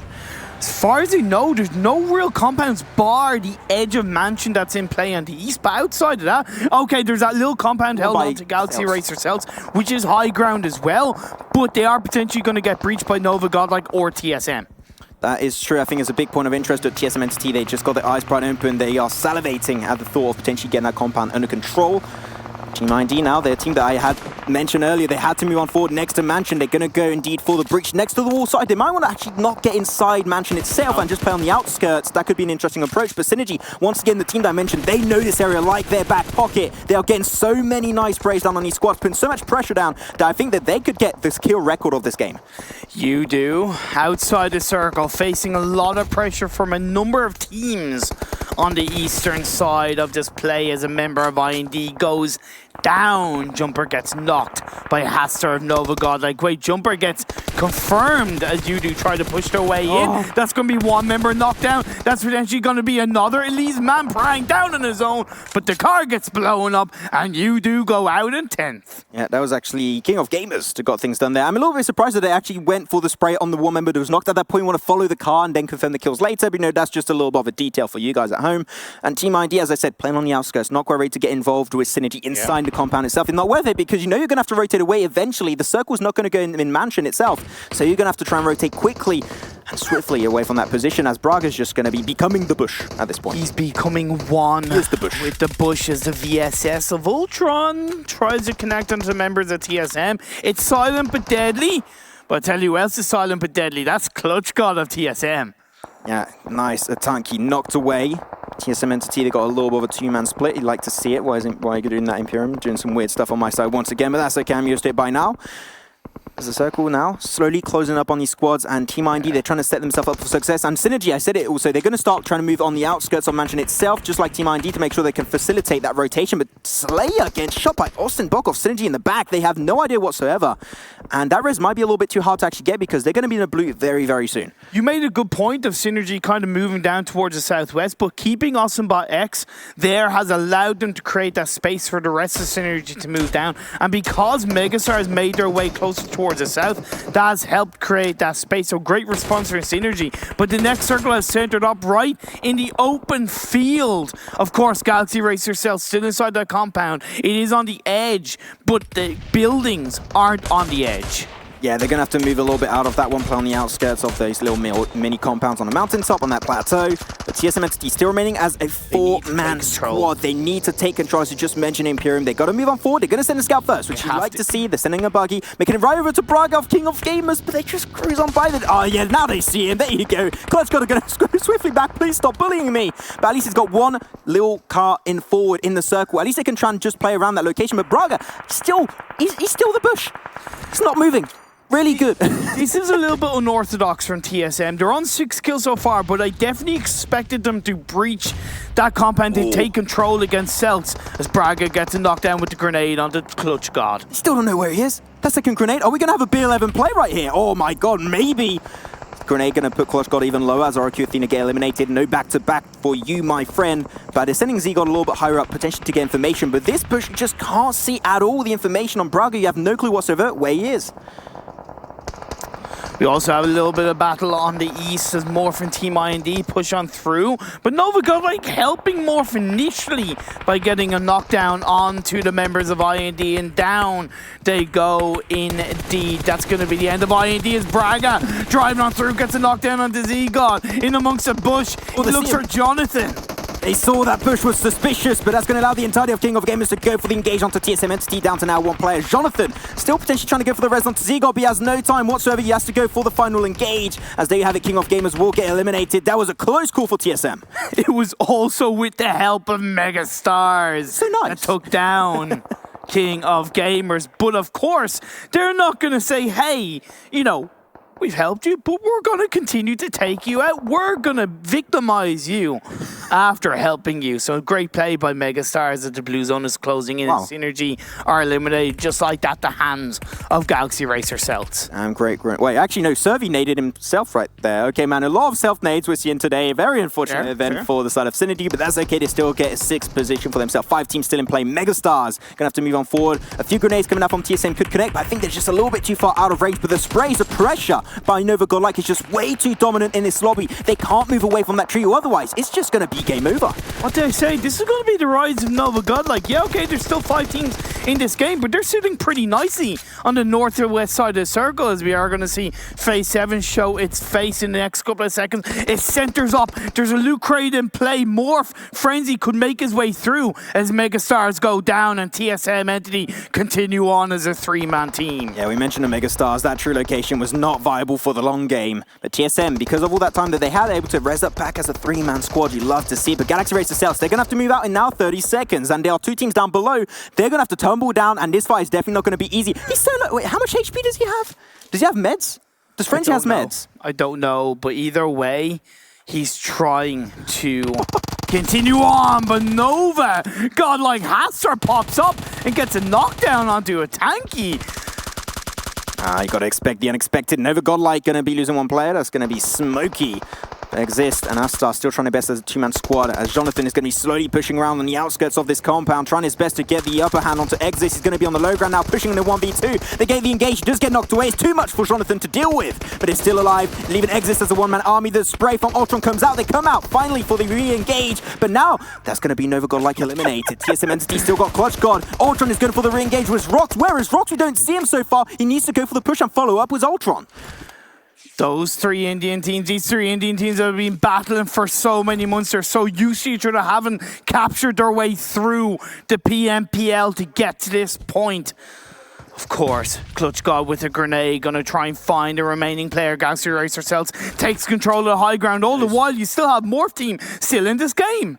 Morph Team, if he had some meds, he could potentially take it. It would be really interesting, but Clutch God slowly they're going to be pushed over the lip of that. He'll get information. He sees Rox going to go for the random bloom spray. Why not scoping in? Why did you not scope in Rox right there? That's going to be an easy one, and they connect it. And now it's all down to this 1-player Frenzy of Morph Team trying his best. And it will be turned into a 1v2 potentially if they can go for the res on Ultron, but I think that is not Rox's focus.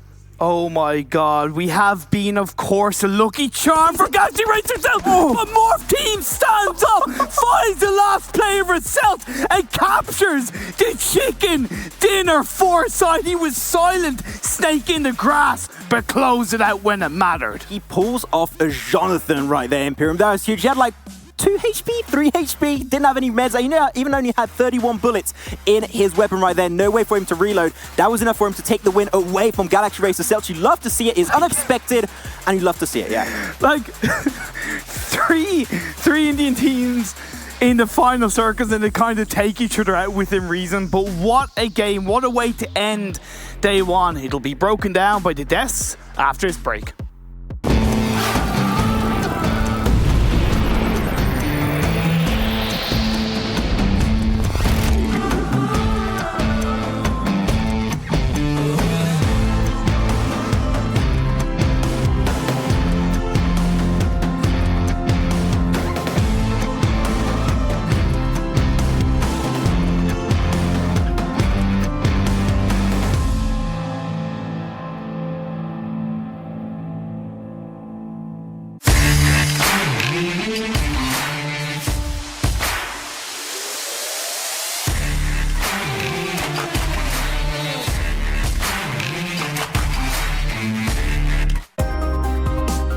The PUBG Mobile World League is brought to you by the title sponsor, Qualcomm Snapdragon Elite Gaming, and the official beverage sponsor, Mountain Dew.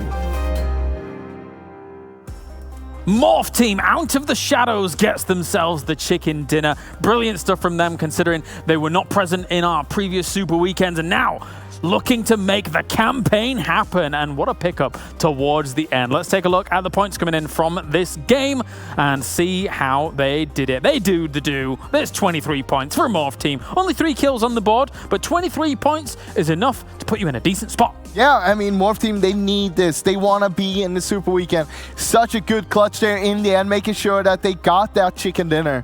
Yeah, and they actually had a really decent day overall besides this win here. So they're putting themselves in a very comfortable spot for tomorrow. I'm really excited to see if these guys are able to step up and get into their first Super Weekend. Well, look at the top 5 here. How many points they actually accrued, all 5 of them there. That's so top heavy in this game here. How many was it, Froz? It's gone now. 5. That's the 5 teams, that's correct. There's 5 teams in the top 5. It's 9 through 16 though, as we see. Not that many points coming in down here, so we really don't have too much to talk about for the most part there. But yeah, as you said, TSM Entity, 22 points on the board for them in second place.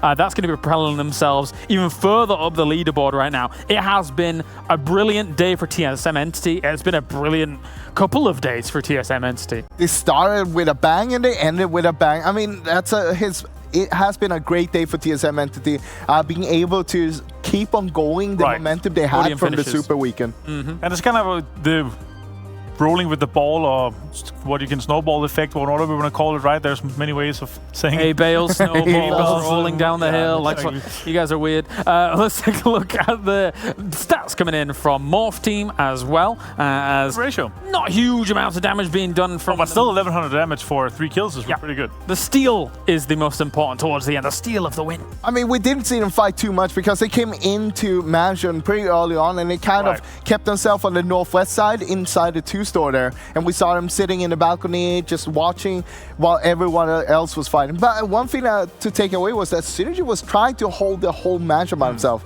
That is super hard. A little bit overambitious, but I mean, Morph did punish them for it. Yeah, it's the Mountain Dew do moments. Let's get into it, of course, here as we had that eastern circle off the back of a very western plane path. So it was a bit rough for some of these teams. Yeah, no southern plane, no southern circle, not this time. But then again, a team like Morph as well, we saw them dropping at the crates this time. We've seen them drop there before, but we know that earlier they've been going for Milta Power, but seems like they're not going to go back there because they're doing pretty decent when they're going here by the crates. I agree. And I mean, we saw TSM as well, of course, going for South George. Nothing too unusual there. We've seen them go there before. So, very good game from Morph there, having really good rotations as well. U-High versus Martin. Brilliant big 1v1. Yeah, that was a big one. And also, we saw, of course, U-High with his game mechanics, how good he is. He jump peeked to actually spot out Martin and then just went out and took that. And Mad Toy getting some decent sprays down on towards Valdez here. And here is the crash that was heard around the world. No badges in this one. They were no badges this time. Badges don't exist on Erangel. Nope. We're only seeing them on Miramar so far, so I mean, not sure exactly what happened with that vehicle there. It was a crash that started all the seismograph digital things that do earthquakes. So it was such a big crash. I couldn't remember what I wanted to say. Seismometer? I don't even think it actually is that. It's not. I think that, anyway, never mind. Go on, keep going. It was a pretty crazy ending. We saw Brian here playing the Bush Wookie though, coming in with the nades, and we saw that he got support from his team after he started shooting, but it wasn't enough to capitalize on TSM. I mean, TSM was down 3 members, but they got everybody back up and they kept on fighting after that. Frenzy was so close to death in those moments as well. And he had 1 HP all the way to the end. Yeah. He must have been sweating. Yeah. We saw him snaking, we saw him being in the blue, and he had no med stuff because he used all of the ones he didn't already drop. So, I mean, because of that, down to 1 HP basically, and being able to clutch that, oof, so good. This was a good push from... Look at that spray. Seagull as well, pushing out with low HP, putting some pressure onto Mega Stars while they were in a rough spot. Very nice play from Nova Godlike as well. Actually, they have had a very good day so far as well.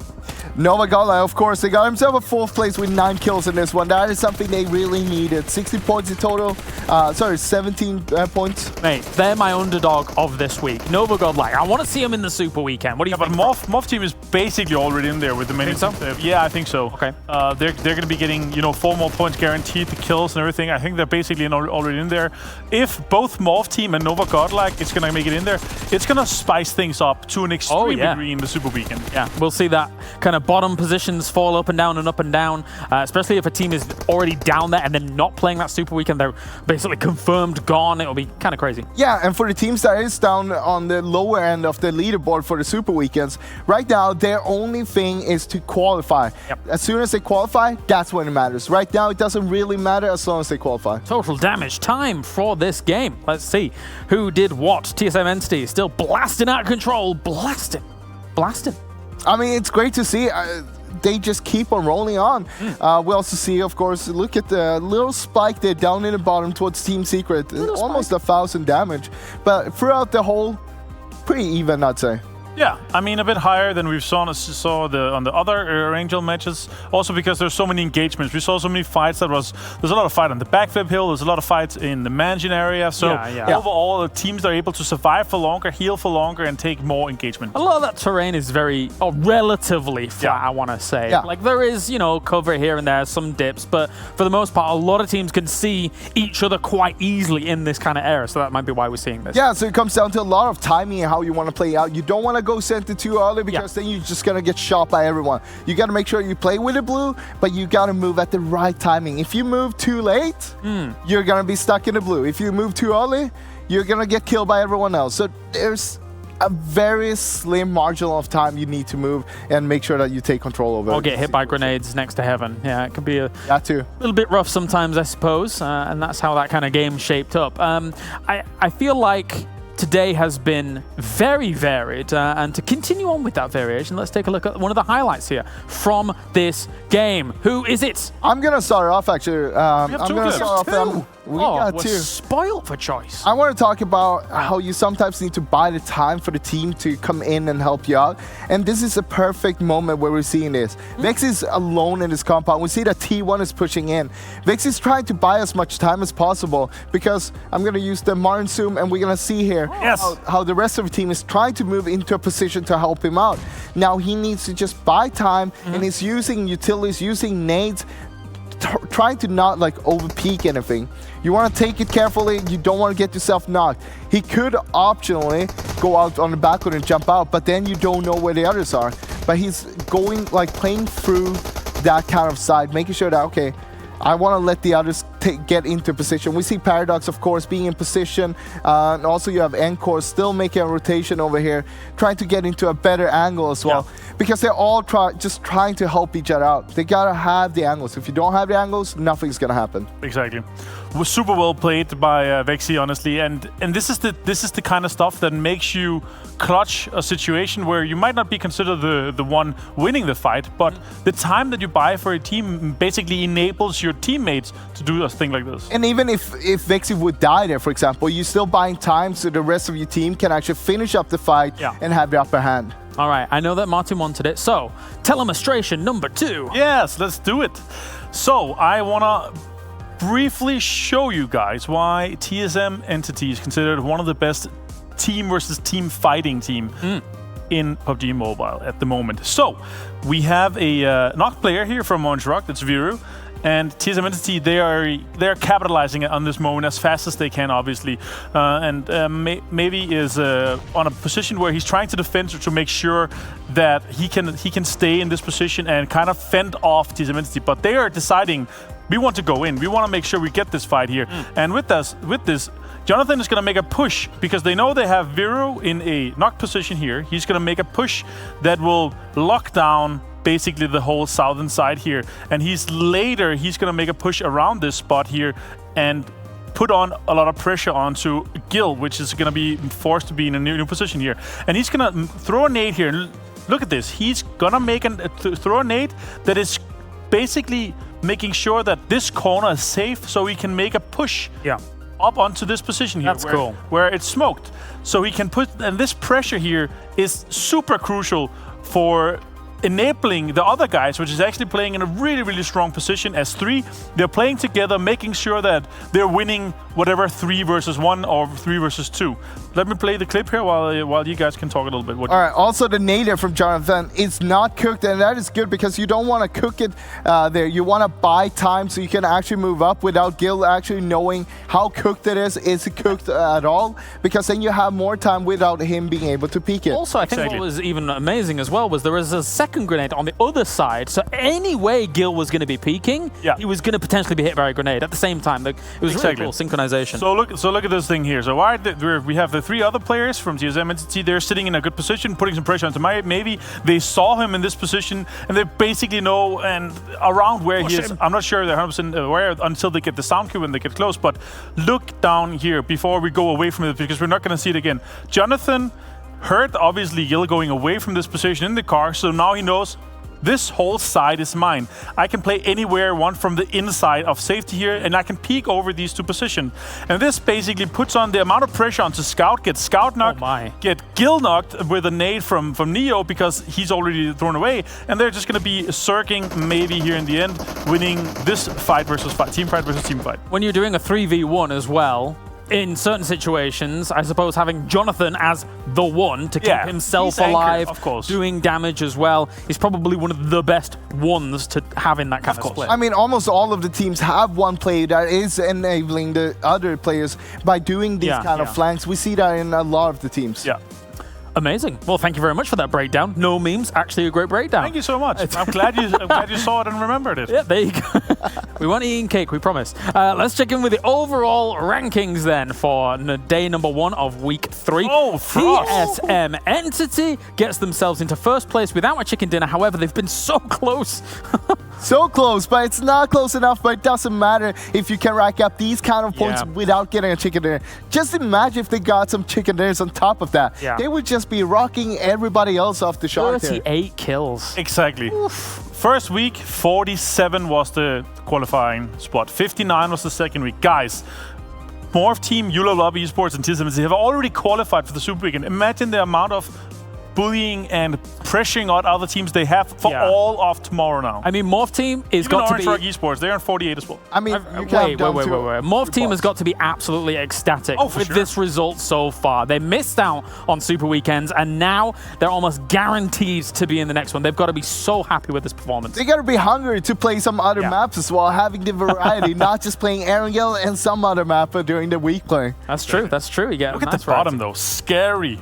Scary stuff for Euro Gang. They have to qualify, guys, because at this point we have already the other teams are already looking really good into qualifying to vying their spot or taking their spot away from them. You Level Up is one of the teams that is chasing them. I mean, yeah, UD Gank, scary times. Here is the if this stays the way it did tomorrow, 17th through 20th would not be qualifying. So scary time for UD Gank, but I would say scary times for Biggitron Red Aliens. We expect them to turn up tomorrow and not have too much of a problem. They're Biggitron Red Aliens. They've been the complete package for the tournament so far. But if they, for some reason, did not qualify into the next Super Weekend, they wouldn't be getting first place. And this is a team that 100% wants just first place. I mean, they wouldn't even get top 5.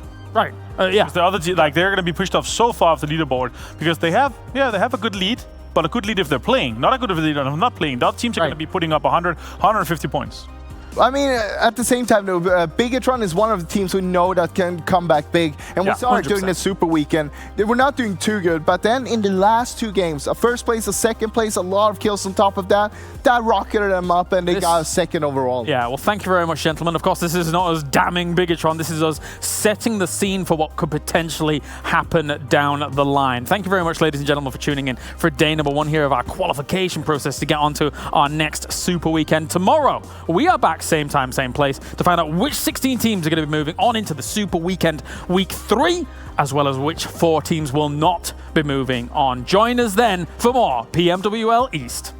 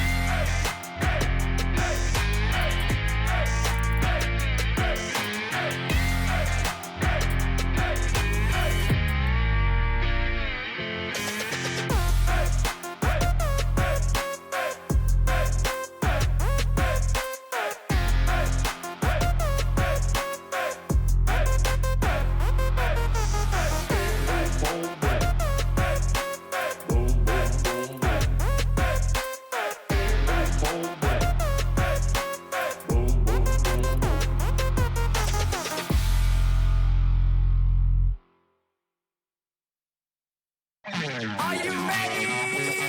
Are you ready? Are you ready?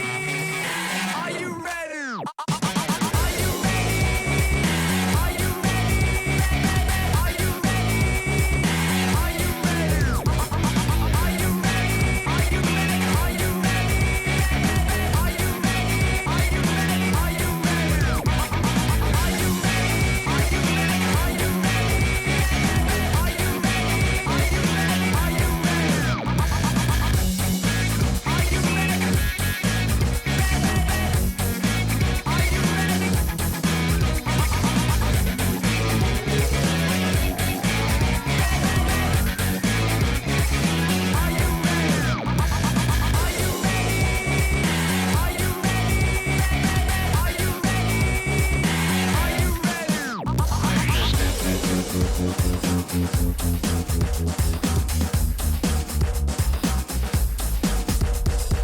you ready? Are you ready? Are you ready?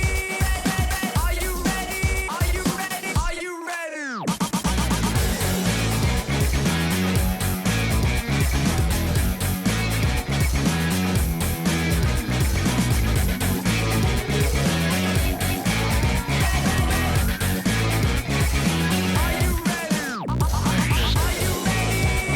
Are you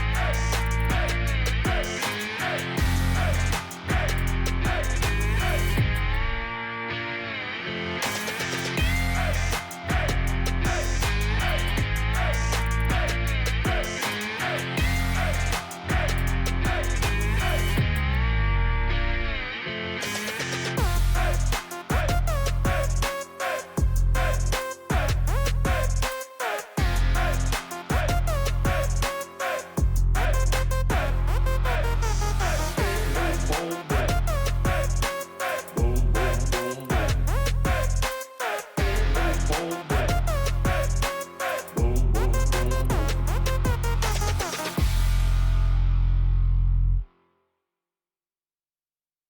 ready? Are you ready? Are you ready? Are you ready?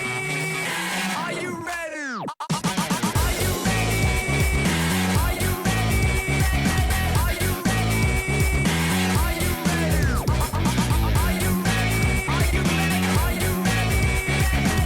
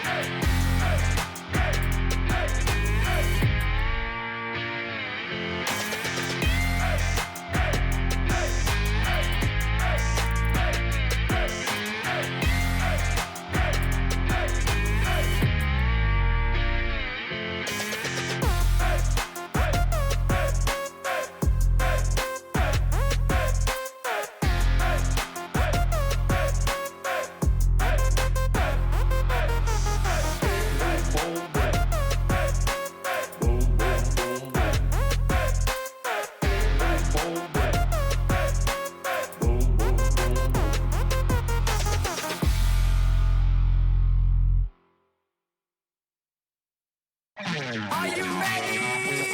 Are you ready? Are you ready? Are you ready? Are you ready? Are you ready? Are you ready? Are you ready? Are you ready? Are you ready? Are you ready? Are you ready? Are you ready? Are you ready?